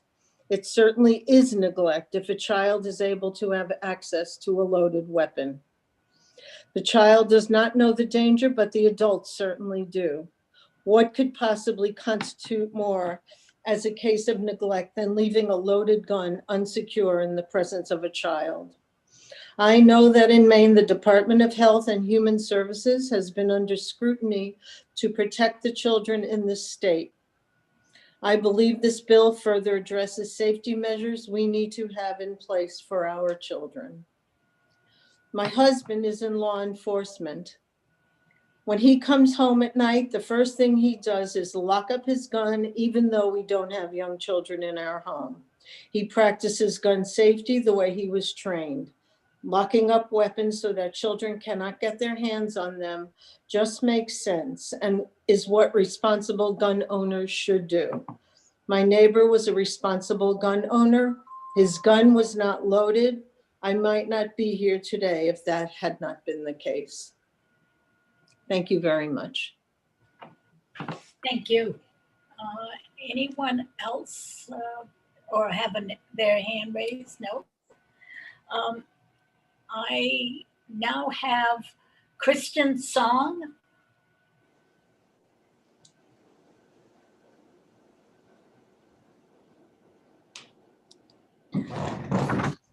Senator DeChambeau, Representative Warren, and members of the Committee on Criminal Justice and Public Safety. My name is Kristen Song, and I'm here today in support of LD 759. I saw a woman, her eyes sparkled, her posture was relaxed, her movements were deliberate and full of energy. She smiled, laughed, and loved to tell anyone who would listen, seize the day. She lived her life that way. Her third child was born on a warm winter's day. Her family was complete. She felt at peace. Her heart grew 3 sizes that day. The pleasures in her life were her family, and her greatest joys were her children. Her most treasured moments were when her family was all together at dinner time, vacation, or trapped on a long car ride. She loved the noise, but she also loved the quiet when her children were tucked in their beds. They were safe. She did her job. Her children grew into teenagers, and she fell more in love with them. She used to sit back, watch them, and smile. Oh, life is good. I saw a woman on January 31st, 2018. She and her beautiful boy had such a fun and relaxing morning together. You see, her beautiful boy just got his braces off, and he was so happy. She took a picture of him and with him in his new smile and sent it off to her beautiful boy's dad. They headed off to breakfast to celebrate, and her beautiful boy told her all about his dreams, his hopes, and his plans for his future. He wanted to go to Rice University, join the Army, and have 7 children. He wanted his house to be filled with music and laughter, like his home now. They returned home and her beautiful boy walked to his best friend's house. An hour later, the woman saw 2 police officers walking across her lawn. Her heart sank. The ambulance screamed by her street, carrying her beautiful boy. On the car ride to the hospital, the woman and her husband held hands, praying that her beautiful boy was still alive. They ran into the hospital and the staff parted like the Red Sea. They all knew. The woman ran towards the bays where her beautiful boy lay, but she was stopped and guided to a tiny room. The ER doctor slid down the wall, put his head in his hands and whispered, "Your beautiful boy is gone."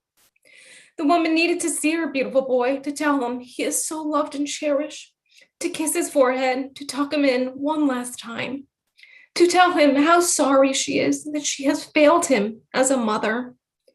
She begs to see him, but she is warned that her beautiful boy is unrecognizable, even to her eyes.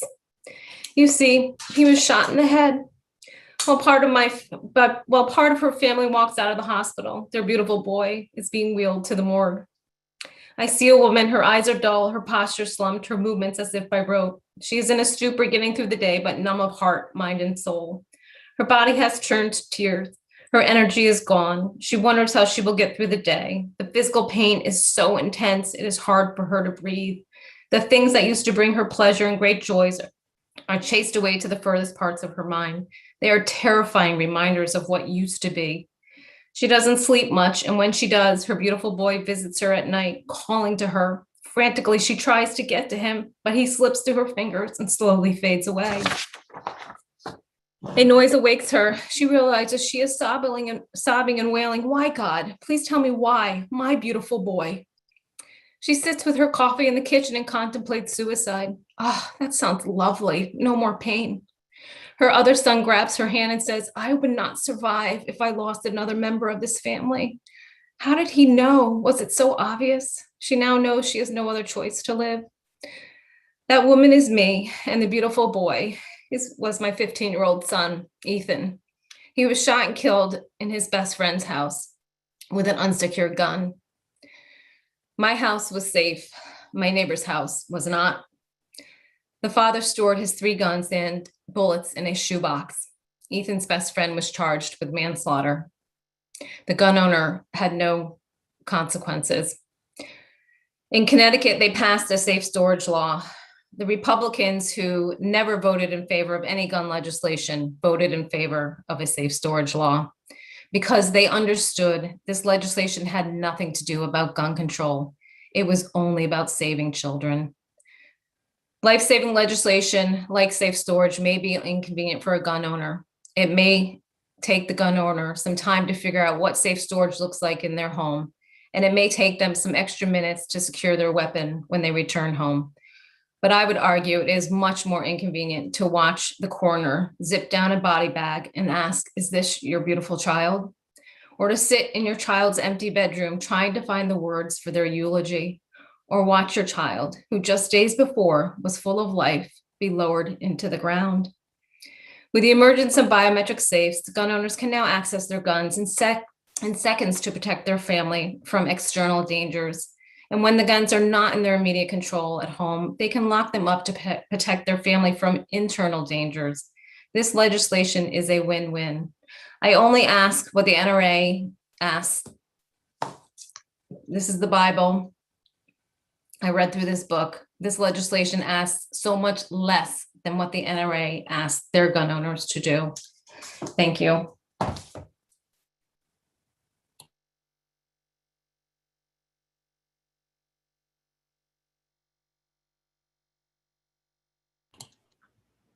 I believe I speak for everybody how moving that was and personal, and thank you. Any questions? None? I have Judith Feinstein, Sue Repko, and Maura Pillsbury.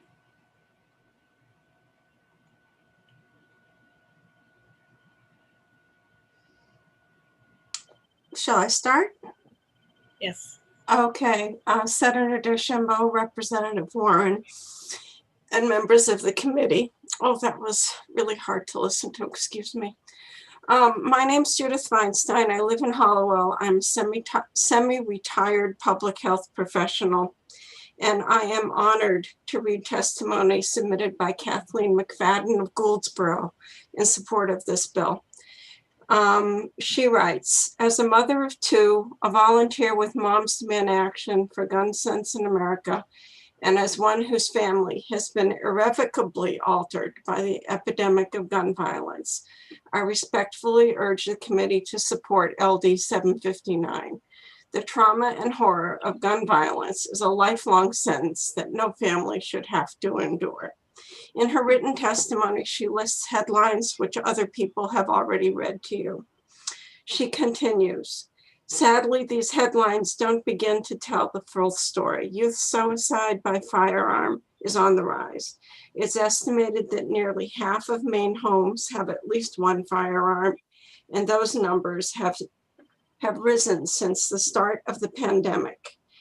Easy access to firearms and impulsivity are significant factors in youth suicide.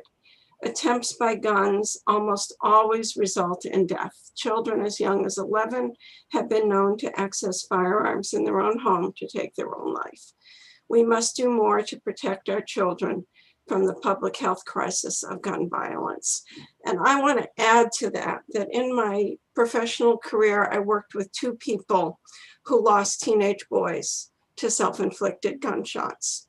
One person, this happened while I worked with her. The other one, it had happened prior to my getting to know her. Their lives were not the same. Thank you very much. Thank you, Ms. Feinstein. Don't see any hands. I will recognize Sue Repko.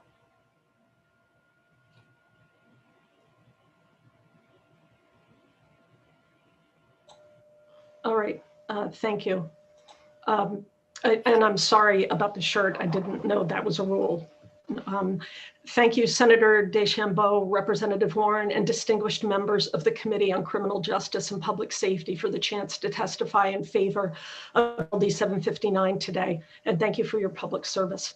My name is Sue Repko. I'm from Elliott, Maine, and I'm a teacher, urban planner, gun owner, and volunteer with Moms Demand Action for Gun Sense in America. Unintentional shootings involving children just break my heart. A child is seriously injured or killed in an instant. All that joy, all that potential now limited or gone altogether. And then there is the child who was holding the gun. It's terrible to say, but they're marked forever, even though they never asked for this. Then there's the gun owner who will forever have to live with the fact that they did not choose the safety of those children as their top priority. This all brings to mind the shame, judgment, and what ifs that come with all these stories, and it's like I'm 12 years old again. That's when my father unintentionally shot our next door neighbor. My dad ran a part-time gunsmithing business out of a garage in our backyard in a residential neighborhood in Pennsylvania. I was outside playing one night in May 1975 when I heard a pop come from the garage. Dad had often test fired in there, but this time one of the rounds pierced a window, crossed our neighbor's driveway, and went into his garage, striking him in the abdomen, nicking his pancreas and liver, and going out his back. He crawled out moaning, and I watched my dad cry over his prone body. This scene never goes away. Mr. Landis died a couple days later. It was in the paper 3 days in a row. That's how I first learned about zoning approvals, variances, special exceptions. My dad had none. That's how I learned that test firing was illegal. The zoning officer had never cited him despite complaints from neighbors. The local police had brought their guns to him. My dad did not choose safety as his top priority, and local government looked the other way. I was suddenly totally ashamed of my dad. Neighborhood kids taunted my younger siblings with killer's kids, and at least my dad never killed anyone. Any child holding a gun when it goes off will not be immune from similar taunts. But with LD 759, we can raise awareness about the need for safe storage of loaded firearms and protect children from ever being in that position. Responsible gun owners make us all safer by storing firearms unloaded and locked with ammunition separate. Research shows that child access prevention laws play a vital role in reducing unintentional firearm injuries and deaths among children.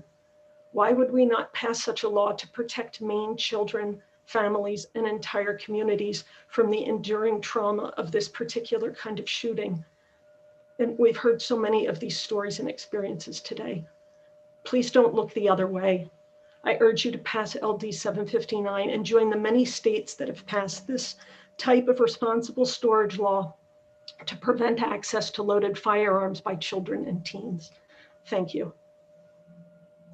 Thank you, Ms. Repko. I now have Maura Pillsbury. Thank you, Senator DeChambeau, Representative Warren, and members of the Criminal Justice and Public Safety Committee. My name is Maura Pillsbury from Freeport. I am a Moms Demand Action Maine volunteer, a mother of 2 young children, and I also serve on my local school board.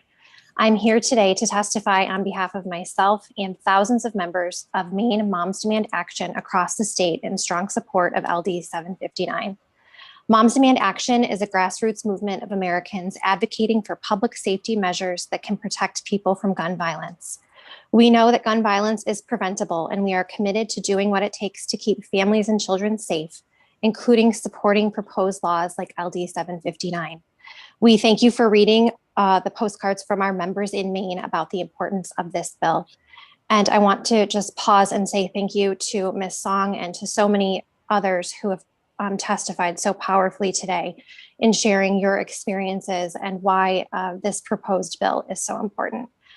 You have my written testimony, committee members, and I know it has been a long afternoon for you, so I'll focus on adding my voice also as a local school board member. I participate in discussions about how we can protect our schools with bulletproof vests and active shooter drills, but we also need to think about prevention, what we can do to prevent incidents of gun violence from happening in the first place to keep our schools and children safe. And this is just one such bill that would do that.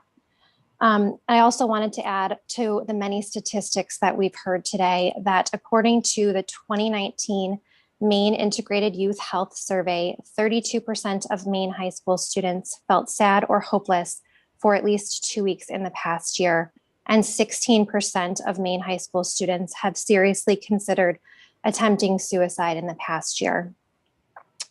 In education and the gun violence prevention movement, we often talk and think about the impact of adverse childhood experiences on children, including violence, abuse, and neglect.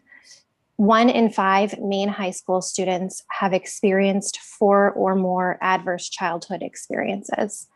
As someone who's a school board member and, increasingly even in the time of COVID, more and more looking at the safety and well-being of our students, I urge you to think about the impact of gun violence on children.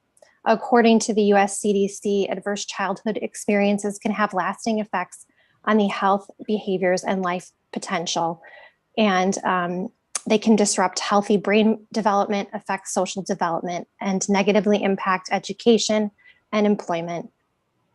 I just want to conclude by thanking you so much and urging you to support LD 759. As a state with high gun ownership, this bill is crucial here in Maine. Thank you. Thank you, Ms. Pillsbury. Don't see a show of hands. We shall continue. I now have Linda Ellis, followed by, Lynn Ellis, followed by Linda Crema, Elizabeth Rima, I believe. So, Ms. Ellis. Yes, good afternoon, Senator DeChambeau, Representative Warren, and members of this committee. I did submit a written testimony, most of which has already been covered. So I'm going to speak a little bit on a little bit different track. And that is, first I'll say my name is Lynn Ellis. I'm from Brunswick. I'm a retired social worker. And one of the roles that I had as a social worker was as a bereavement counselor and coordinator. And in a healthcare setting, we facilitated grief support groups. And one of the most difficult facilitation in grief support was for suicide survivors.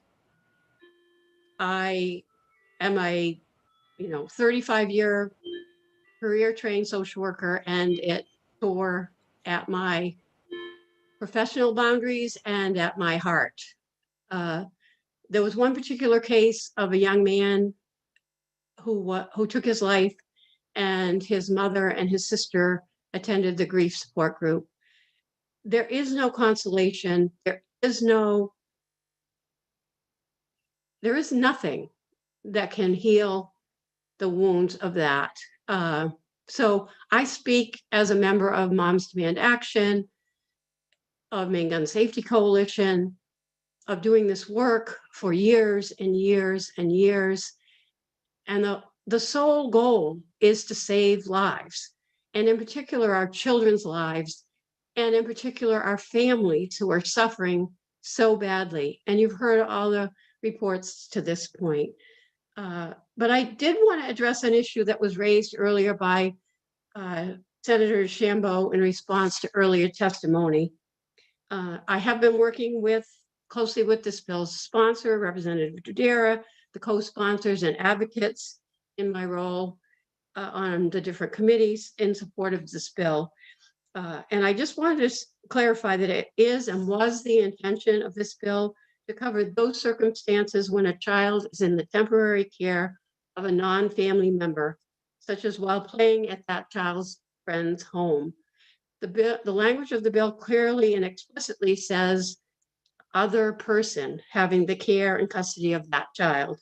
And it was intended for the purpose of this bill. So if someone's in your home, you have the custody of that child while they're there. So I just wanted to clarify that point. And I also wanted to thank you all for the due diligence that you're giving today with this bill, LD 759, which I strongly support. Thank you. We miss you. We miss being in the halls of the Senate and the House with our red shirts, which we can't wear today, but thank you again. Thank you, Ms. Ellis. Ms. Ellis, I was just referring to a neighbor, a child going into a neighbor's home.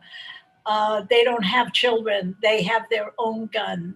And so they're not in the care of any children, just came in. I just know that that is a situation I've heard repeatedly. So that's something I'm sure Representative Dudera would probably think about if maybe that can be covered in some way. So like I'm not done. What am I doing here? Okay. After Lynn Ellis, I have Linda Creamer.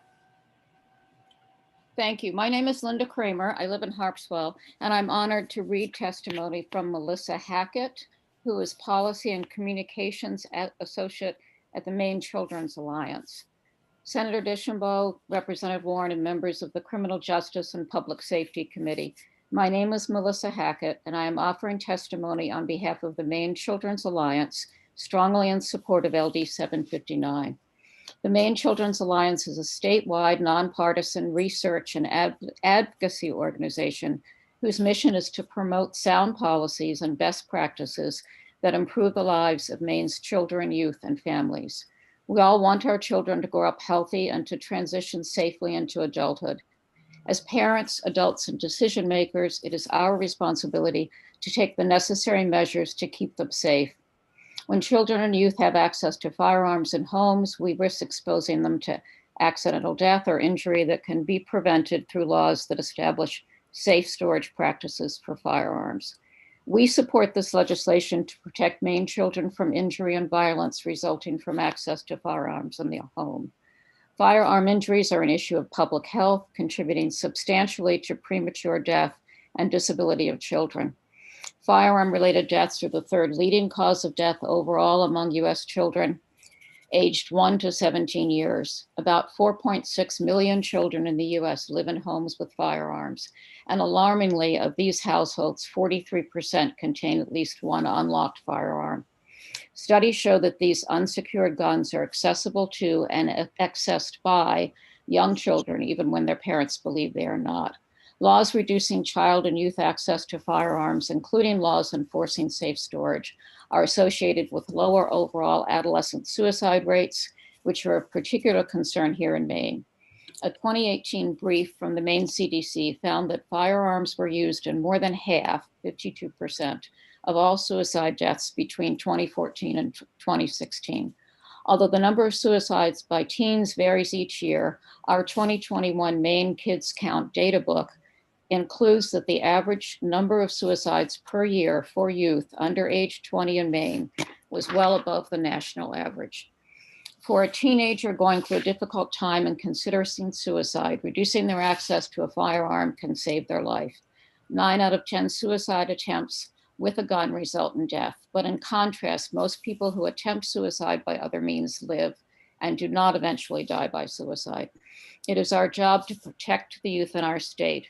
Responsible gun safety measures play a critical role in keeping Maine children and families safe.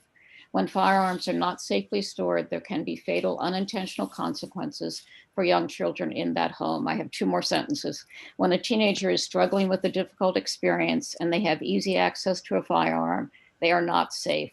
Our state can and should implement and enforce laws like this one that establish expectations that firearms should only be accessible and in the hands of responsible gun owners to protect the health and safety of our youngest citizens. Thank you. Thank you, Ms. Kramer. No show of hands. I will continue. Thank you again. Elizabeth, is it Ramage? I want to make it French, I guess. And Healy, would you pronounce your name, please?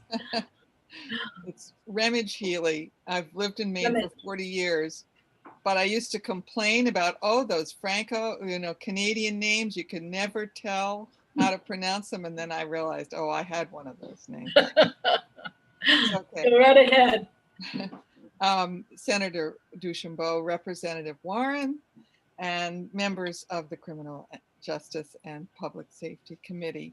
My name is Elizabeth Remage Healy from Peaks Island, formerly a neighbor of Representative Warren in Hallwell. And there. Shall I start over?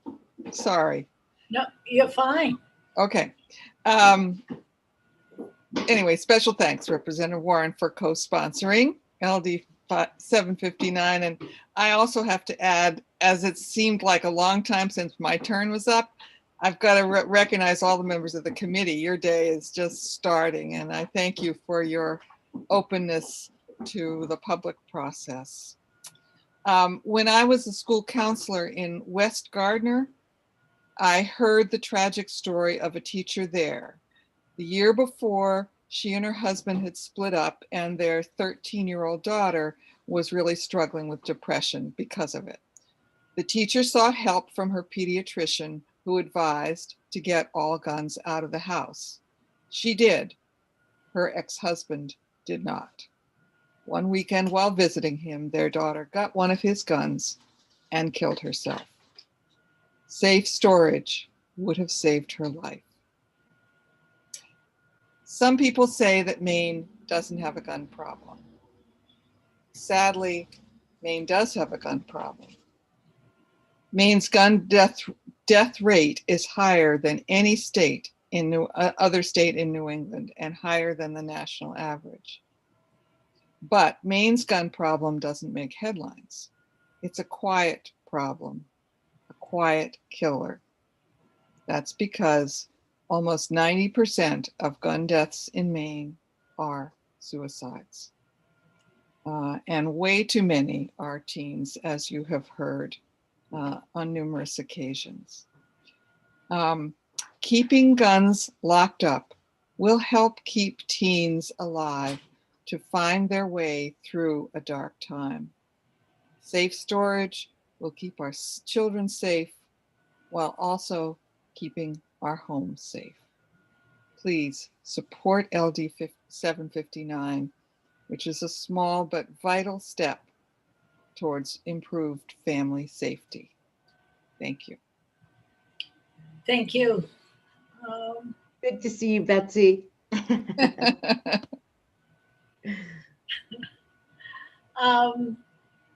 I believe, Ms. Fay, did you tell me where there are no more that wish to speak in support?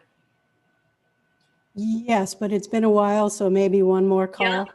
Let me ask if you wish to speak in support of this bill, please raise your hand and the clerk will let you come in the room. One hand. Okay.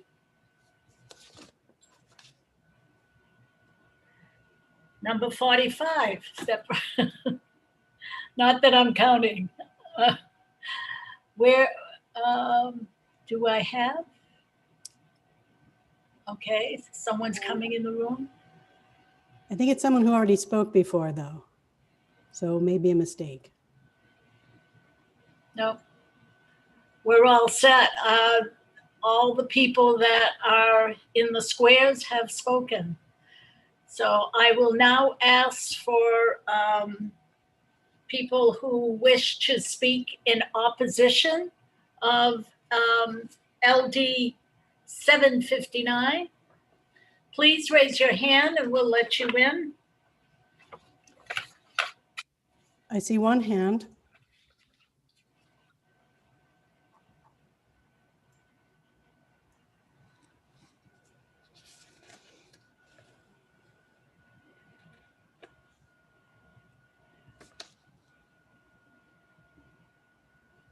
Anyone else? That's it. Okay.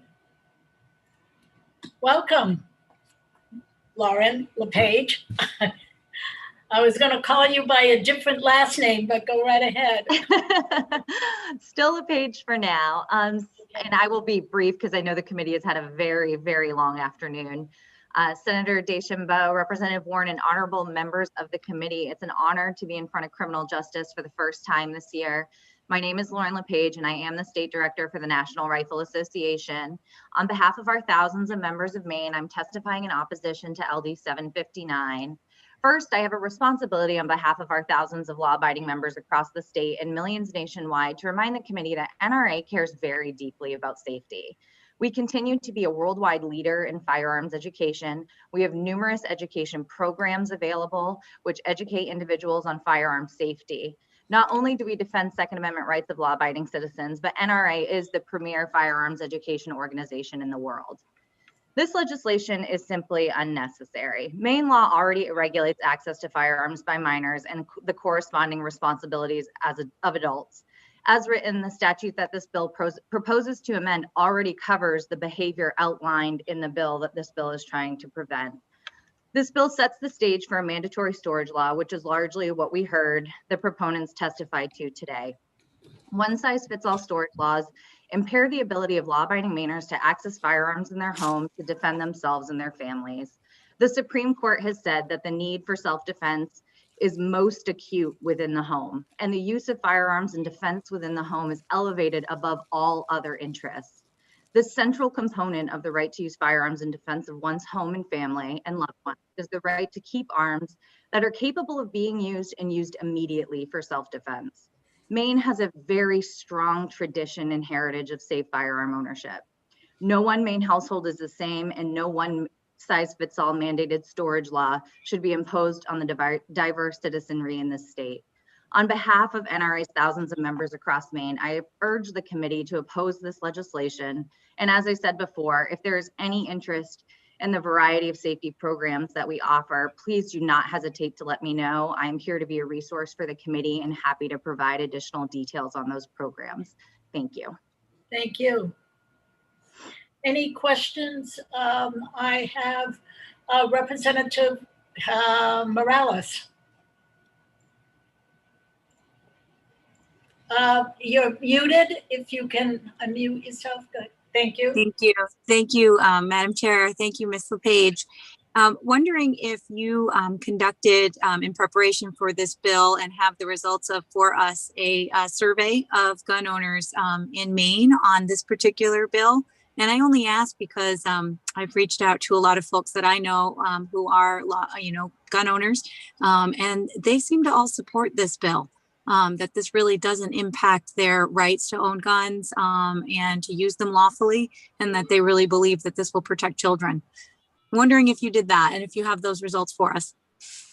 No, it is not in our custom to poll members on every single piece of legislation. It is the analysis that we've done on this bill simply is that the existing law surrounding reckless endangerment of a child covers the behavior that this bill is trying to target. And that existing law would take care of any of the behaviors that have been outlined by the committee. That's it? Thank you. Okay, thank you. Seeing no hands raised, thank you, Ms. LePage. Thank you. Mr. Pelletier, are you here to speak in opposition? I am, Senator.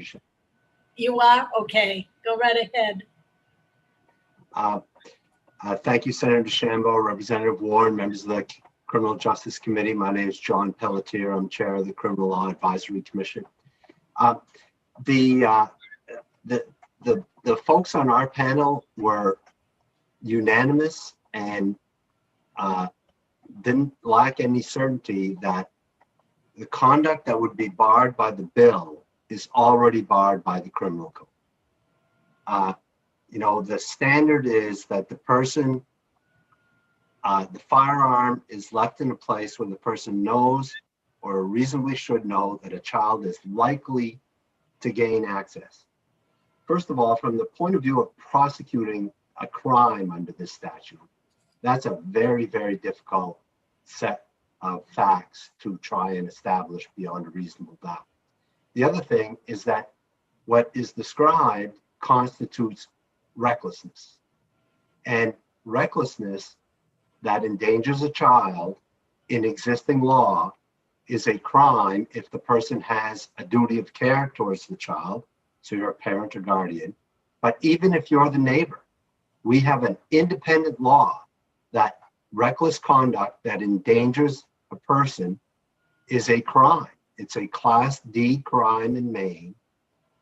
And unlike the bill, which requires that some adverse consequence have taken place, the current law allows a charge to be brought for merely creating the risk. So you wouldn't need to have the firearm discharged or used in a crime. So what we're talking about are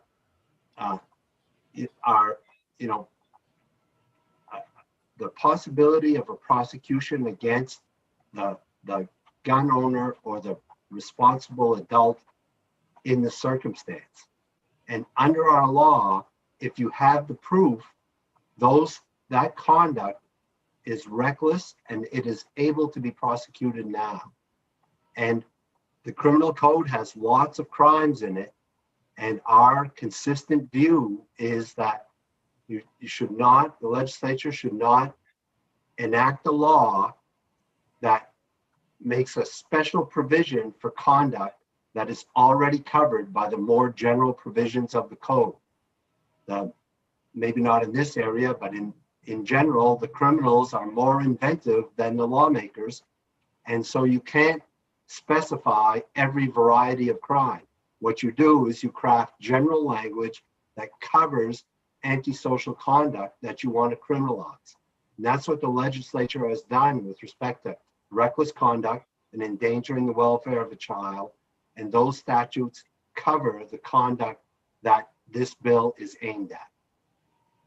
And with that, I'll stop and be glad to answer any questions. Representative Morales, followed by Representative Pluker. Thank you, Madam Chair, and thank you, Mr. Pelletier. I've got two questions. The first is there anything, because this bill is not only about prosecution, it's also about an affirmative duty that's specific around safe storage.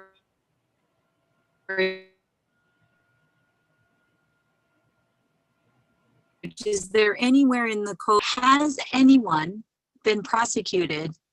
We've heard lots of testimony today about the number of young people who have died and been seriously injured as a result of the failure to protect, hide, safely store weapons. To your knowledge, and did CLAC actually take a look at whether there have been ever any prosecutions in Maine on those grounds? Okay. I heard two questions. On the second one, we did not discuss whether there had been prosecutions, and there were a bunch of prosecutors in the room, and it didn't come up. So I suspect there may not have been many prosecutions, but again, these are difficult facts to prove, and prosecutors have discretion, and there's the balance between perhaps some deterrent value of making an example of someone versus someone who's already suffered a tragedy. But those are decisions for prosecutors. I'm not a prosecutor. But I also heard, is there anything specific that is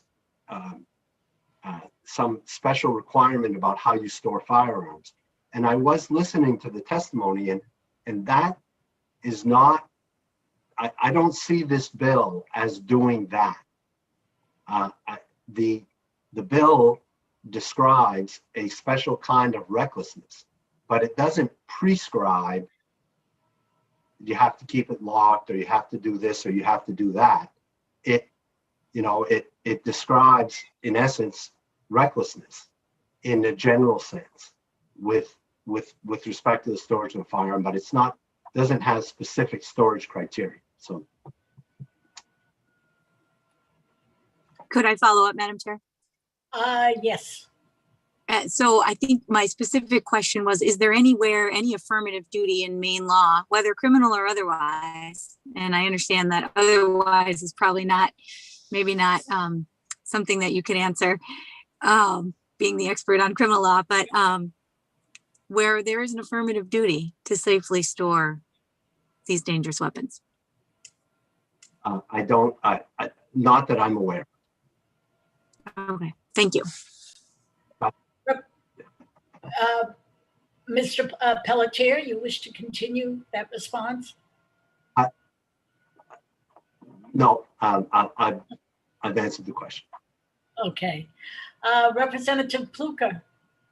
Thank you, Madam Chair. My question was almost exactly along the lines of Representative Morales's, but I just wanted to clarify. So in the examples we heard of a child taking a loaded gun to school, there is currently a law on books where the person who is the owner of that gun could be prosecuted for that child's reckless use of the firearm.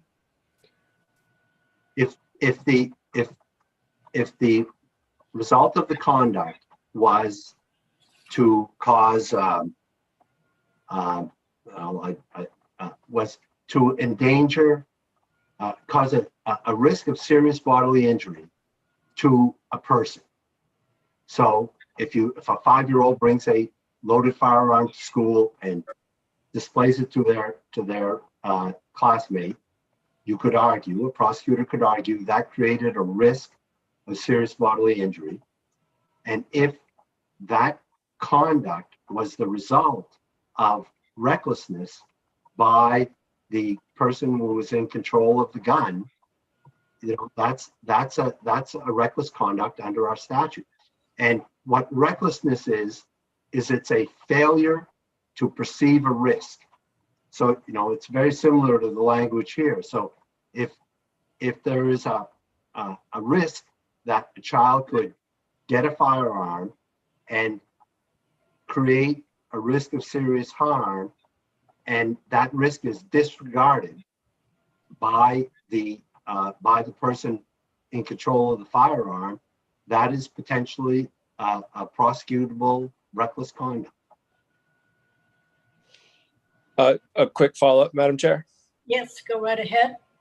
So there's what is currently exists is that if a parent or a guardian recklessly stores or recklessly stores a firearm, that is currently a law.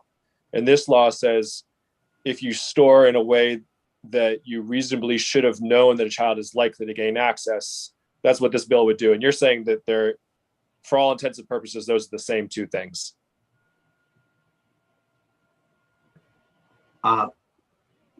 Yeah, I'm saying that a person is guilty of a Class D crime if they recklessly create a substantial risk of serious bodily injury. So if you handle your firearm in a way that creates a risk of serious bodily injury, and that is recklessness is two things. It's you disregard a risk, and the disregard is a gross deviation from reasonable conduct, which leaving a firearm where a child is likely to get it would be a gross deviation from reasonable conduct. If you do that and it creates the risk of a serious bodily injury, that meets the definition of the Class D crime of reckless conduct. Thank you very much. And Madam Chair. Yes. I don't know if I have a question for the work session, which is similar to Representative Morales's question. I don't know if it's better for research for CLAC to do the research or better for Ms. Overton to do it, but to find out if there have, and we've heard lots of stories from the media of this kind of thing happening, if there has been any prosecution under existing law for some of that, I'd be interested to hear. I'm gonna say something, and if Ms. Overton disagrees with me, I think we'll give it to our policy analyst who will find the right person to answer that question for us or provide Thank you that very much. information. Okay, thank you. Representative Pickett. Thank you, Madam Chair. Mr. Pelletier, we speak again. So if I'm understanding you correctly, sir, you are not saying anything about the fact that this bill is saying it's not telling people they have to. It's saying if you don't store your weapon in the right way and a child gets a hold of it, and all of the things you just spoke with Representative Fluker about, there are laws right now that will deal with that, and it can be charges can be brought up even to the welfare of a child, which is what the bill is trying to do. That already can be done in law. So what my question is the bill really does nothing as far as telling a person that they how to or they must care for their weapon properly, because people out here that have guns should already know that you don't leave them unattended, you keep them stored, you take care of them. And we all know that if we do something like that and someone gets a hold of it and causes some kind of God forbid, a situation like we've heard here today, heart-wrenching stories we've heard here today, that are just absolutely horrible, that we can be held accountable for that. So would you say that the message here is really more about gun owners? If you have a gun, be responsible and take care of the gun, because if not, you are and can be held accountable without having to put a new law to say that same thing. Am I correct in that? Well, I think your direct question is a little bit outside of my purview, but what I'll say is that, and this is a consistent theme that our panel has had for a number of years, is that we do not view the criminal code as an educational tool, such that over the years there are often proposals to make a specific crime because it happened and it was in the press or for one reason or another. And the argument is that we need to highlight this danger, and we need to, and that by putting it in the criminal code or by raising the classification of a crime, we're going to educate the public. And our view is that there's a lot of ways to educate the public, but the criminal code is not, because if you start down that road, there's never an end to it. And in our view, the criminal code is best crafted where you use general language to identify the antisocial conduct that the state wants to criminalize, and you apply that general language to the myriad of conduct that people come up with. And that's so that's distinct from a special thing that's already illegal, but we want to highlight it. Our panel has consistently been against that, and so that's how we view this proposal. That in essence, it takes what is already criminal reckless conduct and it creates a special brand of criminal reckless conduct. And there may be a lot of, I mean, people have argued now for quite a number of minutes that there are good reasons for doing that, and you're the policymakers. But in our view, putting something in the criminal code that criminalizes something that's already criminal is not the appropriate education tool. Thank you, sir.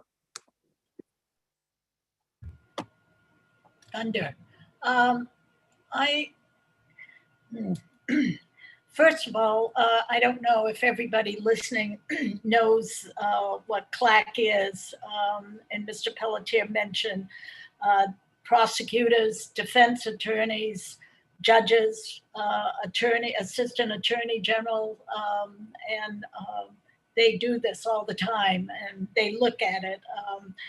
I was looking at first of all, you mentioned a couple of times endangerment of the child, and we already have that. For our work session, could you also include and cite which statute we can find that, just to read it? I mean, I'm looking at something now about reading. Let me just get that for a minute here. Knowingly, a person is guilty of endangering the welfare of a child if the person knowingly permits the child under the age of 16, as Ms. LePage says, to enter a house of prostitution, knowingly sells, furnishes, gives away intoxicating liquor, cigarettes, tobacco, rifles. And so that's the parent doing that. You know, it's unlawful to give them the ammunition for the firearm, but to recklessly, I guess, or just have it loaded by dad's bedside. And that's the issue about children being curious and using it. I know there's a question in here, but we may be, Madam Chair, I just want to remind the committee, we do have 6 more bills after this. Yes, I know. I'm pretty close to work session, so I'll just actually, I think we're basically. That's the information I need, Mr. Pelletier, if you could provide that. And also, I don't know how much a Class D is a deterrent to any activity or any action, so I'll leave it at that. Okay. Senator Seaway.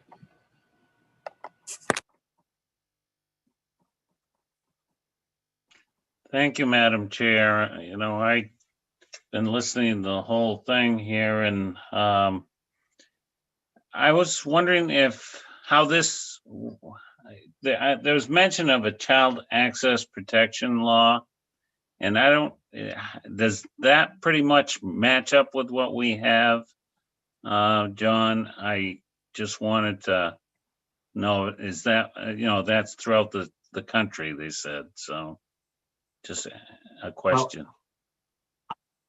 Well, I would say what an access prevention law means to me, and I haven't studied this, but I'll try and answer your question, is it's not what our existing law is, and it's not what this would be, because this is a prohibition on reckless conduct.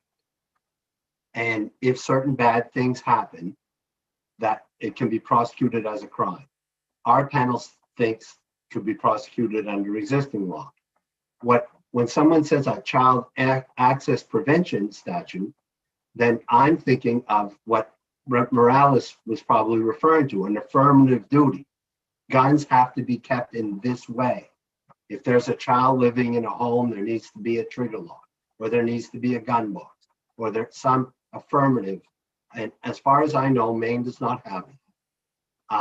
But I'd say from the legal analysis of the folks on my panel, this is not that either. Thank you.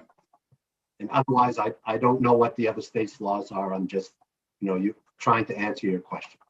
Thank you.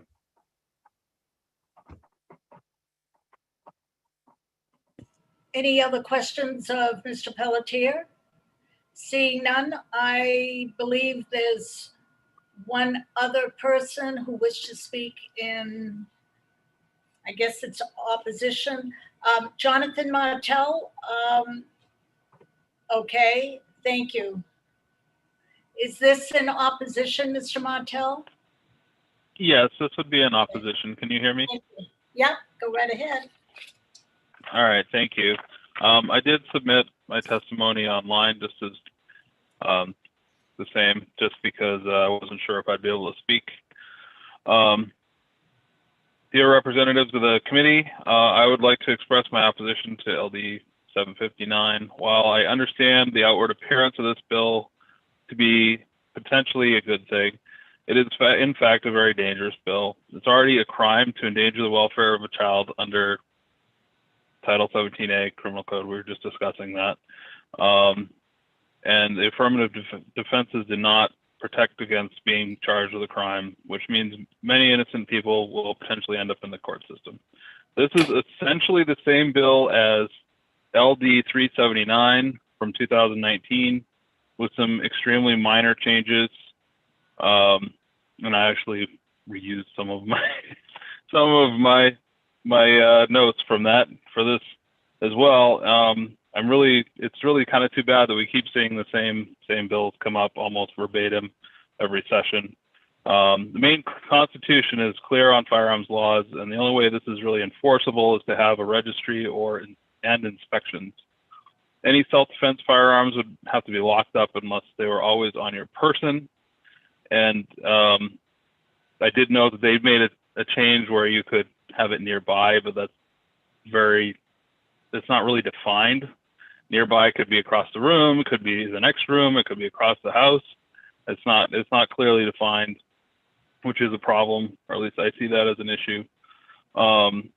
And this is completely impractical. Maine does not have a gun problem with children accessing guns. Most gun owners are responsible. They keep their firearms out of reach of their kids. They train them to handle them responsibly. And that's one of the main traditions that we have seen for a long time. This opens the door for safe storage inspection laws and fines for those that don't keep all their firearms in a safe. That makes you liable if you have a home defense shotgun or pistol in an unlocked location, even if it's out of normal reach of children. This bill goes against the Maine State Constitution and infringes on a person's right to keep and bear arms as they see fit. Parents are perfectly capable of teaching their children's firearm safety, and Maine has a long heritage of doing that. Please vote not to pass on LD 759. And my name is Jonathan Martell. I'm from Sanford. Thank you. Thank you. Anyone have any questions of Mr. Martell? Senator Seaway, do you have? Thank you, Madam Chair. I just wanted to ask you where you get your statistics where we don't have any problems with children with firearms. I've 2 weeks before I almost got done from being a sheriff, I had a gun pointing at me by a juvenile. So I disagree with that. But I do think our laws do cover the same as what this bill does, apparently. But I do think the statistics show that there is some situations that do happen. So I don't know where you do you know where you get your statistics from? So Maine's one of the safest states in the country. I don't have the stats in front of me, but we don't have nearly the rate that is being made out to be in Maine, with people having children hurting themselves with firearms. It does happen occasionally, and that's horrible. But one of the reasons that Maine is as safe as it is because people are armed legally. We have constitutional carry. Most everyone has, or a lot of people have firearms in their house. They have access to them for self-defense. And I think this is an egregious encroachment on that safe situation for most people. And I'd really hate to see this foot in the door, which is exactly what it is, for safe storage laws and requiring people to have all of their firearms in a safe. We went through a whole slew of bills a few years ago that were very similar to this. And it's really difficult to have to keep fighting this all the time. And I understand where people are coming from. I want children to be safe. And I think one of the biggest things you can do with kids is take away the mystery, take a kid shooting and help them understand safety, and that, any gun is loaded, whether somebody says it is or isn't, and, make sure that it's always pointed in a safe direction and that you have an adult that's supervising you, take away the mystery. And I think that goes a long way, instead of, I've got something in a safe that they think their kid doesn't know about, but and there were a lot of discussions around suicide, and it's really too bad that there are a lot of teenagers that are suicidal. And unfortunately, even if your gun is, am I out of time? I think, yes. Well, it's just that I think we're giving testimony again. Oh, okay. I'm sorry. Yeah, no worries. Thank you. If Senator Serway is satisfied with that, we'll continue. Thank you. Thank you. I will ask one more time, anyone wishing to speak in opposition? I believe we're through with that. Anyone wishing to speak neither for nor against on LD 759? Seeing no hands, Senator. Thank you. Therefore, following testimony, I close the hearing on 759. The next bill we have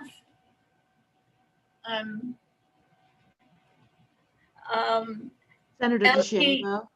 Excuse me? Senator DeChambeau, sorry, excuse me for a second. Our member, Representative Costain, has a meeting that he needs to get to. Could his bill go next?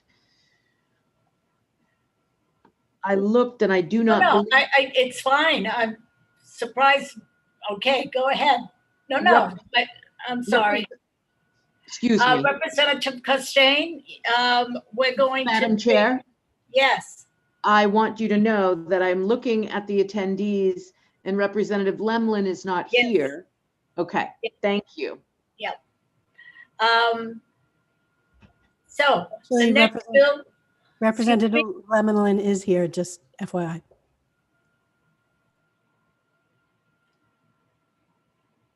Under R.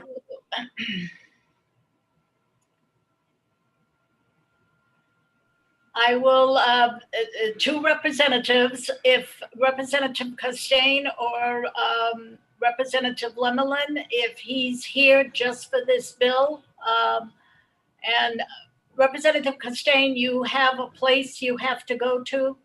You wish yes. To? Okay. Representative Lemelin, I guess. It's kind of late in the day. I don't think you're in committee. If you don't mind, we'll go with Representative Costain.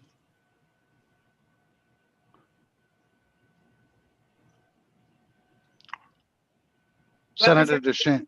Yes. Are you ready? Yes, go right ahead. Okay. Let me just say the title: An Act to Prohibit Maintaining Drug-Involved Premises. Thank you.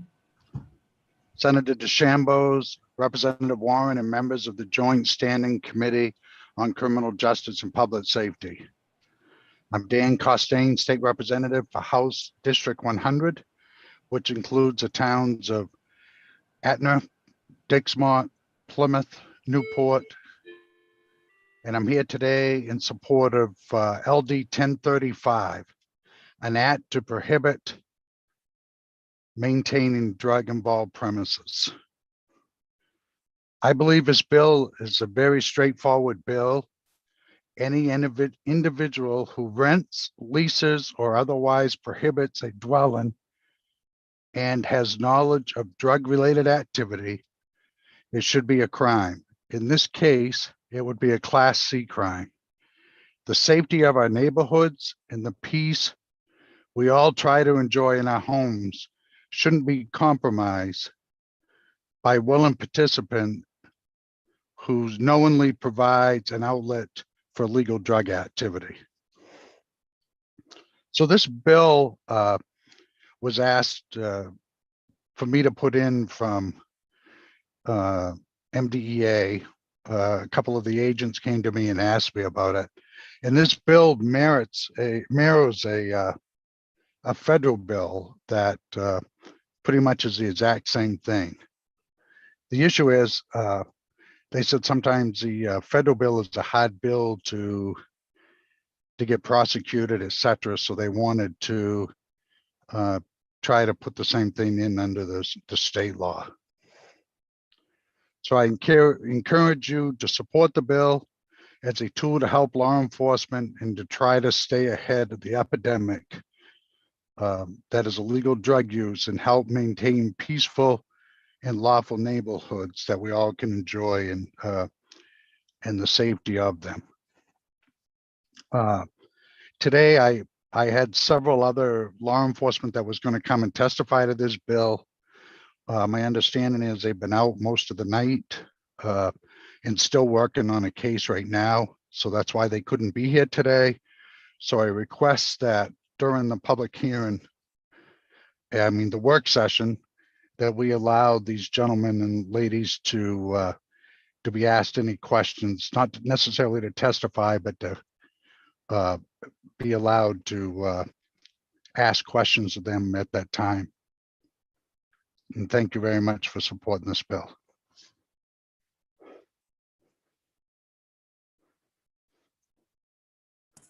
Any questions of Representative Costain?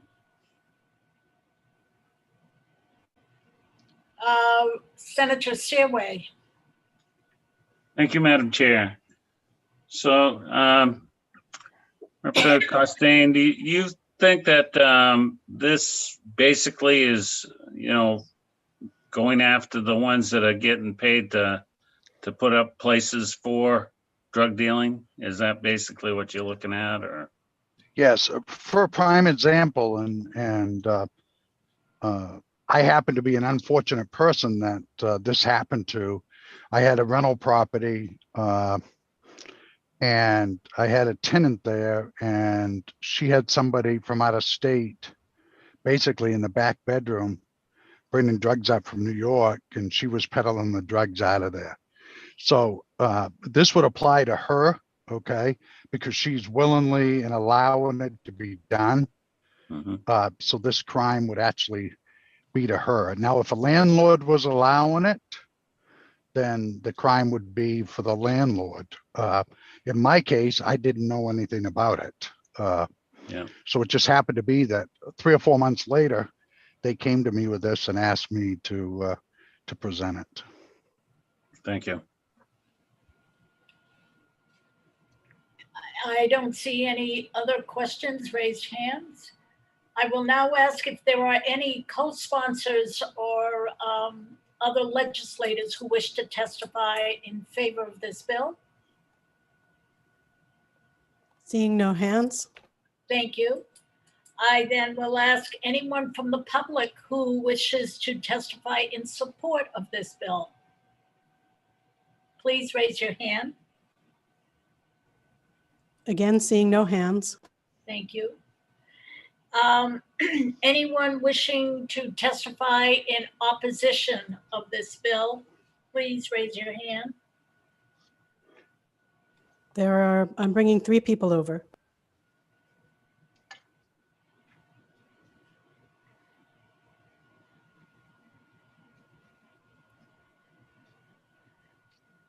We'll begin with you, Attorney Nato.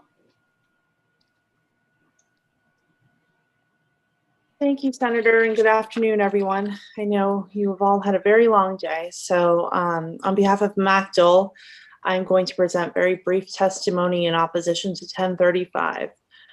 We understand Representative Costain's intent here.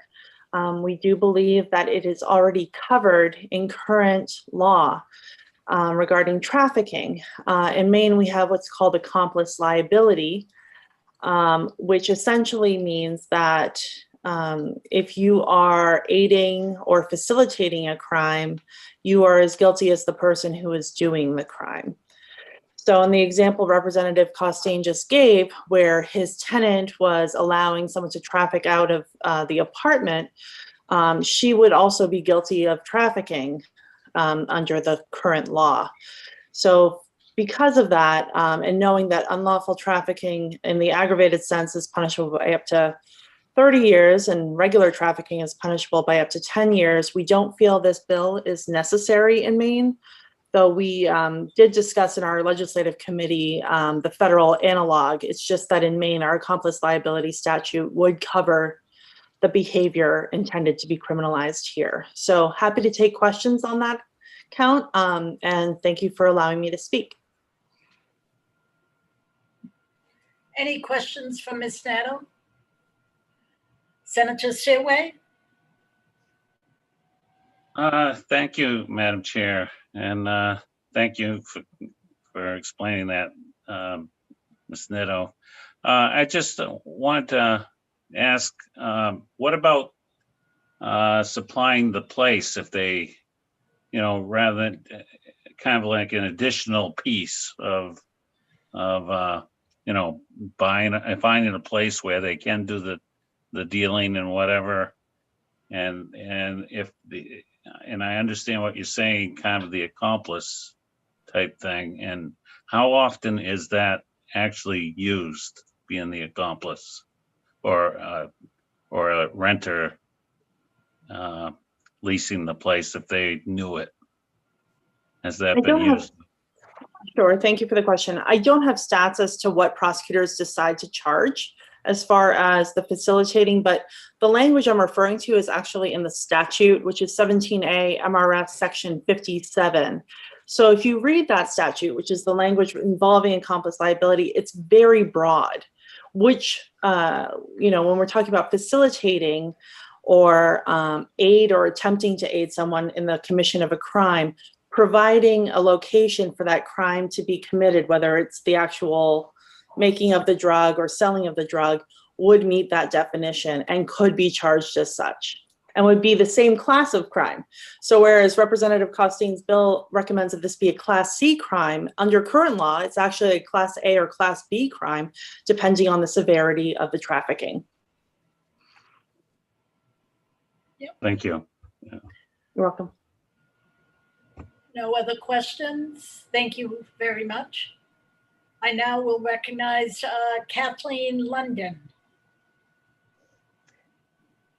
Hello, esteemed panel, to Chair Senator Deschambault and Chairwoman Representative Charlotte Warren and the rest of the committee. My name is Dr. Kathleen London. I'm a family medicine physician in Millbridge and a second-year law student at Maine Law.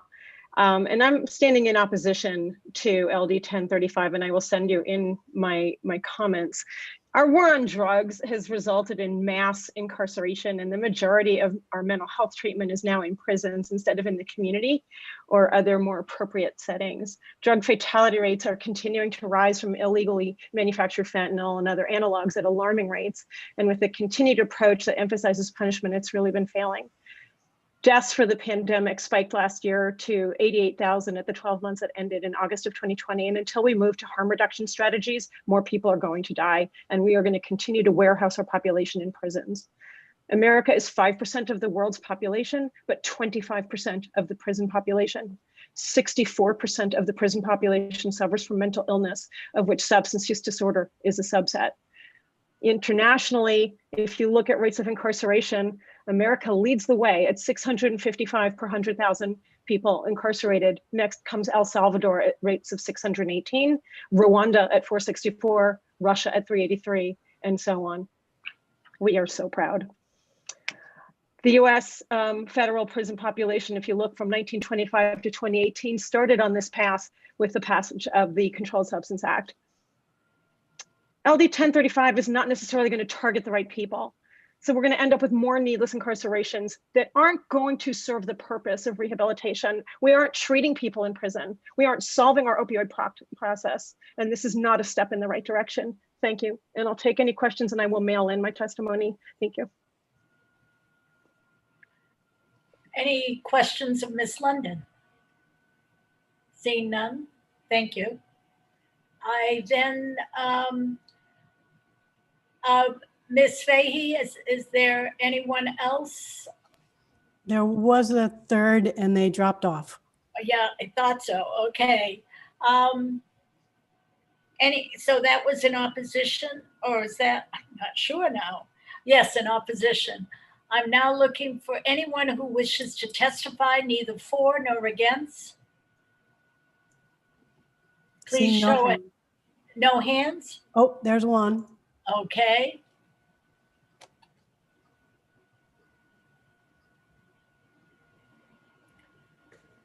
I see Chelsea Putnam. Ms. Putnam, you will testify neither for nor against?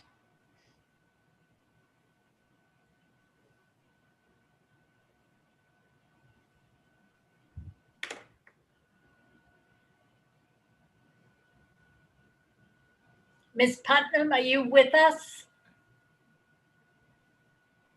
If you're talking, you're muted. There you go.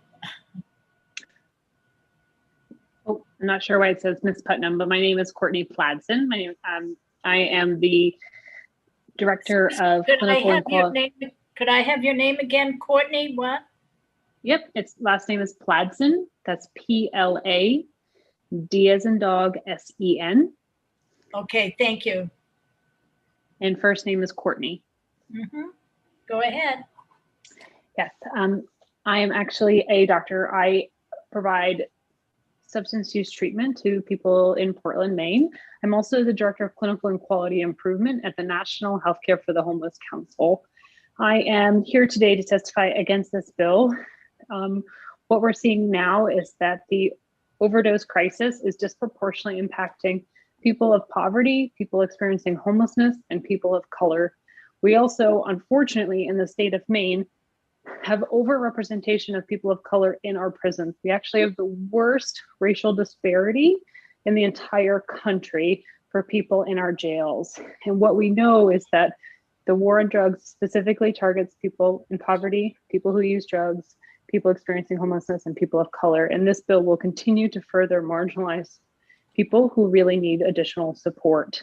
The harm reduction community, the research is very clear that increased access to syringes and needles helps engage people. It helps them enter into treatment, helps build positive relationships. But in addition to those, it really is a public health intervention in the same way that harm reduction has been utilized in cars with seatbelts, the way we use condoms to decrease sexually transmitted infections. Needles are used to help decrease rates of infections, HIV, hepatitis C, which are both cause a lifetime of harm and is exceptionally expensive in our country to treat. In addition to access to clean needles helps to decrease rates of skin infections, which causes high rates of utilization of urgent cares and emergency departments, which are all needless infections in our community. So access to needles does not equate to increased drug use. There's lots of research to support that, but there's lots of research to show that increased access to a safe supply of needles, new needles, helps actually engage people into treatment and help people move into recovery. And I also just want to say that the people in the front lines in our syringe service programs are local heroes. These people are on the front lines of the overdose crisis, and their outreach and their engagement in our community is life-saving. So we want to increase access to harm reduction. We want to increase access and engagement with these really vital services. And so I am here in support against this bill. Thank you. And I welcome any questions. Any questions of Ms. Platzett? Madam Chair, you might want to re-announce what bill we're on. We are not at 994 yet, although we did listen to your testimony. We are still on LD 1035, an act to prohibit drug-involved premises. And I think, Madam Chair, what level are you at now, folks? Neither for nor against? Yes. So if anybody's here to testify on LD 1035 and you are neither for nor against, please raise your hand now. Seeing none. So it looks like we're done with 1035. That was a good catch. I didn't pick up on that, Representative Warren. Thank you. Sure. So, yes, we are now at 9:28. Oh, Representative Wernicke. Madam Chair, could I make a motion that we do allow at the work session for this, the individuals that Representative Costain referenced to be able to speak at the work session, please? Yes, I would ask, however, if Representative Costain would give me those names. If it's MDA, I would ask that we not have 4 members of MDA, but just a reminder, what Representative Costain and I spoke earlier today. He is not asking for folks to testify. He is asking for folks to be here for the work session to answer questions. So Representative Radicki, I would certainly second your motion, but that's not what the sponsor has asked for. We did have a conversation this morning and everybody is able to be at the work session, and I will certainly be one of the people to ask his folks to be able to answer our questions. Instead of presenting.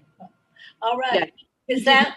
Want that to happen. And that, Representative Wernicke, or do you have another concern? I guess my question would be to Representative Costain. Is he still? I believe if they're allowed to answer questions, which they should be, I mean, I pretty much presented the bill. If anybody has any questions about the bill, they definitely could ask those questions to them. Okay, then I'll withdraw my motion.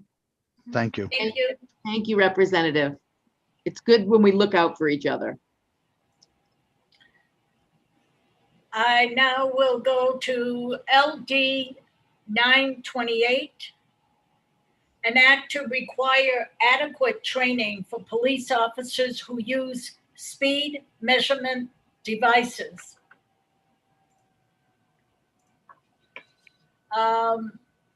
Representative Wernicke, your hand is still up. Okay.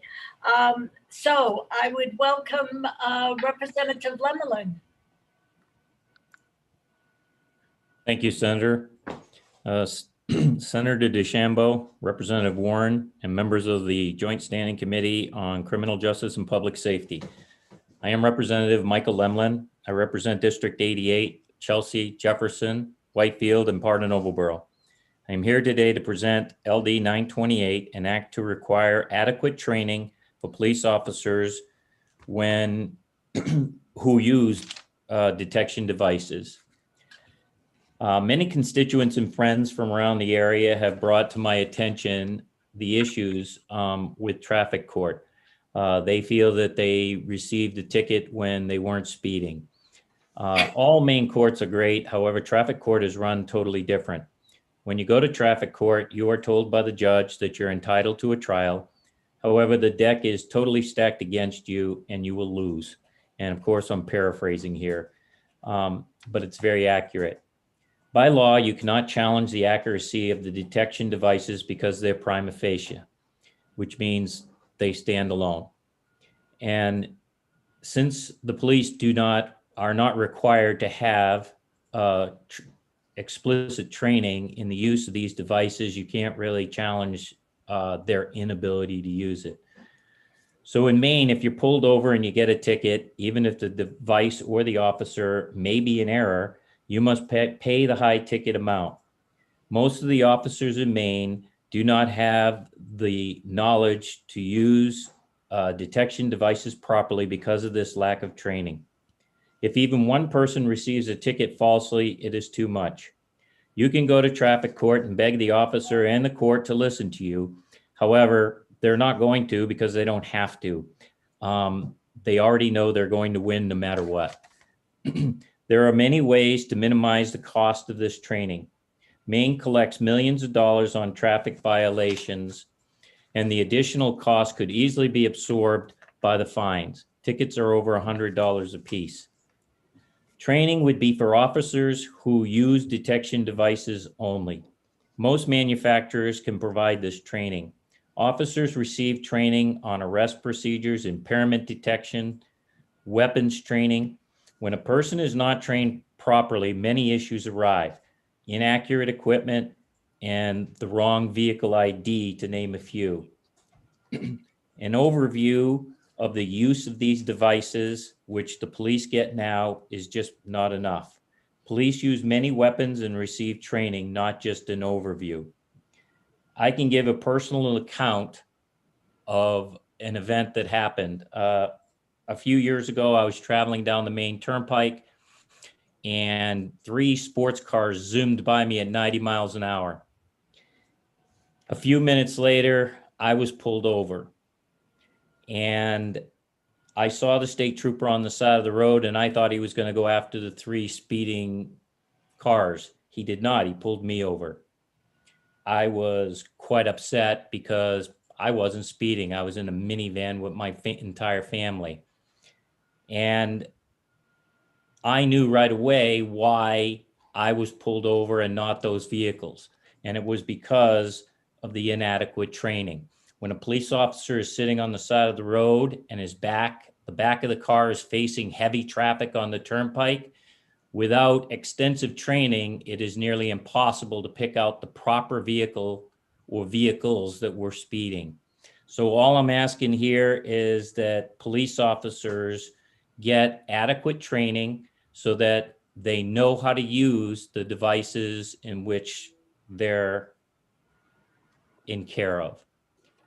Thank you.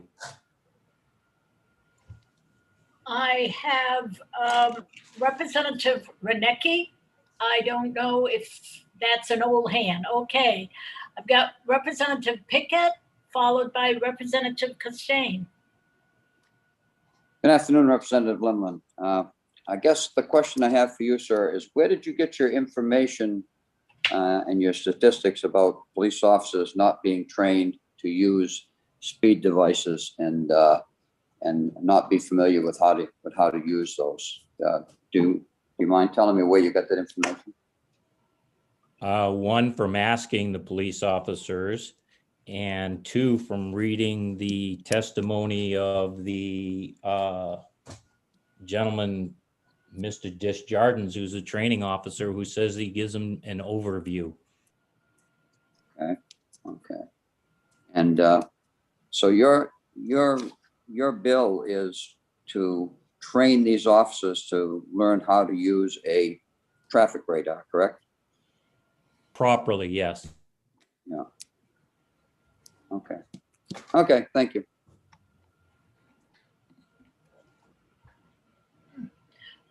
Representative Costain, followed by Senator Samway. Thank you, Madam Chair. Sir, I just wanted to ask, so you checked with the Academy on their training standards?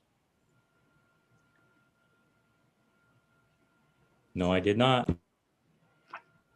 Okay, so I've been a police officer for 35 years, and I was trained adequately in the academy, and I do believe if you get the trainer records of the academy, it's being done now. We had, I believe, way back when I took it, it was like a day or two training on radar training, and then once you went back to your police department, you had to set with a certified individual that was certified and do visual estimates on top of that.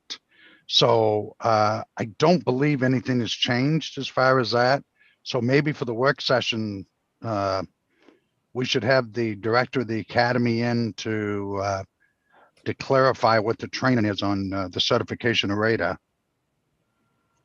Representative Costain, would you accept that Ms. Overton would get the curriculum and present that, and in the work session, Mr. Desjardins could be here if he needed follow-up questions? That would be great. Okay. Now, I don't see Ms. Overton. She's probably listening, so we'll take a note on that to look at the academy curriculum on that and the training. Are you all done, Representative Costain? Yes, Okay. ma'am. Thank you. Senator Seaway. Thank you, Madam Chair. Representative Lemelin, right? I had spoke to Dave Tyrol, who was at the Academy this morning, and he said that they do 2 days of training just for radar. And so how do you, what do you expect for the training? And also they have updates too. They update and make sure they get retrained if they feel that they've been a while. So what would you suggest to be over that? Or what do you think that this bill will do over that? Nothing over that, if that's accurate. From when I talk to police officers about the use of the radar, they tell me that they're getting training that says basically they are told how to use a tuning fork to test the device at the beginning.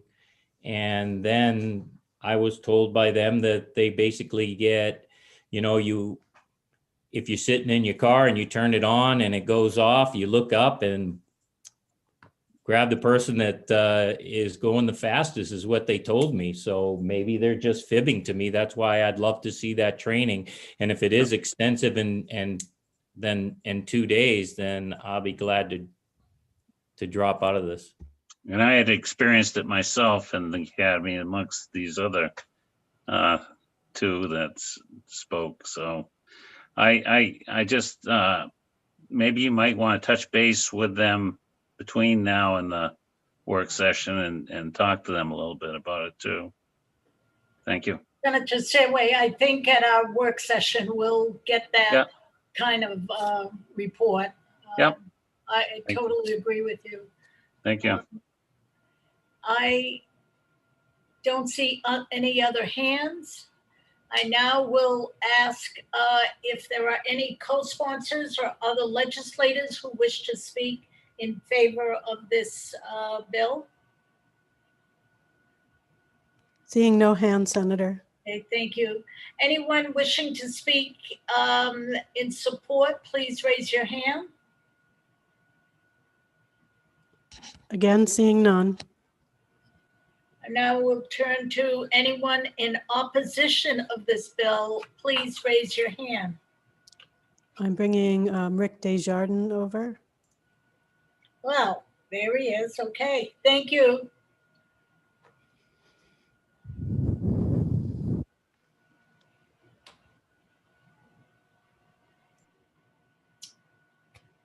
Good afternoon, Mr. Desjardins. We're about to see you just about every meeting now. Go right ahead. It's great to see everyone. Thank you, Senator DeChambeau and Representative Warren and Representative Lemlin. Thank you for bringing this topic up.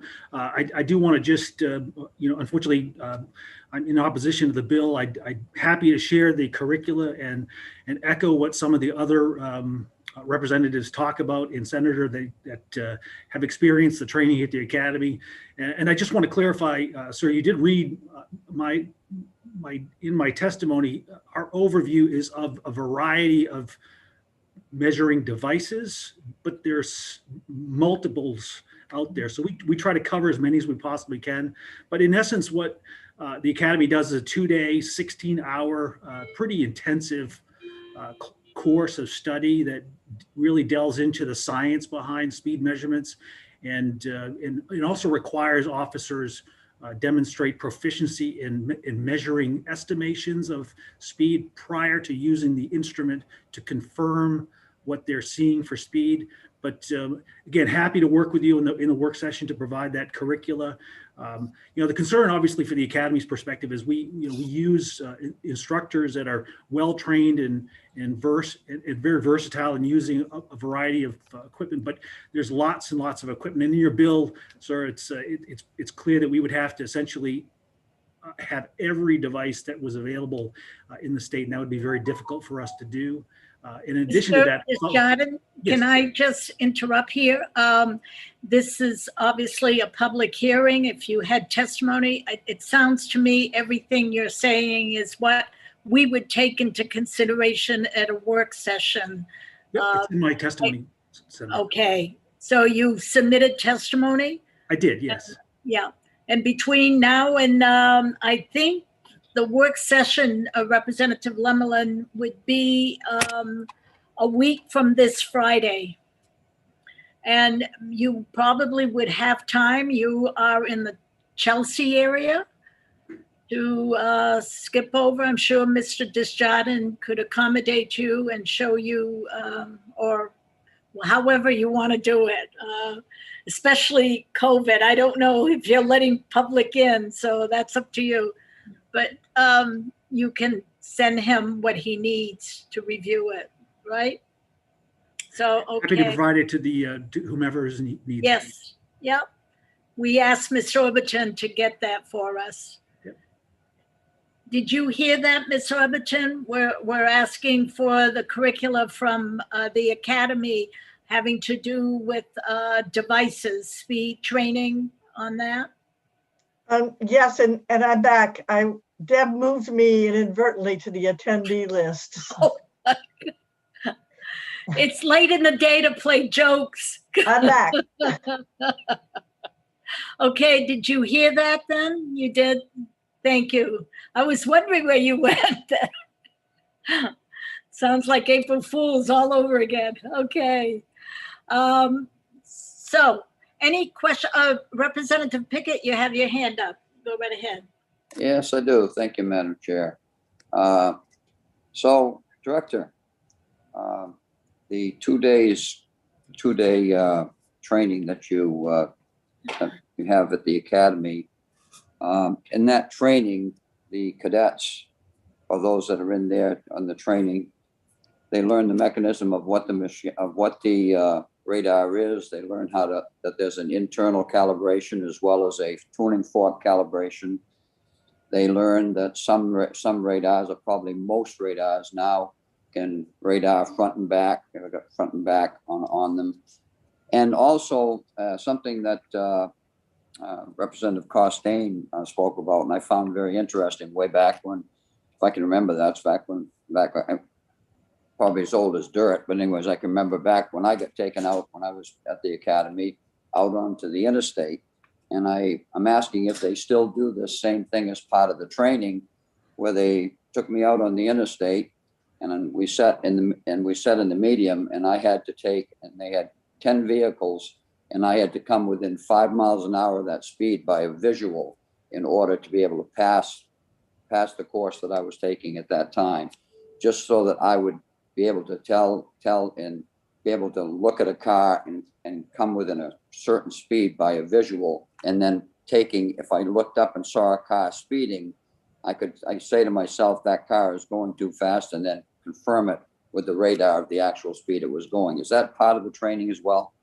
That is correct. We're, obviously we're here in Vassarboro, so we typically will use 201 or we'll sometimes scoot out to the highway. But for the most part, yeah, they're required to meet a certain standard with estimations, and again, those are done in various speed zones so that they're not, limited to just a rural road. They'll take them out to different locations to make sure they're able to do those speed estimates. Thank you, sir. Thank you.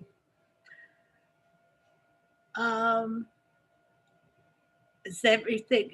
Any other questions for Director Desjardins? Seeing none. We are at those who wish to speak in opposition of this bill. If there's anyone who wishes to raise their hand. Seeing none. Okay. Anyone wishing to present testimony neither for nor against this bill? Again, seeing none. All right, thank you. So as I said, the work session's a week from Friday, and on LD, I just forgot it. Whatever this, LD 928. I will close the public hearing. Thank you. Thank you, Representative. Thank you. Representative Pickett. Yes, Madam Chair. I was wondering, because of the hour of the day and because we know that I believe it's going to be 994 is probably going to be a lengthy public hearing. I'm wondering if we could possibly go to 1128 and the other two, which are on the same thing, which should be quite fairly short, and do those first before we get in, so that those people wouldn't have to be waiting and waiting and waiting. Just wondering if that would be possible. You know what? I missed that whole second line. So, I have to disagree, Representative, and I'm sorry, but they've all been waiting. Yes. The folks for LD 994, they've been here since 2 o'clock. So yeah, and I understand that, but my thing is we know this next one is going to be probably longer than the one we did before, and so where these other ones should be fairly short, I would think that we could take care of them and then have that long one for the end. But neither here nor there. I'm just trying to think of everybody involved. Thank you. yeah, I appreciate that. I have been, as I am in contact with the sponsors. A couple of the sponsors that had later bills needed them to be later because they have other things going on. So I'd like to keep the schedule as it is. As you know, we receive texts before the days and of the day, during the days of people that were trying to, keep the schedule going. So I'd like to keep it as it is. I will follow the schedule. The next one is 994. An act to promote public health by eliminating criminal penalties for possession of hypodermic apparatuses. And that's Representative McDonald.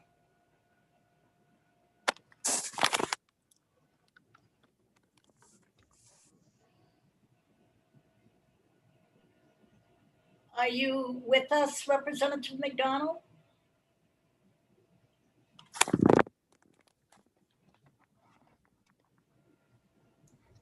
I see a Genevieve McDonald. Is that? Yes. Yep.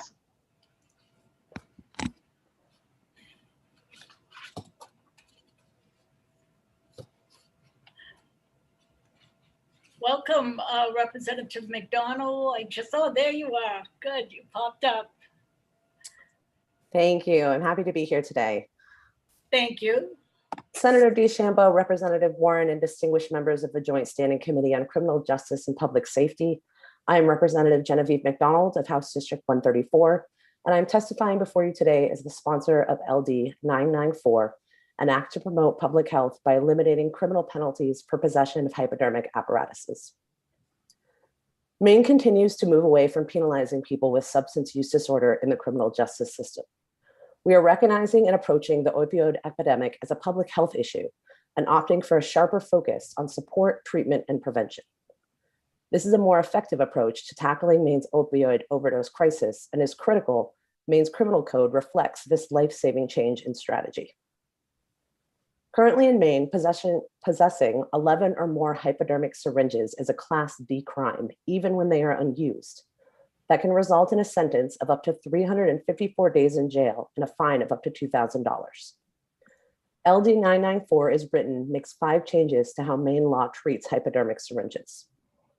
The crime of illegal possession of hypodermic syringes would be eliminated. If someone possesses a hypodermic syringe with residue of drugs, that would no longer be considered criminal possession of those drugs. Providing hypodermic syringes to others who may not be able to obtain them on their own would no longer be considered an act of illegal trafficking. It declassifies items used for ingesting drugs, as well as testing strips and other items used to determine the contents of a drug from the definition of drug paraphernalia. It takes similar action to item 4 under the Maine Pharmacy Act.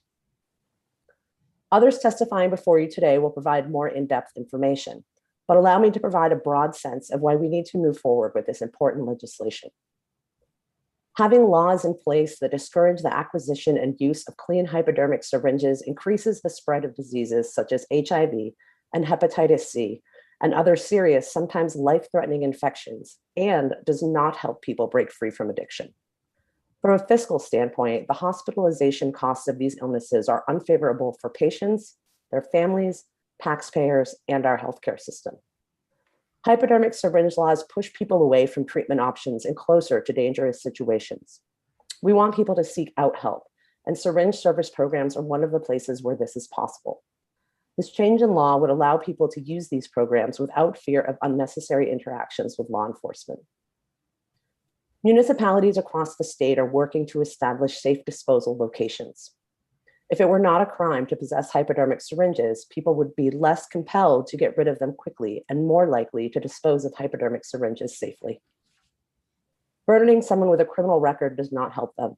It does not discourage injection or other types of drug use. It does not stop people from using drugs. It potentially jeopardizes their employment, their family's stability, and other areas of their lives. In addition to serving in the legislature, I'm a commercial fisherman. Opiate addiction has had a significant impact on my industry. Bills such as this are one of the tools we need to save the lives of our friends, neighbors, and loved ones before it's too late. Thank you for the opportunity to testify before you today, and I'd be happy to take questions from the committee. Thank you, Representative McDonald. Any questions for Representative McDonald? Seeing none. Thank you. Thank you. We're now taking testimony from any co-sponsors or legislators here to testify on this bill. If you're here to testify, please raise your hand.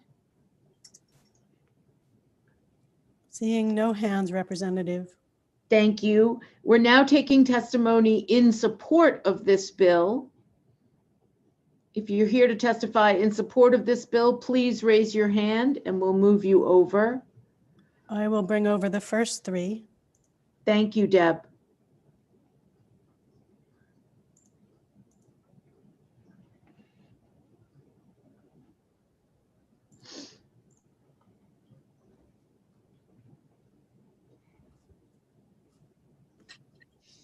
Am I on?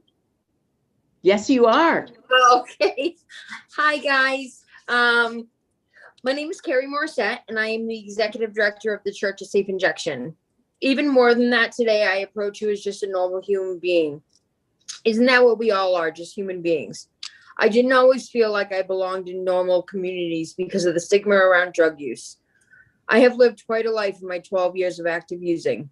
I have had endocarditis 3 times from using unsterile supplies and from reusing and using the same supplies over and over again because I was terrified of being caught with them. Because of these choices, I am also living with HIV. Because there was a time that sharing syringes was part of my daily routine. I know that the debate will be never ending whether addiction is a choice or a disease. But as someone who is currently in recovery from a 12-year addiction, I'm here to tell you that it doesn't matter. I am still human and I still live in this community. Although I am acknowledged now because I am in recovery, I still have to carry my past using days with me wherever I go. I still have to wake up and take a pill with me every day, and I still have to have checkups all the time because I'm not sure when my heart is going to give out. Sorry. I speak to you today as someone who has survived addiction on the streets and life-threatening situations.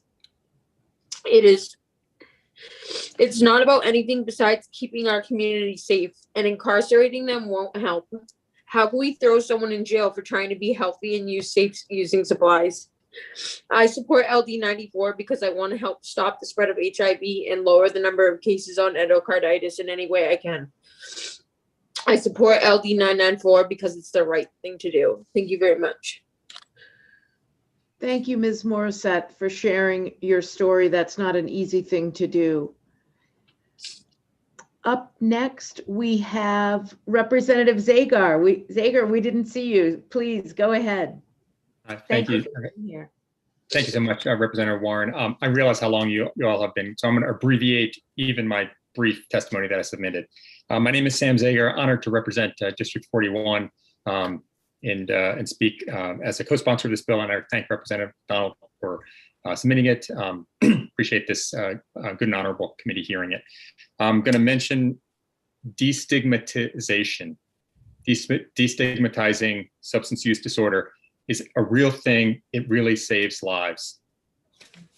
Harm reduction is a real thing. I've, as a doctor, been there on the other side and seen people who have survived near-death experiences from opioids go on to have very fruitful lives, working lives, family lives, very enriched. It's a beautiful thing.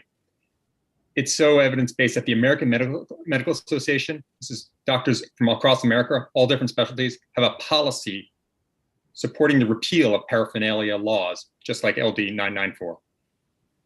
SSPs are syringe exchange programs, service programs. This would help optimize their effectiveness. Even though this isn't particularly about SSPs, it optimizes their effectiveness. And of course, they're effective in that they're the humane thing to do. Number one, they save lives. They're also much less expensive than treating HIV, hepatitis C. We just heard Ms. Morissette give her personal testimony. So even if people did not care about the lives that we are saving, which is, I think, crucial, saving $485,000 for HIV or $47,000 for hepatitis C treatment should matter to anybody who has public responsibility. So with that, I will close and thank you very much for your time. Thank you, Representative Zagar. Any questions for the representative? Seeing none, thank you again for your testimony.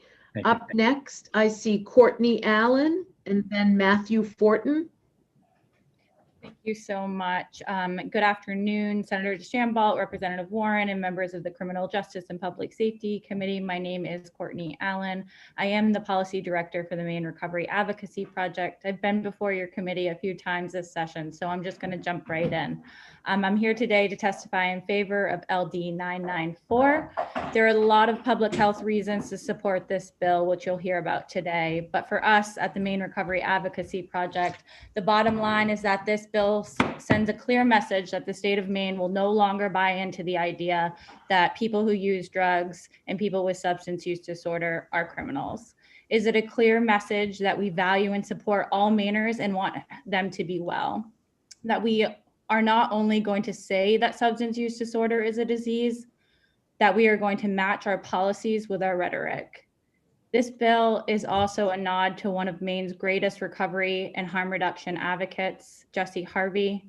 Many of you may remember him, and folks who don't, you missed a champion.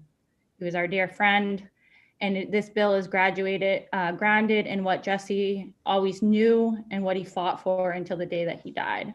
That harm reduction is a valid and important pathway to wellness, as much as any other form of recovery from substance use disorder. We support this bill simply because it is the right thing to do. We cannot keep sending mixed messages about substance use disorder. It cannot continue to be illegal to possess the harm reduction supplies a person needs to prevent infections and spread hepatitis C. If we want to turn the tide on the addiction crisis in Maine, we cannot solely focus on recovery coaches, medication-assisted treatment, recovery houses, and all the things that fit nicely into our public narratives. We must always also turn our eyes to systemic reform and the honoring of harm reduction as a valid pathway to wellness. The decriminalization of needles and other supplies is the first step in our journey. I'm happy to answer any questions. Thank you very much. Thank you, Ms. Allen. Any questions? Yes, Senator Searway.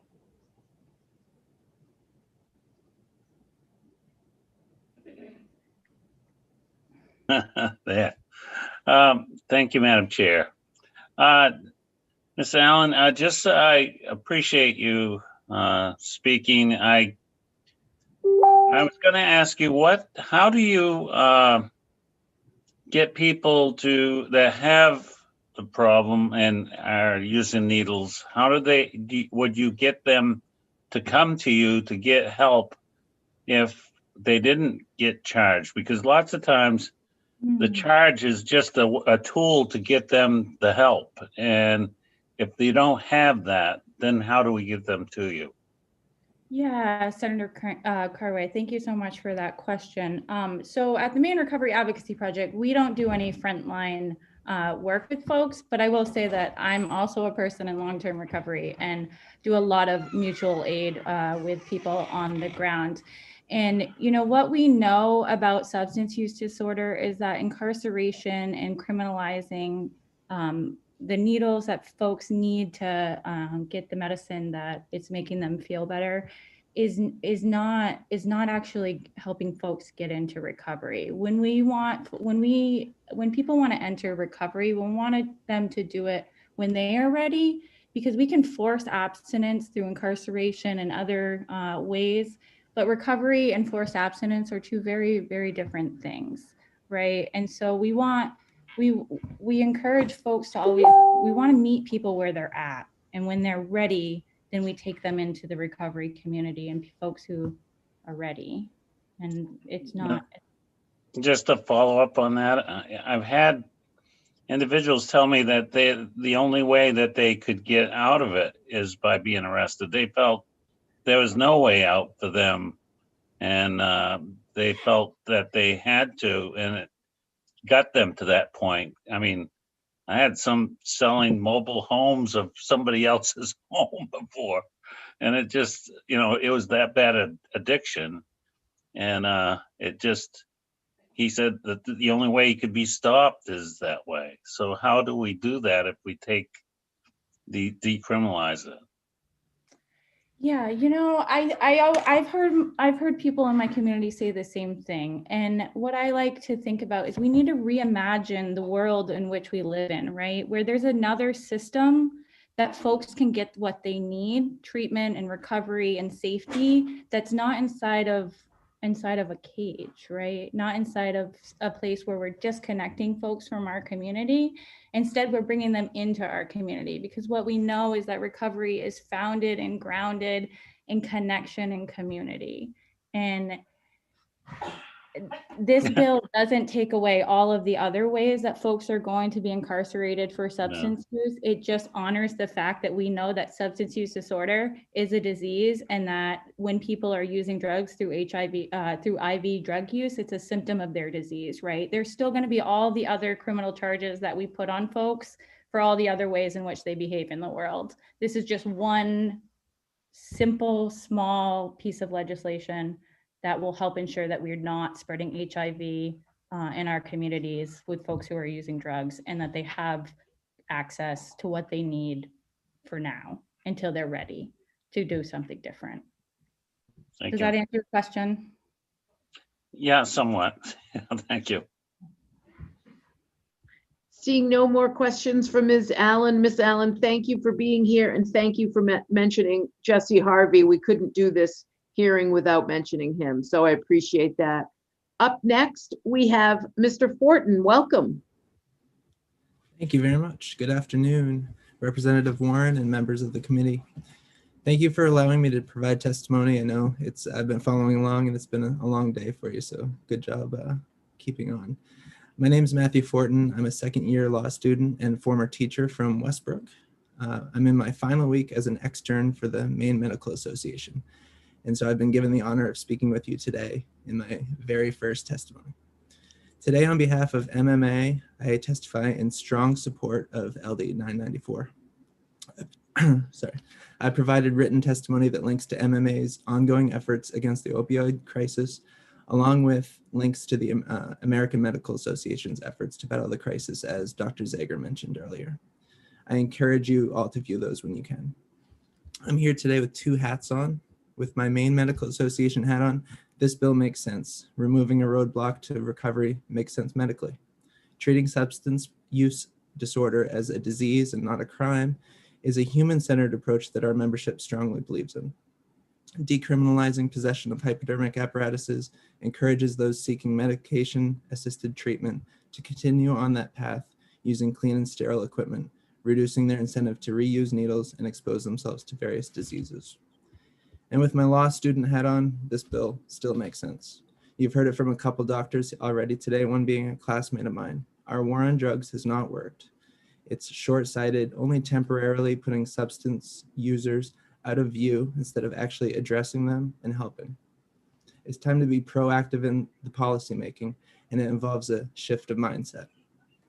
Instead of laws that cause folks to fear law enforcement interaction, we should be striving to create an environment that gives people greater incentive to seek treatment.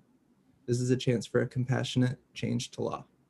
Thank you for allowing me to speak with you. MMA urges you to vote ought to pass.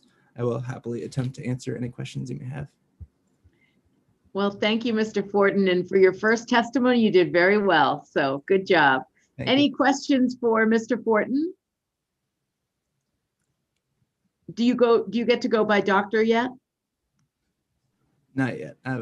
Not quite there yet. Okay, Senator Searway, do you have a clarifying question, Senator Yes, Searway? yes. Thank you, Madam Chair. So what happens if a family member has a problem with their spouse or parent and they're using needles and they want something done? What alternative would they have with this law decriminalized? And if the person doesn't want to get help? I'm not sure that I would be the person to quite answer that well enough, but my supervisor, Dan Morin, can be at the work session and he might be able to help with it from a physician standpoint. Sorry. Any other questions for Mr. Fortin? Seeing none, thank you, Mr. Fortin. Up next, Senator DeChambeau. You're muted, Senator. Thank you, and thank you, Representative Warren. I just want a clarification, Mr. Fortin, because maybe it's my hearing, but you said you were speaking on behalf of Maine Medical Association, the physicians. Maine Medical. Yep. As soon as you said MMA, Maine Municipal Association, and I was ready to say, I doubt it. But anyway. I thought that at first too, Senator. I know, that's, you'll know not to use that MMA again. Okay, thank you, Maine Medical, thank you. Up next, did we have Anna Brewer up next? Apologies, I just got a new work computer today and it was dying and I'm like, how do I plug it in? We made it, we're gonna get there. I also spent this hearing trying to set up my new computer. I know, it's been a long day for you guys on the committee, so thanks for listening to our testimony. So good afternoon, Senator DeChambeau, Representative Warren, and distinguished members of the Committee on Criminal Justice and Public Safety. My name is Anna Brewer, and I am a team leader at Preble Street. I'm here today to testify on behalf of Preble Street in support of LD 994, which would decriminalize the possession of certain hypodermic apparatuses. As many of you probably know, Preble Street is an anti-poverty human services organization that operates programs throughout the state of Maine, assisting people who are experiencing homelessness, hunger, and poverty. At Preble Street, our mission of providing low barrier services means that we believe in and practice harm reduction. While we believe in and practice compassion and acceptance as a part of our harm reduction strategy, people who use intravenous drugs experience significant stigma in community and healthcare settings, which creates barriers to engaging in healthcare, seeking services, and accessing emergency services during a medical event, such as an overdose. This stigma is enabled by policies that criminalize substance use disorder, including the policies that this bill seeks to change. Every day, state policies on substance use, which are counter to the principles of harm reduction, harm the people we work with and detract from public health. As many of you may know, in 2020, Maine experienced the most overdose deaths on record, and according to the data for 2021, we are set to outpace our 2020 record. At Preble Street, this is incredibly personal, as we lose too many clients. One is too many, but we lose too many clients every year to preventable overdoses. While the significant rise in overdoses has been linked to the challenges of the pandemic, the effect of things that are addressed in this bill cannot be overlooked. For example, fentanyl used to be mainly mixed with heroin and opioids. However, now we're seeing it being mixed with many substances, not just opioids. A part of fentanyl's danger is that it increases the likelihood of an overdose. For this reason, testing supplies, which allow people to use and test their substances to see if they have been mixed with fentanyl, are incredibly important and a matter of life and death. If we want to reverse the trend of rising overdose deaths in our state, we must decriminalize testing supplies as outlined in this bill. I know some people before me have also addressed the statute that would allow people to possess more than 10 needles, and have highlighted the fact that when people are unable to possess more than 10 needles, it can lead to reuse of needles. So when clients reuse needles due to the illegality of possessing more than 10 needles at a time, their health, our public health, and our healthcare system all suffer. Most infections caused by reusing hypodermic supplies require long inpatient hospital stays, and this disrupts the work that the people we work with are doing to engage and connect with the services that they need to find treatment and housing. When we stop criminalizing the possession of more than 10 needles, we will end needless incarceration for people who are struggling and need additional community resources, not fewer. Anna, you're at the end of your time, so if you could wrap up, please. Yeah. As Preble Street caseworkers see every day, the combined stigma and criminalization of substance use disorder make the difference between housing and homelessness, recovery and continued use, and life and death. We believe in harm reduction because we know that everyone deserves an equal chance at a fulfilling life, regardless of whether they use substances intravenously. Preble Street asks that you please support this legislation, because by doing so, you'll be supporting our neighbors who are most in need. Thank you. Thank you for your testimony. Any questions? Seeing none, thank you. Up next, I have Mickey Rice. Hello. Hi. Thank you for listening to our testimony today. I know you have all been sitting here for a while. Okay, so Senator DeChambeau, Representative Warren, and distinguished members of the Committee on Criminal Justice and Public Safety, thank you for allowing me to speak in support of LD 994. My name is Mickey Rice and I live in Freeman Township. I'm 33 and a social worker, but today I speak to you as a person in recovery. I very much appreciate this chance to talk in support of LD 994.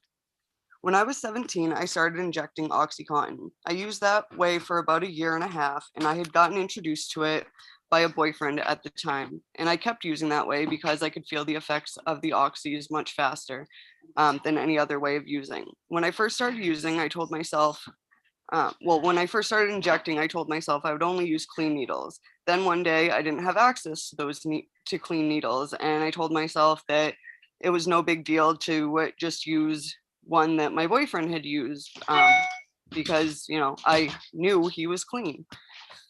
After a year and a half of dating him and us using together, we broke up. And a few months after that, I stopped using and without any law enforcement, by the way.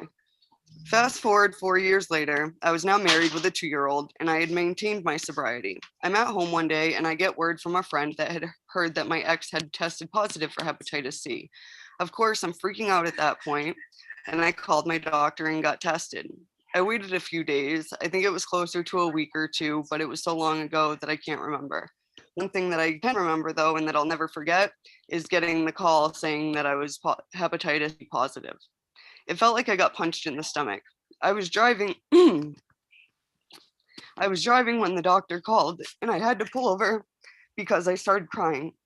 Many questions swirled through my head. What if I had given it to my child, to my 2-year-old child? What if I had given it to my husband? If my husband didn't leave me for giving it to him, he surely would for giving it to our child.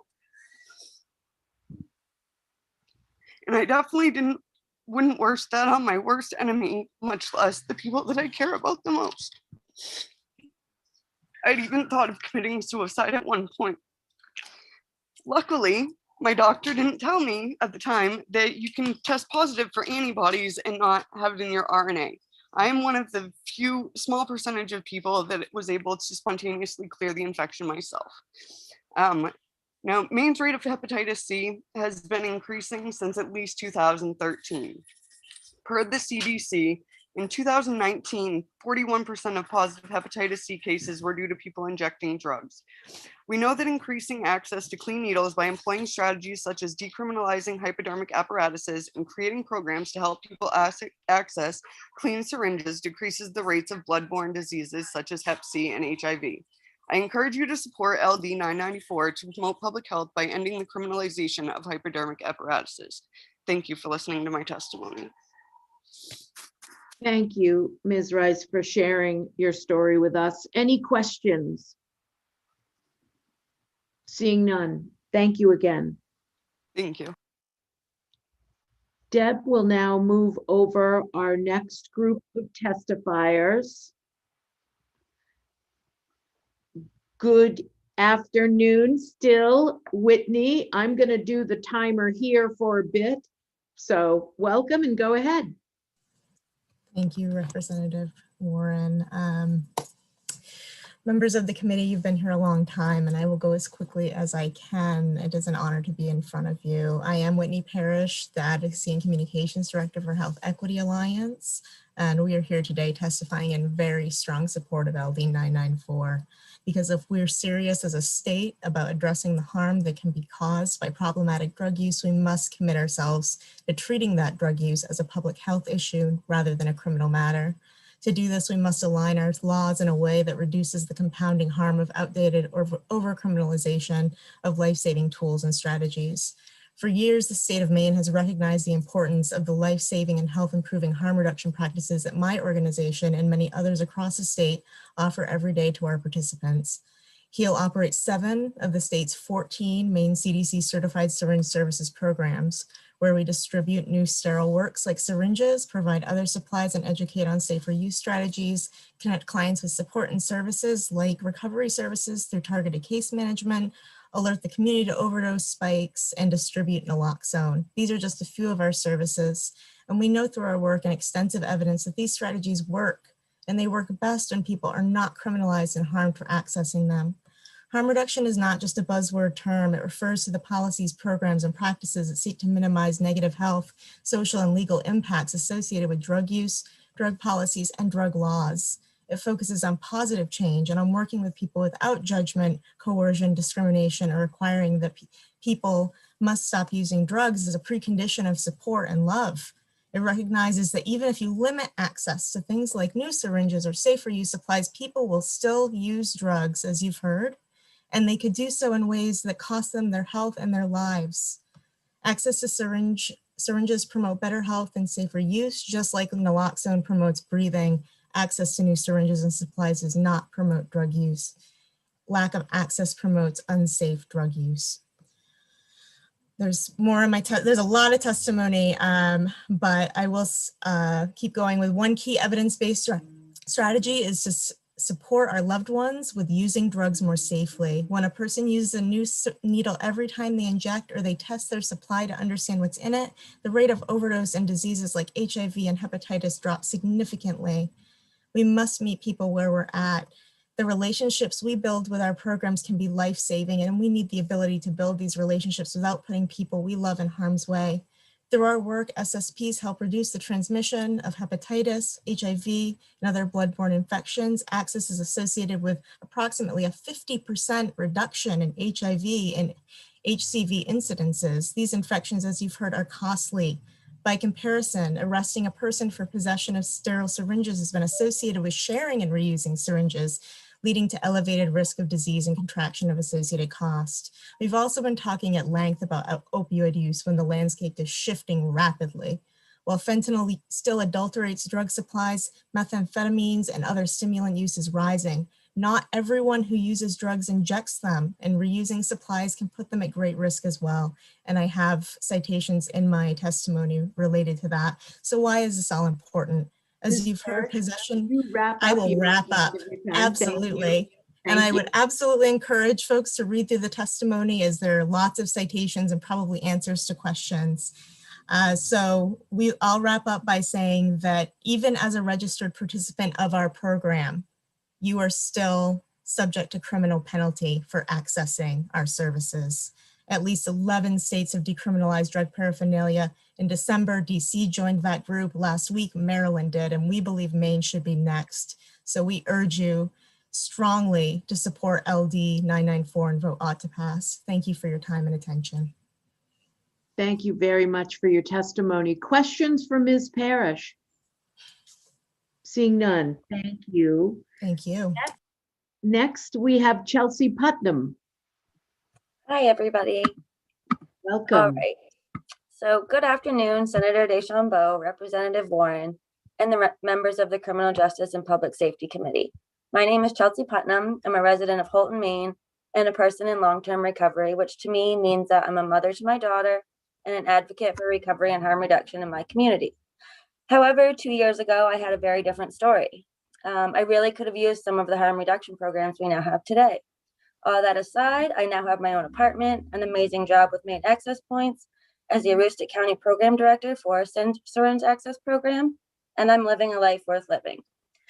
I'm here to testify in favor of LD 994, an act to promote public health by eliminating criminal penalties for possession of hypodermic apparatuses. Right now, we're living in a public health crisis, and this bill could create the change we need to move forward in harm reduction.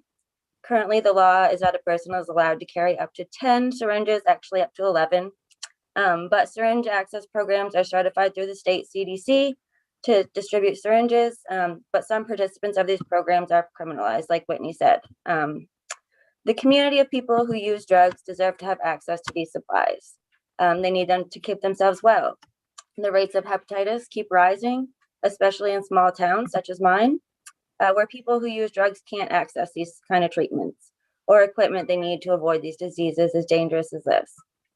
When the law limits the number of syringes people can have at one time, it forces people to reuse, which is very dangerous and creates an influx of patients in the hospital needing treatment for things such as infections like endocarditis. The risk of these diseases with all types of drug use, which is why syringe service programs offer access to safe supplies. They offer also services such as peer support, overdose education, naloxone, and referral to community partners, which can create that recovery that the senators were asking about earlier.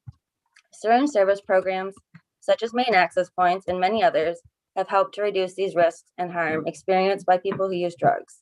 Promoting syringe service program access by decriminalizing syringes will provide people with access to naloxone and other supplies, as well as the resources they need when they need them. These resources could potentially offer a pathway to recovery for someone actively using and could keep people we love from being stigmatized and incarcerated. The criminalization of paraphernalia has kept people who use drugs away from the care they need, and now is the time to get it. People recognize the need Please recognize the needs of people who use drugs, people in recovery, and those affected by substance use disorder. Decriminalizing safe use supplies will give access to those that need it most. Thank you for giving me this time, and I can answer any questions. Thank you, Chelsea. Any questions? Seeing none, thank you for your testimony. Next, I have Anna McConnell.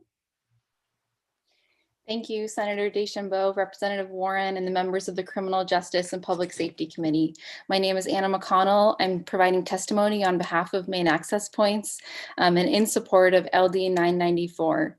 As a syringe access program here in Maine, certified by the Maine Center for Disease Control, our program provides access to safe use supplies, harm reduction education, overdose education, and naloxone distribution.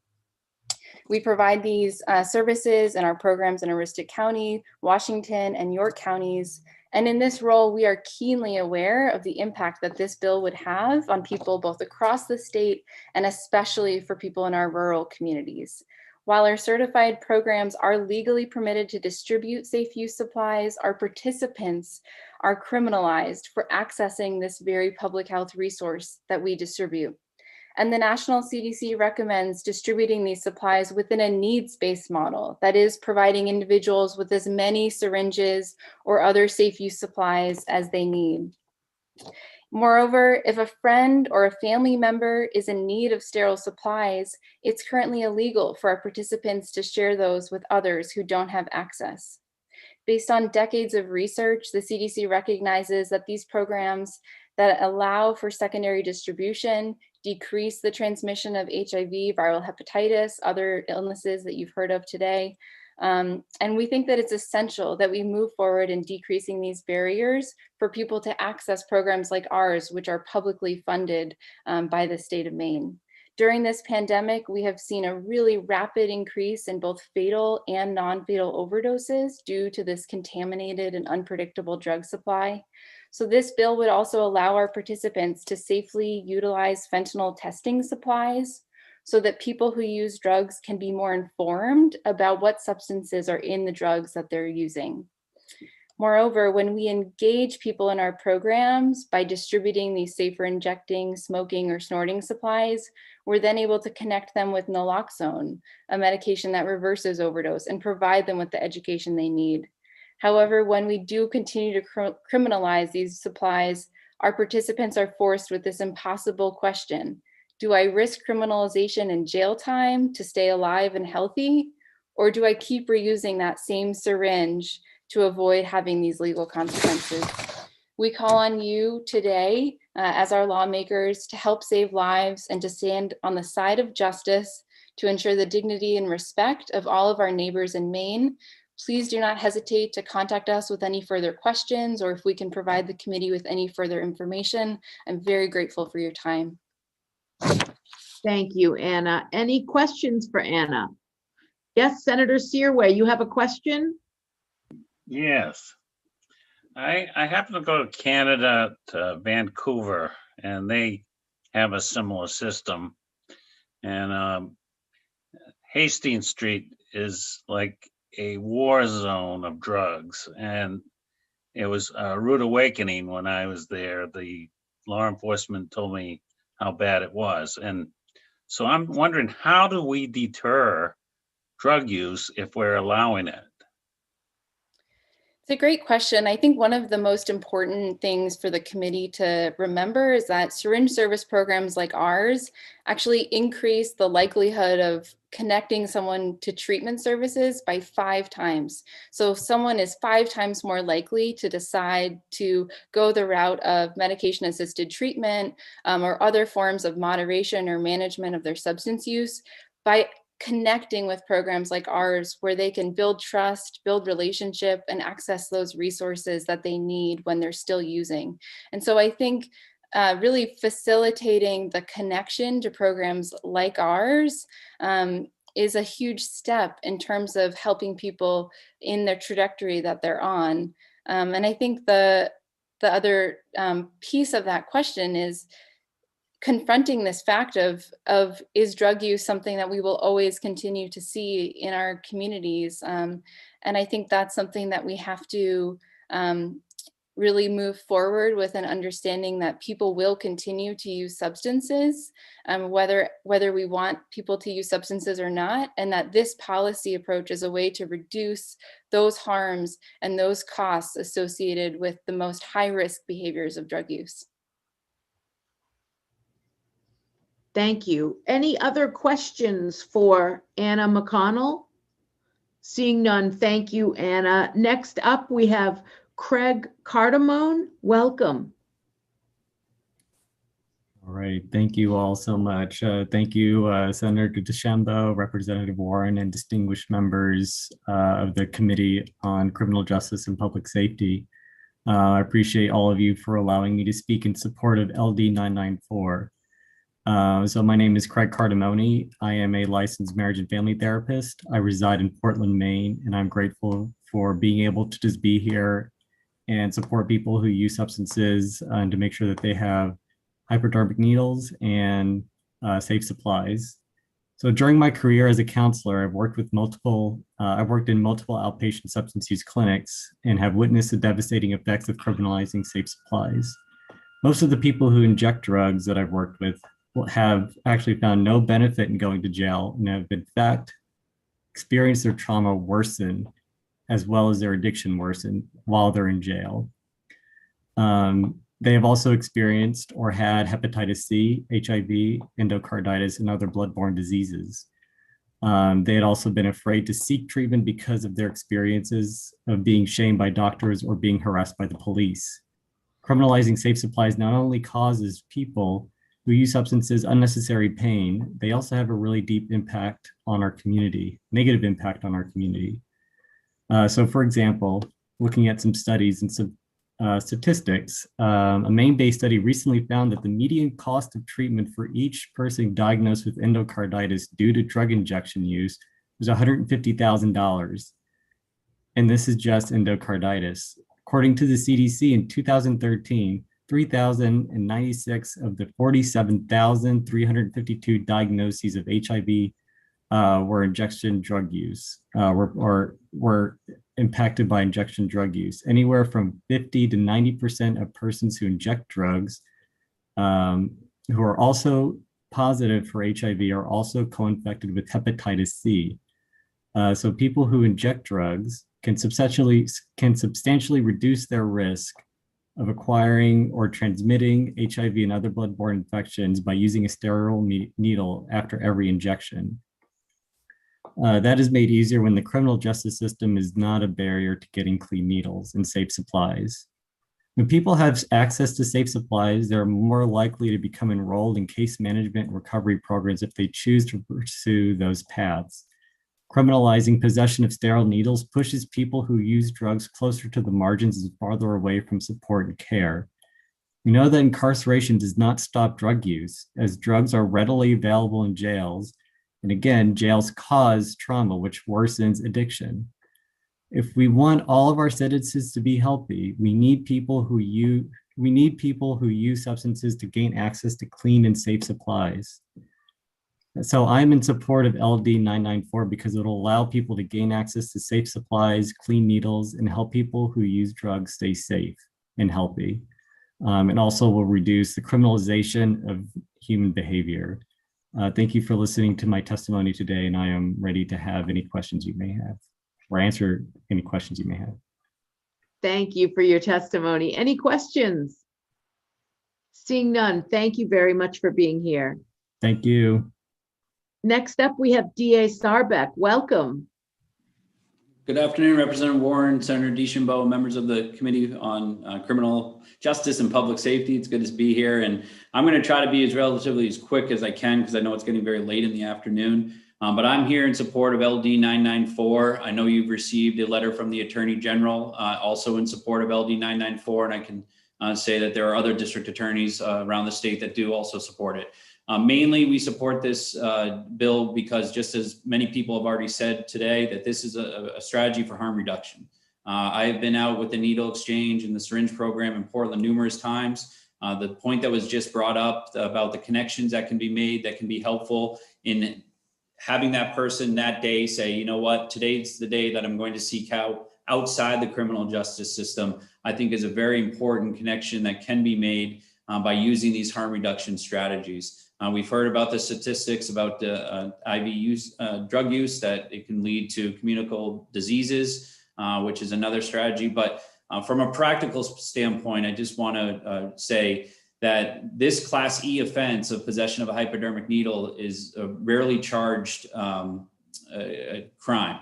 It does get charged, but usually it's in connection to other charges such as trafficking and scheduled drugs. And when that case is going to go down that road of prosecution, most likely this charge of possession of a hypodermic needle is going to be something that's going to be dismissed.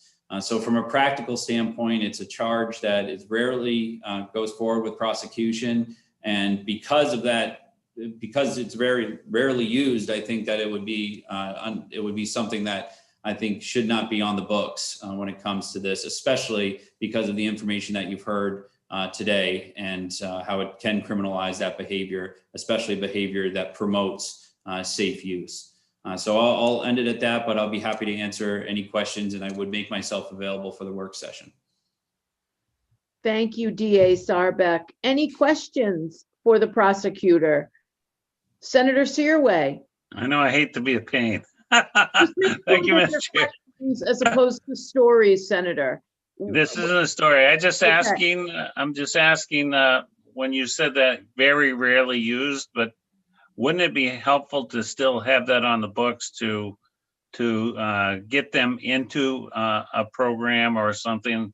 I mean, there are times when kids or families need the assistance of helping the DAs helping them get some help for their spouse or whatever. So, Senator Searway, I completely understand your point, and the reason that I brought that up during my testimony was I figured you were going to ask that question.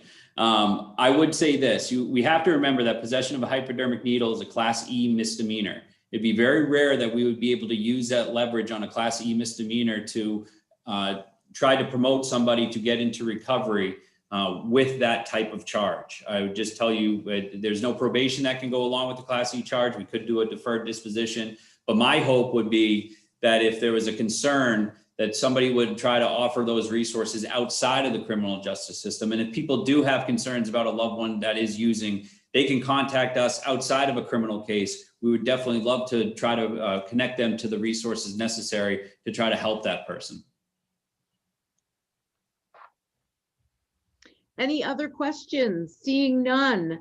Next up, we have Marshall. Thank you, DA Sarbeck. Thank you. Don't forget Drug Take Back Weekend this weekend. Right. Thank you. Thank you. Next, we have Marshall Mercer. Good evening, Mr. Mercer. Thank you for being here. Thank you. Dear Senator DeChambeau, Representative Warren, the distinguished members of the Criminal Justice and Public Safety Committee. My name is Marshall Mercer, and I am an organizer for MERAP, the Program Coordinator for Downing's Recovery Support Center in Machias and their student recovery. I'm here to testify in favor of LD 994, an act to promote public health by eliminating criminal penalties for possession of hypodermic apparatuses. As a student of recovery, I'm educated in this area about the need to decriminalize syringes and other paraphernalia when in active use because of the stigma behind the way I used to use. I can clearly remember how hard it was for me to go to Rite Aid or a pharmacy to get clean needles to feed the very veins in my arms because of the shame I already felt. I also remember being around many others that felt the same way, and because of the way we always had abundance of syringes with us, I always remember what it was like just to have one dull needle between all of us, and that was the point, no pun intended, to why we need to be voted as ought to pass. I was blessed. I only made it out with hepatitis C, but I can't help to wonder if there was no fear of criminalization, if I would have still contracted it. I also wonder if we could have saved the state $90,000, not 40, for the treatment I needed, and just to ensure that I had access to clean supplies would have been much cheaper. I could have had access to what I need to stay safe as possible until I ultimately found recovery. I know plenty who didn't make it out as lucky as me. And because of that and their stigma and the shame, they kept it to themselves, which led to several outbreaks of HIV and 2 suicides, but it's not too late for everyone.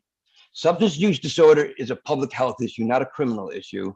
And decriminalizing syringes, paraphernalia, drug testing, equipment like fentanyl test strips does not promote drug use, but instead ensures that we keep our community as healthy, as safe as possible, and so they can find their own pathway to recovery. Also, as a prisoner who was in prison, I got more drugs in prison than I ever did on the streets, first of all. Second of all, I didn't get help until I got out of prison. It wasn't the prison that ever reformed this. And in closing, thank you for the time and have a good afternoon. And I'm available for any questions. Thank you. Thank you, Mr. Mercer. Any questions for Mr. Mercer? Seeing none, thank you for your testimony. And Thank you. next we have Professor Tate here with us. Thank you so much. I'm here to testify in support of LD 994. Good afternoon, Senator DeChambeau, Representative Warren, distinguished members of the Criminal Justice and Public Safety Committee, and most especially my Senator Searway. My name is Winifred Tate. I'm director of the Maine Drug Policy Lab at Colby College and a resident of Waterville. And I will not repeat all of the public health information that you've received from many people, but I do want to emphasize that it is not simply a measure that this policy of criminalizing syringes and paraphernalia has no ill effects. It clearly does have deep harmful effects in Maine communities and Maine families. And I want to emphasize one issue, which is the idea of trafficking needles. So I've been doing research with women who use drugs and women in recovery for the past 3 years. And in our research, we have never found a single documented case of people selling needles for profit. Needles in Maine are not trafficked in any meaningful way. They are shared, they are traded, but those are practices that people use to try to keep themselves from getting dope sick, and by harm reduction advocates who are trying to ensure that harm reduction practices limited the kind of devastating consequences from the diseases acquired by needle sharing. So I think that we need to really move away from this idea that needles are trafficked, and to call it trafficking really misrepresents what's going on. And the criminalization of this contributes nothing positive to Maine communities, but simply encourages stigma and limits the ability of people to get access to the supplies they need to limit the harm their drug use is causing them and their families. I'm happy to answer any questions that you have, and I will leave it there in the interest of time. Thank you very much. We appreciate that. Any questions? Seeing none, thank you for being here. And Kathleen London, welcome back. Thank you for being here. Thank you so much for having me. And members of the committee, thank you for having me. I'm a family medicine physician in down east rural Maine in underserved Washington County. I've been a physician for 26 years, and I am also a second-year law student at Maine Law. I stand in support of LD 994. I treat patients with substance use disorder as part of my family medicine practice. And again, our war on drugs is not working. We have mass incarceration. The majority of people in prison have mental health issues, about 64% rate, and part of that, a subset of that, is substance use disorder. Our drug fatality rates continue to rise from illegally manufactured fentanyl. And in my written testimonials, I have put charts for you, and you can see it's just outrageous the amount that it's gone up, especially since 2015. And this approach that emphasizes punishment is just a failure. Ending in August of 2020, those 12 months, the pandemic overdose rates in the US have spiked to 88,000. So until we move to harm reduction, we're just going to see more and more deaths. We are warehousing our population in prisons.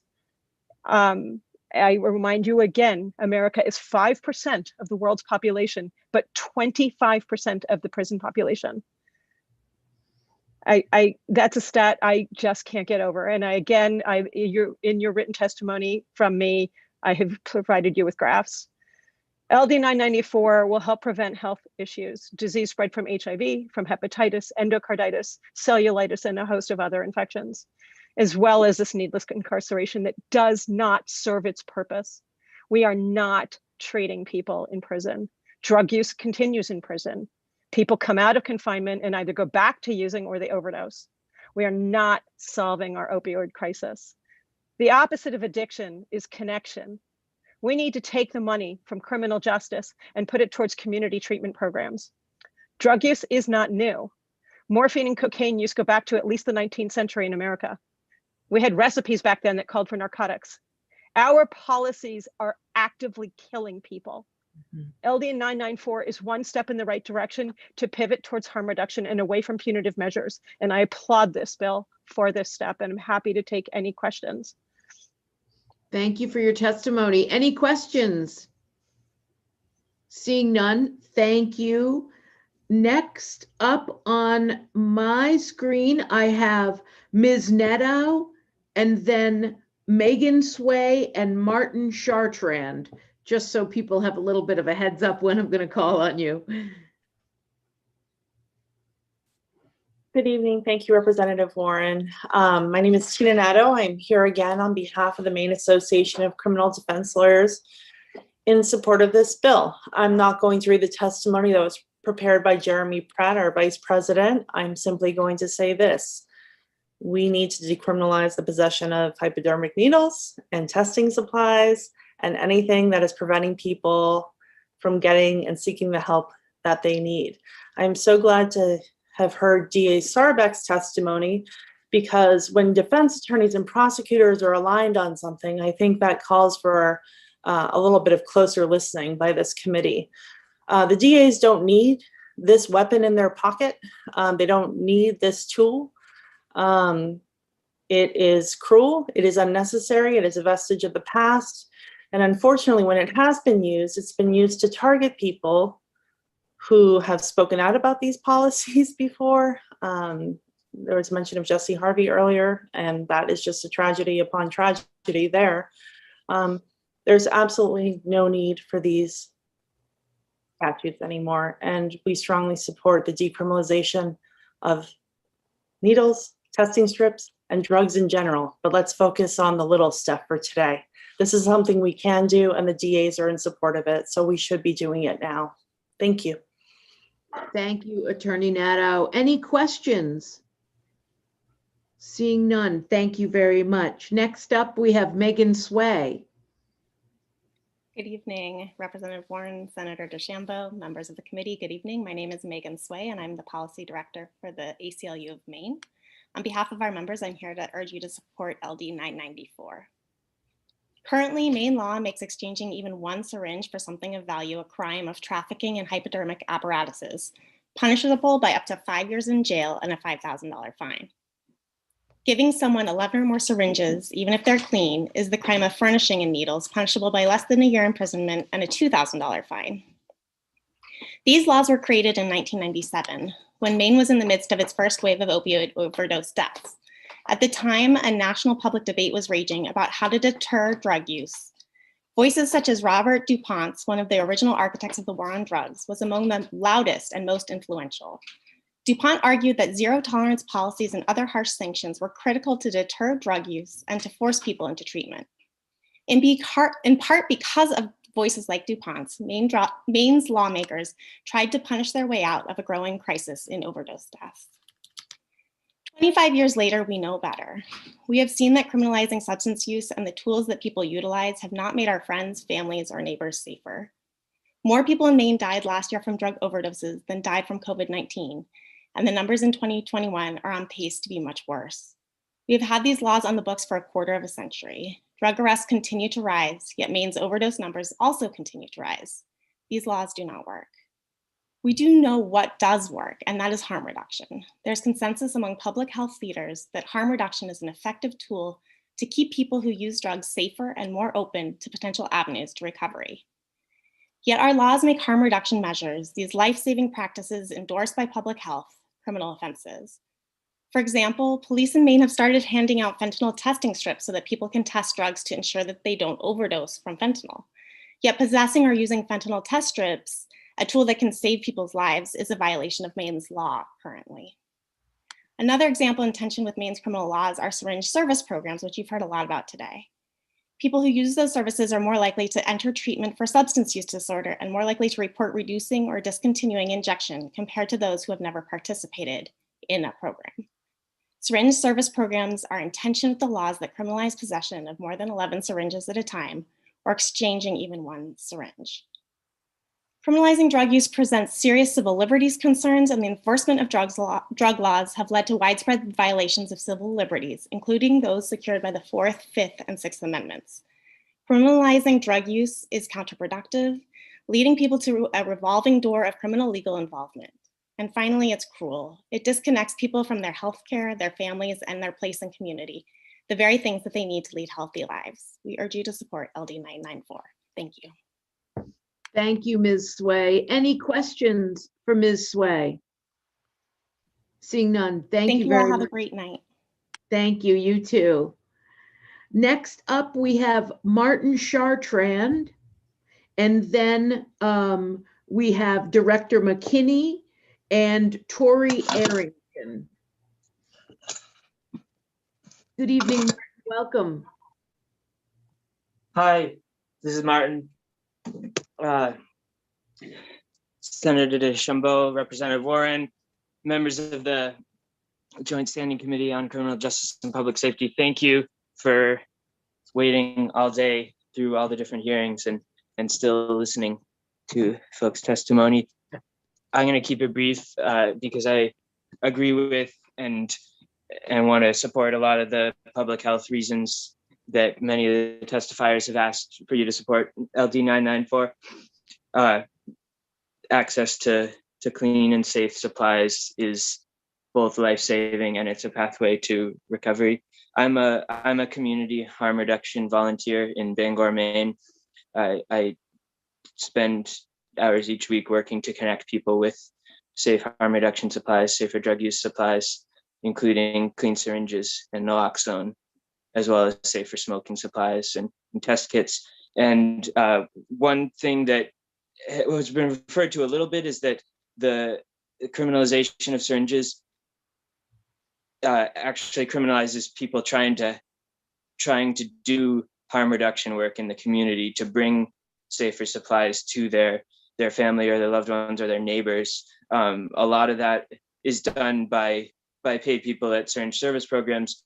And then, yeah, there's also a lot of critical work done by people, everyday people who connect, take syringes and go and are in the locations where people are using drugs and connect people to those naloxone or syringes, and that saves a lot of lives. So this would free people up to do that work, and one thing I've seen, and I've in the last year, even during the COVID-19 pandemic, I've continued to hear stories of people who are incarcerated on a charge of possession of hypodermic apparatus, which continued to shock me, given the dangers of incarcerating people and trying to keep people out of the jail system. But it is happening, and it, in my experience that I've seen, it is not lead people to recovery.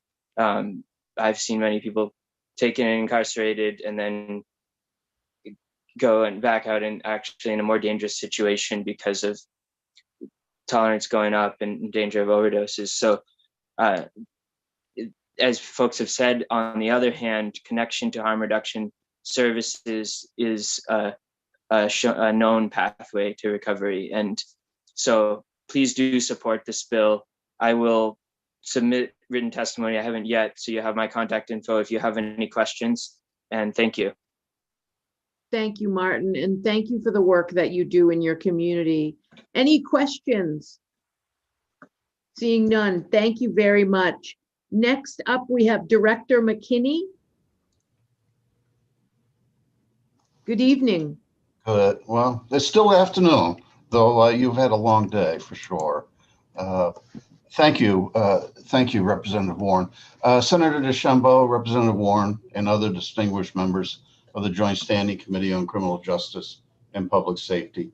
My name is Director Roy McKinney, and I'm here to testify on behalf of the Department of Public Safety and the Maine Drug Enforcement Agency in support of LD 994, an act to promote public health by eliminating criminal penalties for possession of hypodermic apparatuses. Thank you for the opportunity to offer the department's perspective here before you today. For those committee members who served during the 129th legislature, you may recall that the department supported elements of LD 1492, an act to reform drug sentencing laws. That support included modifications to the statutes regarding the possession, furnishing, and trafficking of hypodermic apparatuses. That is the core of LD 994. From the research I've done, no federal law prohibits the possession of hypodermic apparatuses. About 5 states have no drug paraphernalia laws at all, and another 10 states exclude hypodermic apparatuses from their drug paraphernalia laws.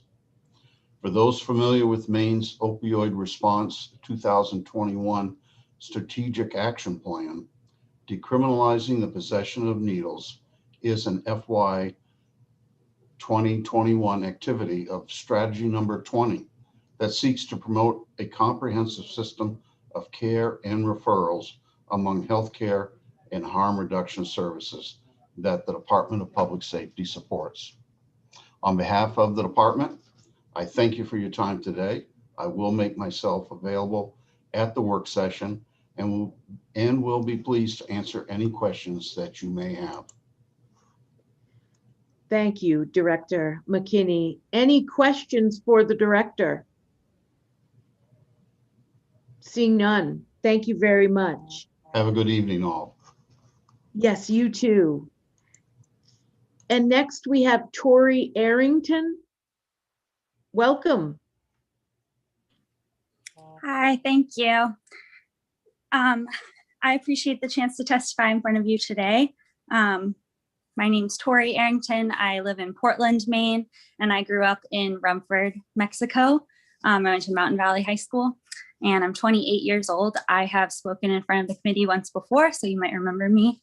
I just wanted to show up today in support of LD 994 as one more voice to show up for this.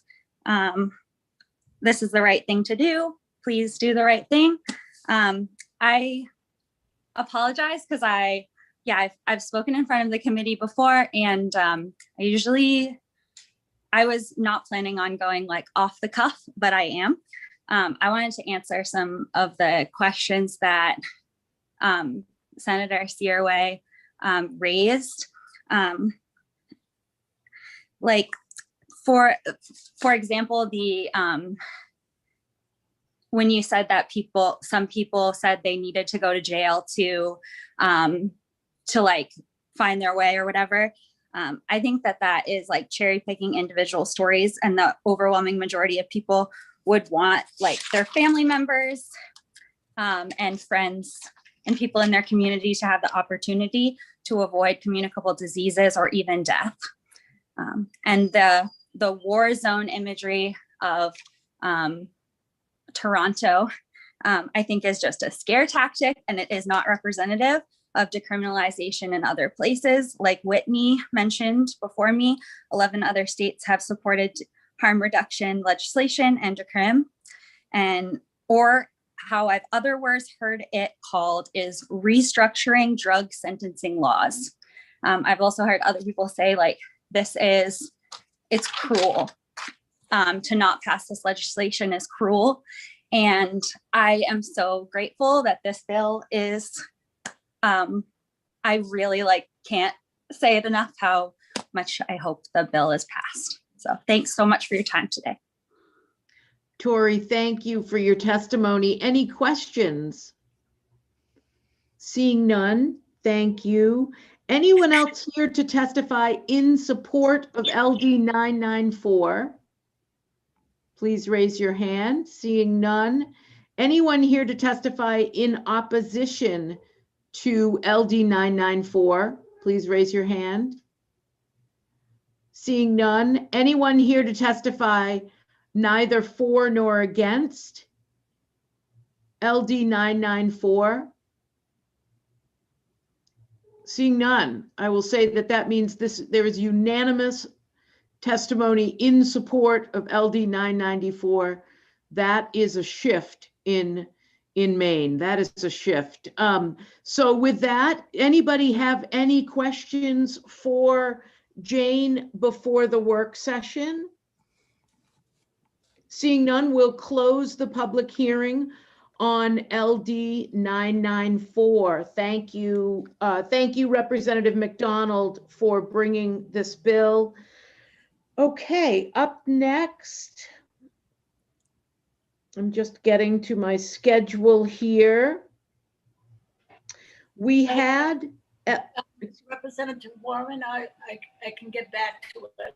Yes, I just had a quick thing that I don't think you know about yet, and then I'll let you get back to it. LD 1128 is Representative Corey's bill. He had a family commitment and he's not able to be here this late. So I told him we would run that at another time. He reached out to the sheriffs and let them know. So that leaves LD 1245 and LD 1440. Okay, thank you. LD 1245, this is an act to ensure the provision of adequate personal protective equipment to firefighters who are women. And the sponsor is, I'm not going to be able to say her name correctly. So say it once and I will remember it, Nicole. Grahowski. Go right ahead. Grahowski. Yes, perfect. I should. Thank you.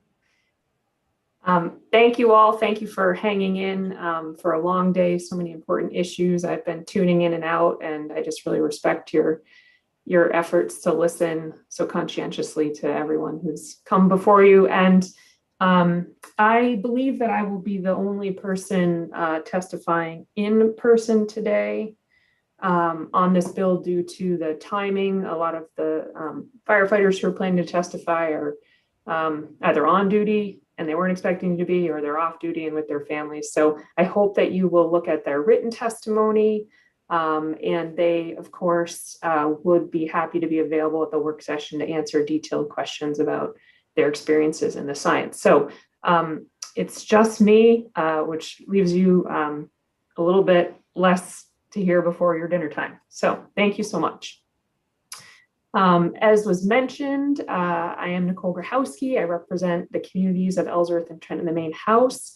I want to say, I guess, good evening to you all, Senator DeChambeau, Representative Warren, and honorable members of the Committee on Criminal Justice and Public Safety. I really appreciate being able to speak to you today in support of LD 1245. This bill seeks to ensure that all firefighters in the state of Maine are outfitted with properly fitting protective gear in order to perform their jobs safely and effectively. You're probably wondering why I say all firefighters when the bill specifically addresses female firefighters.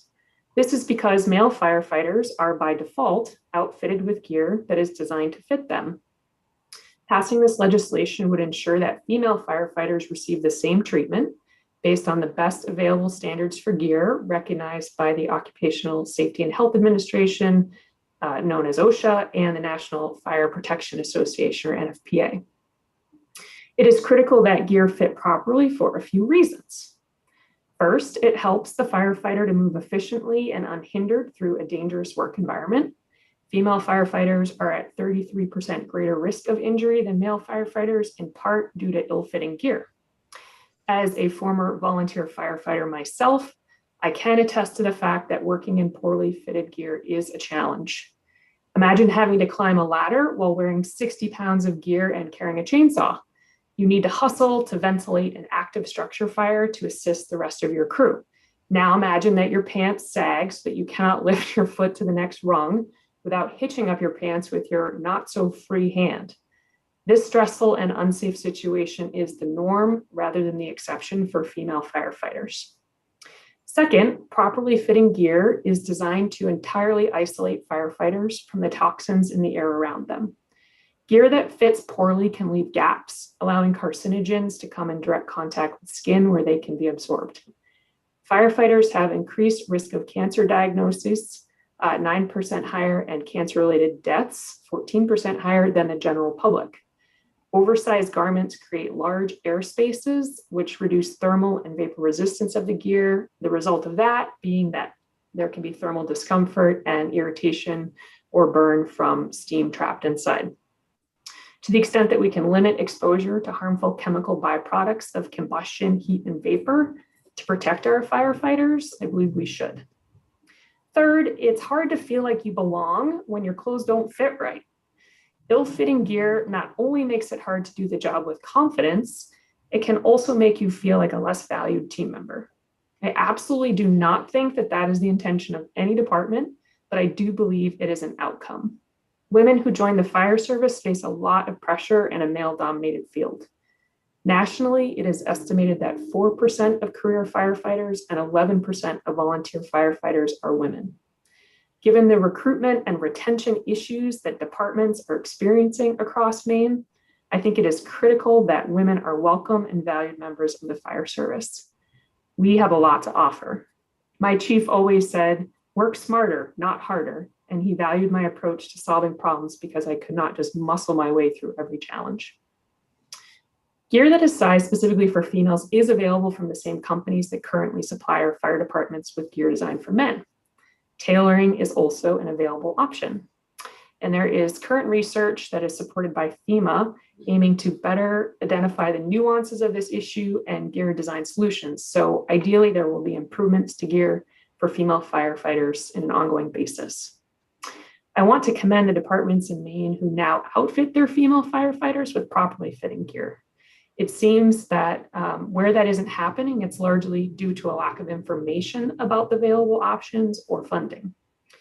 Protective gear must be cycled out on a regular schedule, and at a minimum should be replaced with properly fitting gear at that time. I hope that by passing this bill, the 130th legislature will increase awareness of this serious issue and available options to remedy it, as well as signal to current and future female firefighters that we value their work in our communities and their health. Thank you for your attention, and I would be happy to answer any questions. And as I mentioned, I really hope you'll take a couple minutes to look at the testimony because some of the female firefighters that transition from male gear to female gear talk about that experience and how they were able to better do their work. So I think it's really helpful to read their anecdotal experience on that as well. So thank you. I'm gonna. Oh, I'm looking at you to recognize. Yes, Representative. Oh, jeepers, I want to say it so well. Grohowski. Good enough. Good, thank you. Correct me, I've been hearing this for 3 or 4 years, and I was flabbergasted when I listened to a number of females, mostly in the Portland area, and there were a number of them, how, I never assumed that they were wearing men's clothing or they were trying to adjust it. Are you familiar with that group? I guess there is a group of female firefighters pushing for a lot of these issues? Yeah, that's the group that I'm working with. Good. Yeah. When you mention gear, please tell me what that means. Is it just the pants, the jacket, or the coat, whatever? Or is it the, what they have to use, the tools that they use, or what is it? So what's gear? Sure. Yeah. So the way that we drafted the language, it says personal protective equipment and turnout gear, including boots.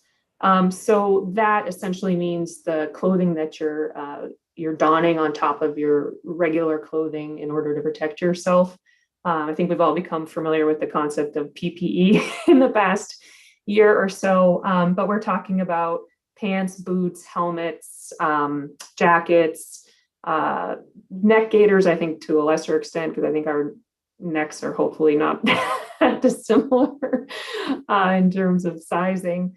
So it's things like that, not air packs or, any of the different tools that you would be used to carrying as a firefighter. So to just ask one more question, right, get to that. If I know there's a big difference between volunteer firefighters, a few of them are women, or Portland or Lewiston or what have you. There must be stores, retail, that cater to females for firefighting equipment or clothing, correct? Yeah, I and I mean- don't know if I mentioned helmets, but an interesting thing about helmets is they have ones that have a different amount of coverage in some areas that are 2 pounds less, which, you know, I don't know if you've ever worn around a 5-pound hat on your head for many hours, but it just, you know, I take a couple pounds off if I might.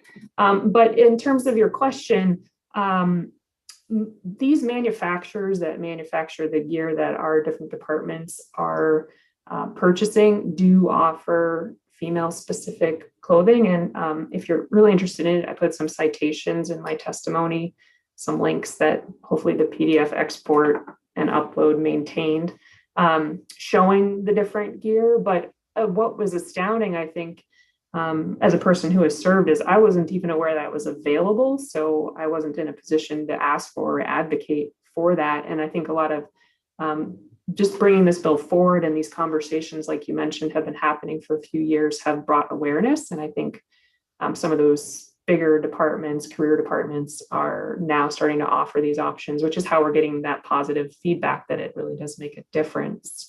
So the gear is out there. It could probably use more improvement, just like all fire gear or all protective gear in general. But I'd like to see that women who are serving know about and can access this gear. And I'm not aware that there's any cost difference in the gear. It's just, you got to order a different product. I'll probably come back with more the work session. Sure. And there will, hopefully, if you invite them, I know that they would love to join for the work session, the folks with this real experience. I mean, I had a real experience, but it's a couple of years ago now, and I never got to make the transition. So I think they'd be happy to answer specific questions as well. Representative Wernicke? Thank you, Madam Chair. Representative, could you tell me why you think this is necessary to be a bill? Why isn't this something, if they have females in their departments, why isn't this something the departments are already doing? Are they already doing it in the larger cities here in Maine? And is this just kind of to put it onto the small towns and communities? Or, I mean, are there many women in the small communities right now? I mean, I actually have a relative that is a woman firefighter, but I'm just curious as to what the reasoning behind making it a law.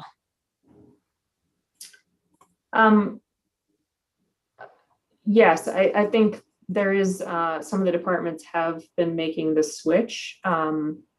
Others, I think, are less aware of the options or opportunities. I think the Fire Chiefs Association has submitted some testimony that you might want to look at regarding, you know, their view of how it is happening across the state, but whereby we know that there are a greater percentage of female firefighters in the volunteer services versus the career. I think there are a lot of women that are putting themselves at risk to support their community that are really in small towns and could use the support of the state to have an even playing field with those larger communities that can pay, you know, full-time firefighters and give them health insurance and other things.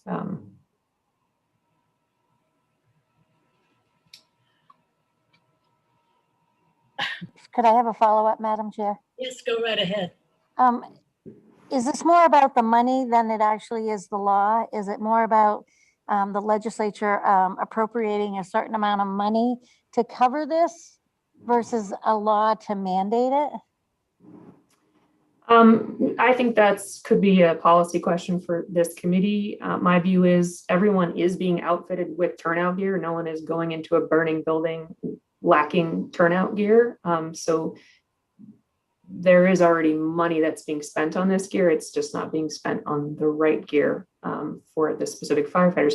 And there could be male firefighters who are in improperly sized gear experiencing the same thing. I think it's a bit of an awareness issue, and we want to see that everyone have access to equipment that works for them in this dangerous field. We've identified that females are really a greater issue because the gear that most departments have isn't suited for them at all. Okay, thank you. You're welcome. Representative Lookner. Thank you, Madam Chair, and thank you, Representative Grochowski, and I'll keep this brief. I know we're going late and don't really have so much of a question, but I did work for a time as a wildland firefighter, and I can tell you that the women in that field had to put up with a lot just dealing with all those guys day in and day out. So I think this is a really great bill, and I just really glad you're bringing it, and very necessary. Thanks. Thank you, Representative Lookner. Any other questions? Seeing none, thank you. Thank you all. I will ask if there are any co-sponsors or legislators that wish to, Representative McDonald. Thank you. I'm happy to be before you again. We're spending a lot of time together today. So Senator DeChambeau, Representative Warren, and distinguished members of the Joint Standing Committee on Criminal Justice and Public Safety, I am Representative Genevieve McDonald of Maine House District 134, and I am testifying before you today as a co-sponsor in favor of LD 1245, an act to ensure the provision of adequate personal protective equipment to firefighters who are women. In December of 2013, I came in off the boat, wet, cold, and frustrated with my ill-fitting foul weather gear. I launched a campaign with the objective of convincing Grundens, the leading manufacturer of foul weather gear for the commercial fishing industry, to create a women's line. I put out a call over social media for women in the fishing industry to send me photos of their poorly fitting gear. The response was overwhelming. I received nearly 1,000 submissions from all over the world. Women are built differently than men. We have hips and curves and are frequently shorter and sometimes lighter.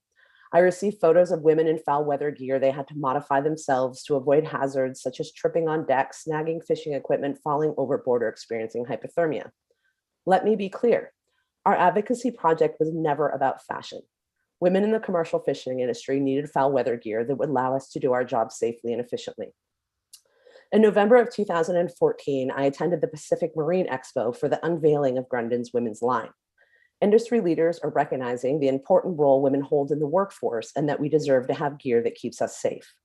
Commercial fishing is a high-risk occupation that relies heavily on safety gear, firefighting even more so. Interestingly, in the course of this project, I also received a tremendous amount of correspondence from female firefighters that were having very similar issues, though in a different field. Thank you for your consideration, and I'm happy to answer any questions. Any questions for Representative McDonald? Seeing none? Okay. Thank you. Anyone else wish to speak in? I'm now going to be asking the public. Anyone wishing to speak in support? Please raise your hand. We'll recognize you. I see 2 hands. Thank you.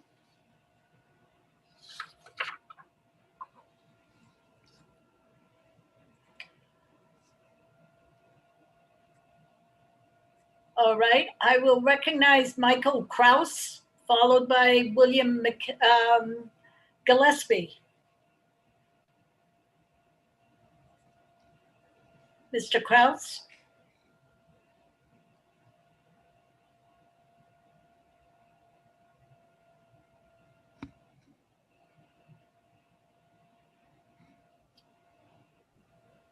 I will then go to Mr. Gillespie and come back to Mr. Kraus.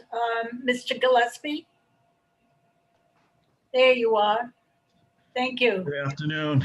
It's been a long afternoon for you folks. Appreciate your service. My name is Bill Gillespie, and Senator DeChambeau's Representative Warren and members of the committee. I am here to testify neither for nor against on behalf of the Maine Fire Chiefs. The Maine Fire Chiefs had a Board of Directors meeting last week in which this discussion came up, and a lot of conversation took place in reference to this subject and the distributors of the fire gear. we do support that every firefighter, whether male or female, should have properly fitted protective gear for the job that we do. The issue becomes sometimes whether we feel a female firefighter is going to be an interior firefighter, an exterior firefighter. So in that situation, we may not invest in purchasing new gear. And I could say from my department, which is made up of 25% female firefighters, one being my wife, that I have a vested interest to make sure that her turnout gear is properly fitted. She has been an interior firefighter for 11 years and continues to hold that with our department. I had last week, finally, after 6 months of delivery, outfitted another new female firefighter with properly fitted turnout gear. The issue is it's $2,500, between $2,000 and $3,000 for properly fitted gear. The gear that I purchased for her, she was fitted for male or female gear, and it turned out that the male gear actually fit her better. It was not tailored in any way, very short. The only change was a leg length. So there are options out there. What we feel at this point in time is this is really an education for the fire chiefs in the state of Maine to make them aware that there is this opportunity out there, which seems to be fairly new in the fire industry. I did sit in on or reviewed a message or a meeting earlier this past year with the female firefighters, which is the professional female firefighters in Maine, and understood their points. And we do agree with their points. However, I think this isn't something that belongs in the legislature. I believe this belongs in the firehouse for the fire chiefs to determine. It is a law, however, and it is on the books that the fire chiefs are responsible to properly outfit every interior firefighter with properly fitted gear. So that is already in statute, and we are required to follow that policy. So with the new gear coming out for female firefighters, I would say that this should start seeing some interest over the next few years, and we could work on it within the fire service. Thank you for your time, and I'd be happy to answer any questions. Any questions for Mr. I call you chief? You're a chief? Please, Yes. that's fine. Yes. Chief. Did you tell us where you're a chief? I'm in Liberty. I'm fire chief in Liberty. Great, thank you. I do have a question on what you just said. So you wear different clothing if you are interior or exterior firefighter? No, you do not wear different clothing, but what I would say is if I have an interior firefighter, I want to ensure that they have properly fitted gear because they're going to be exposed to the carcinogens in a greater density than an exterior firefighter that may just be a pump operator or maybe traffic control. So that type of gear may change, or I may give someone that's not ever going to be an interior firefighter some older gear that's in surplus to allow them to basically protect themselves for most fire calls, but they're not going to be exposed to the heat and they're not going to be exposed to the extensive carcinogens. Okay, well, I'm learning something every day, but however, I want to ask you pointedly, it begs the question, when you hire a male firefighter, is that your concern whether the male is going to be going interior or exterior? It's for everybody. I have 20 members on my department, which I'm fortunate. A lot of departments don't have that luxury. But with the 20 members I have, 25% of them represent as women. I have, out of those 5 women that I have, 4 of them are interior certified. My wife, when she was fitted for her gear, fitted with male gear, it actually fits her better than being fitted for female setter gear. And I would say that with some of the female firefighters, some of the male gear fits them better. With female firefighters, what I'm finding, and I'm just learning, it's only been on my radar for the last year that this was even an option. I'm learning the differences, the hip sizes. I've listened to testimony. I've listened to the representatives that sell us our gear explain the differences, and we're evolving. We're trying to incorporate that in. But, you know, with that being said, $2,500 for a set of gear on my budget, I can do 1, maybe 2 sets a year. I do write MMA grants. MMA does sponsor grants for that type of equipment.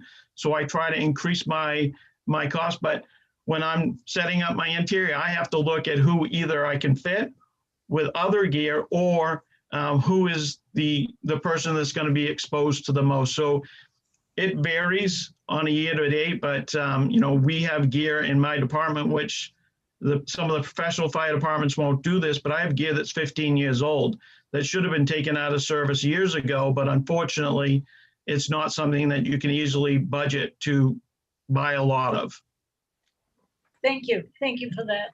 I've got Representative Warren, followed by Senator Sheway. Thank you, Madam Chair. Good to see you, Chief Gillespie. Thank you for being here. Just a quick question. Did you say that it is in state law that municipalities have to provide firefighting gear to their firefighters? Yes, it's in statute, and I believe some testimony you received from Fire Marshal Joe Thomas does it clarify, and it's Title 26-2103 under the Directive 10.05 that refers to that the fire chief is responsible to outfit firefighters with properly fitted firefighting gear. Thank you, and thank you for that section. I appreciate it. Certainly. Senator Sheway. Thank you, Madam Chair. So Chief Gillespie, thank you for coming. How can we, I guess, how do we do it statewide to get the Chiefs Association to kind of have some type of, well, like you said, it's been a learning curve for the last year for you. And if it's in statute, how do we make it become effective where we can meet the needs of the department? I mean, as far as cost, but yet still achieve getting everybody fitted properly. I guess it's a big question, but.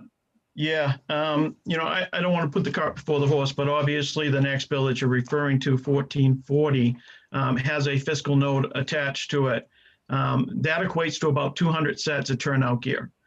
So when you look at it, you know, the professional firefighters, in previous testimony, I've heard that they have numbers in the area of about 100 female firefighters within the state.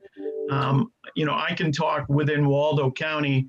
You know, when we did a little survey just a day or two, actually a day ago, you know, I came up with about 48 female firefighters in just my area of the county. So, you know, with that being said, 200 firefighters is not going to change the world. I will tell you that I have, and you know, it's not because of I don't want to give everybody new gear, because I do, but it's economics. It really is. When you look at the big numbers on the cost of turnout gear and the cost of fire equipment, it is very difficult for some of these small communities to bring on new members and not give them previously ordered gear for other firefighters. So what I found in some of the smaller departments is they kind of buy a mishmash of gear and hope that if a new member joins, it's similar to a person that might have been on the department before. And that's the big thing with, especially in the volunteer. I can't speak for the PFFM. I think they have a better handle on, you know, their employees, because they're working a career for 25 years. Volunteers don't have that, you know, standard. So, you know, I may get a firefighter, and I have had firefighters that last for 5 years, and then they move out of town. And now I've got a fairly new set of turnout gear that I purchased for this individual that's not going to fit or will fit somebody else, but it won't fit perfectly. You know, it's very difficult to get that perfect fit unless you fit that individual. So, you know, the recent pair that I bought, I can't see in my 12 years here as chief that I would ever outfit another person in that size gear. It's very small, so it's going to be challenging if I have a new member join to try to put them in that set of gear. So That's always the cusp of it. And you're forced to in that situation when you really have nothing to put them in. Thank you for that answer too. Are we all set, Senator Seaway? Okay. Representative Lookner? Thank you, Madam Chair, and thank you, Chief Gillespie. Is there a substantial difference in cost and or quality of the women's turnout gear? Would you say the women's gear is maybe lesser quality or has smaller pockets or anything like that? No, not at all. They're made by the same manufacturers. They're made to the same quality. NFPA dictates what everybody's fire gear has to be at. So, you know, whether you buy one that's a certain size to the next size, nothing changes, just the size. And the cost is the same. Yeah, absolutely. It's the same. We find that it can be anywhere.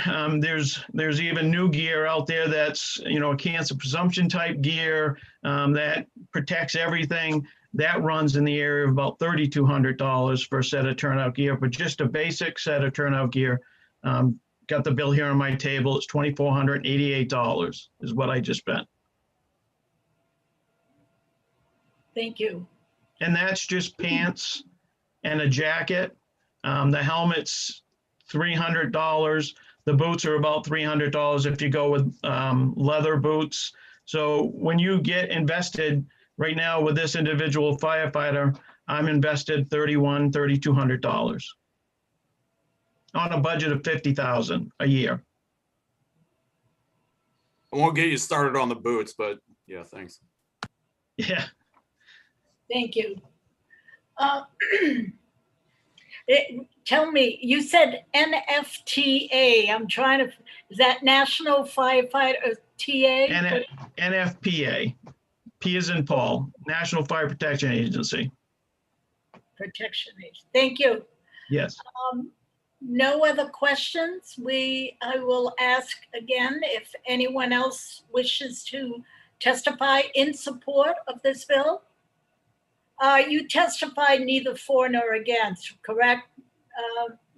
Yes, I did. Well, you jumped it a little. I just want to, first, are we all, I'd like to know if I'm all done with asking those in support. Mike Kraus? Yes, Mike, there you go. Welcome. Thank you, Madam Chair, and distinguished members of the Committee on Criminal Justice and Public Safety. Good evening, and thank you for the opportunity to appear before you today in support of LD 1245. Again, my name is Michael Kraus, and I'm the president of the Professional Firefighters of Maine, representing over 1,000 of Maine's professional firefighters, paramedics, EMTs, and dispatchers, including over 100 public sector women firefighters, EMTs, and paramedics. As you know, LD 1245 would require Maine's fire departments to provide adequate personal protective equipment that properly fits our female firefighters. Firefighters understand the importance of proper fitting personal protective turnout gear. Sporting a size too small in an office setting or on a construction site might run the risk of embarrassment, but doing the same on a fire scene might run the risk of serious injury or worse. Several studies have been conducted in which female firefighters in women leadership positions in the fire service were engaged. They examined their perceptions, attitudes, and experiences with injury. This research resulted in some commonly occurring topics. First, and not surprising, women noted that injuries sustained on the fire ground are similar between men and women. Fires don't discriminate. It will hurt you, it will kill you either way. And while it's true that fires don't discriminate, women identified numerous differences between them and their male counterparts, such as anatomy, training needs, problems with their PPE, lifting techniques, fitting in, and experiencing some harassment. One of the things that they found most frustrating with women in the fire service was that they had continued struggle with ill-fitting PPE, which serves as the firefighter's baseline level of defense and protection while on the fire ground. Despite the growing number of women in firefighting, structural turnout gear is predominantly designed to fit the male human form. 80% of female firefighters experience issues with ill-fitting garments. Improper fitting turnout gear may lead to a restricted range of motion when performing critical tasks on the fire ground. The results demonstrated that there are fit issues female firefighters face compared to their male counterparts in our industry. According to a national report card on women in firefighting, again, female firefighters experience issues with ill-fitting PPEs, which at a rate of 4 times higher than the men's self-reported poor fit. Physical gender differences in human form have been published, demonstrating significant variances between males and females. Improper fitting PPEs for female firefighters may lead to restrictive range of motions, as I said, and mobility when performing critical tasks, especially in the chest and hip areas where the body's dimensions vary greatly between men and women. Additionally, ill-fitting PPEs creates air spaces under the garments worn by female wearers that would allow carcinogens to come in direct contact with the firefighter's skin where they can be absorbed. It's no secret that firefighters have an increased risk of cancer diagnosis and cancer-related deaths than those in the general public. Members of the committee, whether it's the restriction of range of motion or the creation of air pockets under the PPE, improper fitting of this turnout gear is not as safe as properly fitted PPEs for our female firefighters. Females in the fire service throughout the United States and here in Maine are a growing population, and they continue to increase yearly. With that said, we must ensure that our female firefighters are not only provided with the appropriate personal protective equipment as required in Title 26, Section 2103, but that the PPE our fire departments provide them fits properly to ensure that our female firefighters are protected from the hazards of the work environment to which they are likely exposed to. It's time for the fire. Excuse me, Mr. Kraus, could we start wrapping that up? I can. I'll do that for you. Madam Chair and members of the committee, the efforts of Representatives Gohersky and Roeder to raise this issue through their respective pieces of legislation today has become the voice of Maine's female firefighters, because no one has really been a voice for them at this level before. So we are asking you to hear their voice and concerns with ill-fitted PPEs, and we ask for your support in passing LD 1245. Thank you very much. Appreciate it. We have your testimony, I would hope. You do. Okay, thank you. Any questions of Mr. Kraus? I see Representative Morales. Yes, thank you, Madam Chair. I was just wondering if you know when female gear became available for use for female firefighters. I think in line with what Chief Gillespie was talking about, I think it really got on the scene about 4 or 5 years ago when the manufacturers were really moving in a direction to create a separate set of gear, a separate style of gear for outfitting women firefighters. And he's correct. It's relatively new science. Okay, thank you. Any other questions for Mr. Kraus? Seeing none. Thank you, Kraus. Anyone else wishing to speak in support, please raise your hand. Seeing none, Madam Chair. Okay. Anyone wishing to provide testimony in opposition of this bill? Again, no hands. Okay. And anyone else for neither for nor against? No hands. All right, thank you. So I will close this public hearing on LD 1245. Thank you.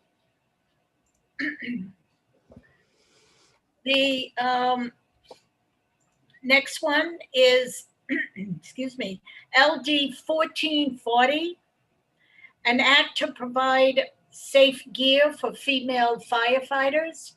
And that's Representative Roeder. I think welcome. Where is she? I think Representative Cuddy is going to be standing in for, yes. Great. Representative Cuddy, will you join us, please?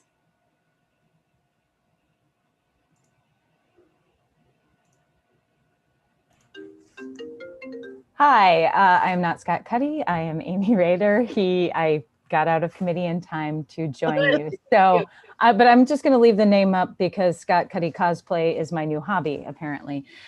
Good afternoon. Thank you, Senator Deschambault, Representative Warren, and distinguished members of the Joint Standing Committee on Criminal Justice and Public Safety. My name is Amy Rader, and I represent House District 125, which is a portion of Bangor. I'm here today to speak of LD 1440, an act to provide safe gear for female firefighters. I'm going to go a little bit off my testimony script because you've already heard Representative Grochowski's amazing facts and figures, her wonderful testimony. You've heard from professional firefighters.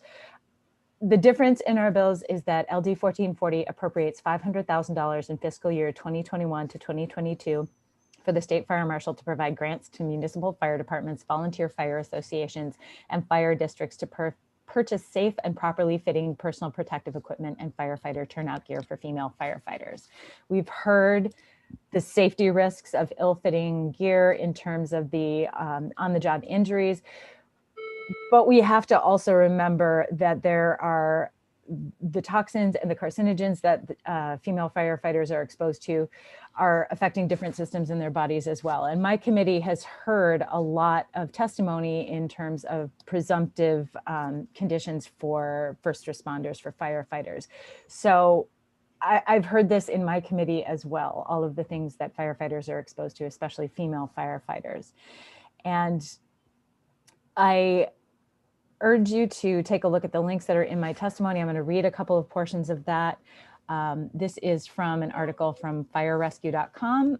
One of the things I found the most frustrating was that women still struggle with ill-fitting PPE, which serves as firefighters' baseline level of defense. Women have struggled for decades with PPE that was designed for men, a sentiment echoed by firefighters in the study. Across the board, I would have to say gear is an issue. A lot of women are getting leftover gear, and when they buy things, they buy them in bulk, and we spend the extra money on new equipment. And the next quote that I have is from theverge.com, an article called Female Firefighter Gear Risk in California, Australia, Wildfires and Climate Change. Gear needs to fit well for another reason, to protect firefighters from being exposed to the toxins that are often present in smoke and debris. Ill-fitting gear can leave skin exposed to nasty chemicals, Taylor says. Anywhere there's a gap is an opportunity for toxins to creep inside the gear and eventually inside the body. This is an issue that we're already dealing with in labor and housing because we're hearing bills about those presumptive conditions that affect female firefighters, their retirement age, et cetera, and their workman's comp as well. There's also a comprehensive academic study of firefighter gear for women that I have linked to from the fashion and textiles industry that I think is very enlightening and provided me with a lot of information. And lastly, I will say that I don't care which of our bills you decide to pass, just please pass one of them because our female firefighters deserve to be safe on the job while they protect us. Thank you. Thank you, Representative Rhoda. Any questions from Ms. Rhoda? Representative Rhoda, I'm sorry. Representative Reckett. You're muted, Lois. I'm wondering whether you and Representative Grochowski have talked about combining your bill. We have not. I mean, we sort of spoke about it very briefly. I'm very open to that. Thank you. Mm-hmm. Any other questions of Ms. Rhoda? Representative Rhoda, I'm sorry, it is late. That's totally fine. I understand. Yay. I'm losing my voice too, so fine. Thank you. Anyone wishing to speak in support of LD 1440? Please raise your hand. You must be the last one in the crowd, I guess. So. Seeing no hands. Thank you. Anyone wishing to testify in opposition of 1440? I'm bringing over Joseph Thomas.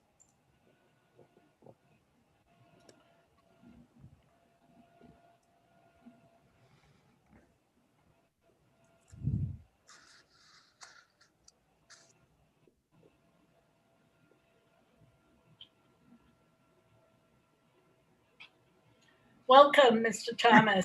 Good afternoon. Wasn't Good on evening. purpose that we kept you last, so. Yeah, nothing like a little pressure here being between you and getting out of there, right? So I'll be brief, believe me. Senator DeChambeau, Representative Warren, members of the Criminal Justice Committee. My name is Joseph Thomas. I'm the State Fire Marshal. I'm here today to present testimony in opposition to LD 1440, an act to provide safe gear for female firefighters. However, I preface the opposition to the language of the bill by stating that the Office of State Fire Marshal is a strong supporter of providing firefighters with appropriate and compliant personal protective equipment. Our opposition to this legislation lies with the designation of the Office of the Fire Marshal administering the fund and the grant program created by this proposed legislation. As you know, the statutory mission of the Office of Fire Marshal is the investigation of origin and cause of fires and explosions and fire and life safety in occupied buildings through code enforcement. This agency has no oversight over fire departments, either their operations, resources, or equipment, as that authority rests with the Department of Labor's Bureau of Labor Standards. Presently, the Bureau of Labor Standards Compliance Directive 10-5 and associated statutory authority in MRSA Title 26, Section 2103, reference the appropriate protective clothing that shall be provided to each firefighter by a fire department. Should a grant program be created as proposed, it should be conducted under the oversight of the agency having the regulatory authority in meeting NFPA Standard 1971, the standard on protective ensembles for structural firefighting and proximity firefighting. I will be happy to answer any questions of committee members and make myself available for the work session. Thank you. Representative Reckitt. Hi, welcome, Joe. I haven't seen you in a long time. Thank you, Representative Reckitt. My question is around I agree with you that your bailiwick is not the appropriate holder of funds. But my question is, I'm not familiar with the thing you just cited, but my question is whether or not the Justice Assistance Council could cover that easily within their purview. They already are distributing grants to various police and sheriffs and et cetera, et cetera. I mean, I served on that committee for a long time, and it seems to me that it would fit easily into the job description of the person who handles that that whole piece within the Department of Public Safety. Do you have an opinion on that? I suspect there's two directions you can look at it from. Number one, like you say, I mean, there's the aspect of the administration of the grant. That takes a certain administrative setup to be able to do that, which obviously we don't have. Second of all, you've got the regulatory aspect of it, which already falls under Department of Labor, under the Bureau of Labor Standards. Okay. Because the Bureau of Labor Standards is the overseer of fire department operations from the standpoint of its operations, its equipment, and how it conducts its evolution. Thanks. So I didn't understand that from your, I didn't understand that just from your numbers of the place in the statute where it was. Do you know whether or not they do any granting out of that department of the state? I don't. Thank you. Mr. Thomas, I waited to ask this question when you came. In both bills, I see municipal. Having been a union leader for a number of years, we have forest rangers, firefighters. The Maine State Prison used to have their own fire department. Can you name others within the state? Because the bill, if we're going to make this mandatory for municipal, usually the other words that follow is tribal, plantation, whatever, that has a fire department or what have you. Sure. And how about the state? Can you name for us a couple examples of where we have firefighters employed by the state? By the state of Maine itself? Yes, yeah. We don't. The only, because of home rule statute, it says, the statute actually says that a municipality may provide fire protection. It doesn't say that they have to. However, if they do, then they have to meet certain requirements of that fire protection. If there is no fire protection provided by the local governance, then that basically becomes an unincorporated township, which then becomes the responsibility of the Maine Forest Service for providing fire protection. They either do it with their own resources in combination with other departments, or they contract for another area department to pick up that unorganized township. The only other types of firefighters that we've got outside of municipal firefighters in the state would be federal, where they would be at Bangor for air traffic, or Cutler Navy facility still has a fire brigade there, and they're going to come under federal standards, not state standards. And I'm going to explain why I asked that question. The Department of Corrections, maybe 10 years ago, in Charleston Correctional Facility, were training, not really firefighters, but I remember them going in the helicopter and fighting forest fires. They were even called out to do that. Are those people? They come on. No, they come under the Maine Forest Service when they do that. Maine Forest Service. Okay, so they're not state employees. I believe.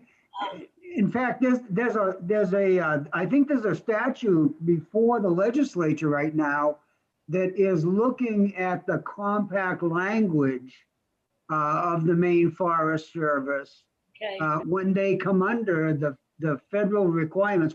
So if they go to California, they have a certain requirement that they have to meet as part of the national, and those particular firefighters, either from industry or other departments, when they work with the Maine Forest Service, they come under the Forest Service's guidelines. Well, Mr. Thomas, you know where I'm going with this. If we're going to mandate it with municipal, I'd like to know if we're having females that are going to be hired by the state to fight fires also. Just something, we'll look into that for the work session. Yeah, and if I can reach out to my counterparts at Maine Forestry and find out about their providing equipment for their female firefighters too. Thank you. Yep. Representative Reckitt. Oh, sorry. Sorry, slow hand. An old slow hand. Okay. Any other questions? All right. Anyone else wishing to speak in opposition or neither for nor against? Please raise your hand. Is there an empty room in there? There's one person there and he's not raising his hand. Okay, great. So having had testimony and questions, I close the meeting of LD 1440. Boy, when I go to bed tonight, I've got so many stats and figures in my head. We've talked about hypodermic needles and a whole bunch of stuff today. So we now have a work session, do we not? I missed that. Yes, we do. Yes. LD 1070. And I know the title, but I don't have it in front of me. So An act to make an assault on a person 50 years of age or older with a pre-existing serious medical condition, a Class C crime. Thank you. You're welcome. So, oh, where did I go? Warren, did you kick me out? What is? No, I can see you perfectly. You're still there. Well, I don't see you, so would you please handle this one, please? So I can get back in? Okay, sure, yeah. Senator, did you bring an amendment for us, or Jane, do you have the amendment? Okay. Yeah, yeah. Yes. Yes, Deb? Are you Coming right prepared up. to do the screen share for Senator Searway's amendment? Got it? She is good. Thank you, Deb. This is Senator Searway's amendment to LD 1070, an act to make assault on a person 50 years of age or older with a pre-existing serious medical condition, a Class C crime. And the proposal from Senator Searway is changes the bill, and it changes the title to an act to protect dependent persons from assault.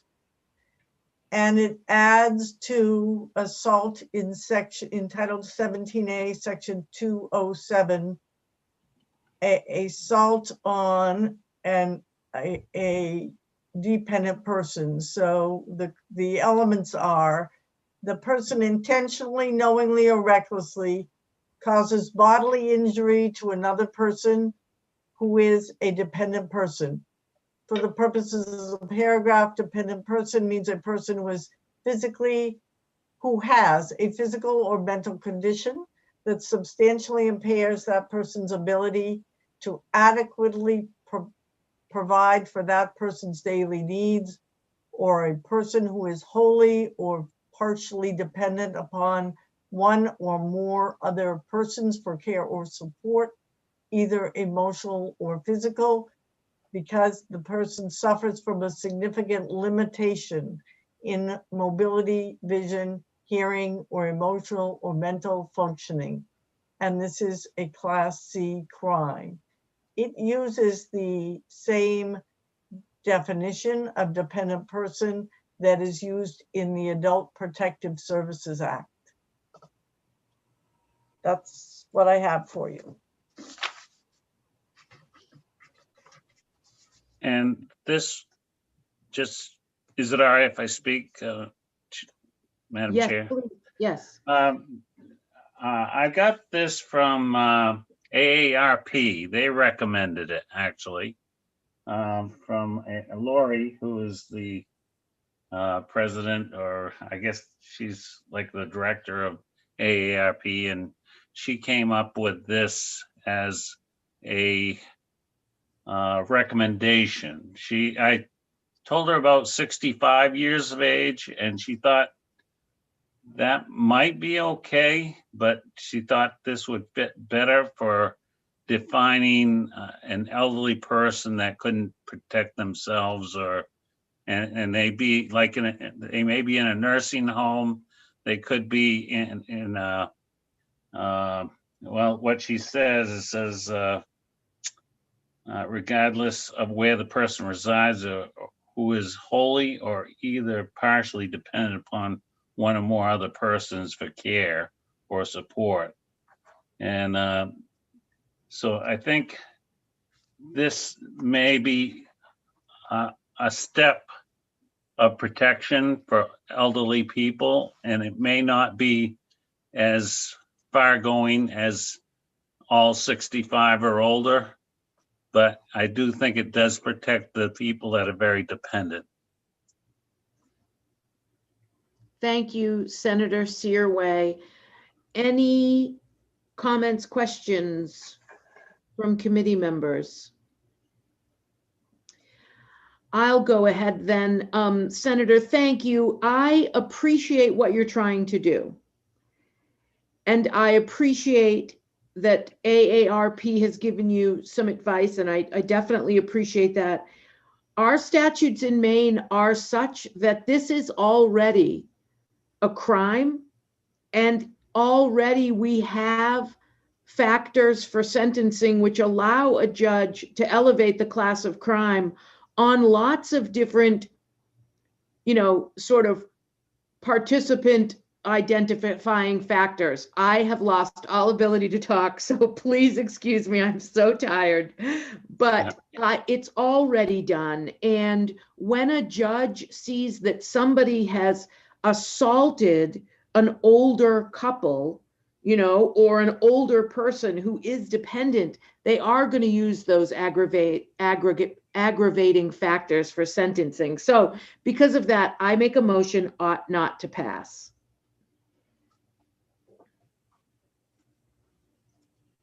Is there a second on that motion? I'll second. Second, Representative Lookner, discussion?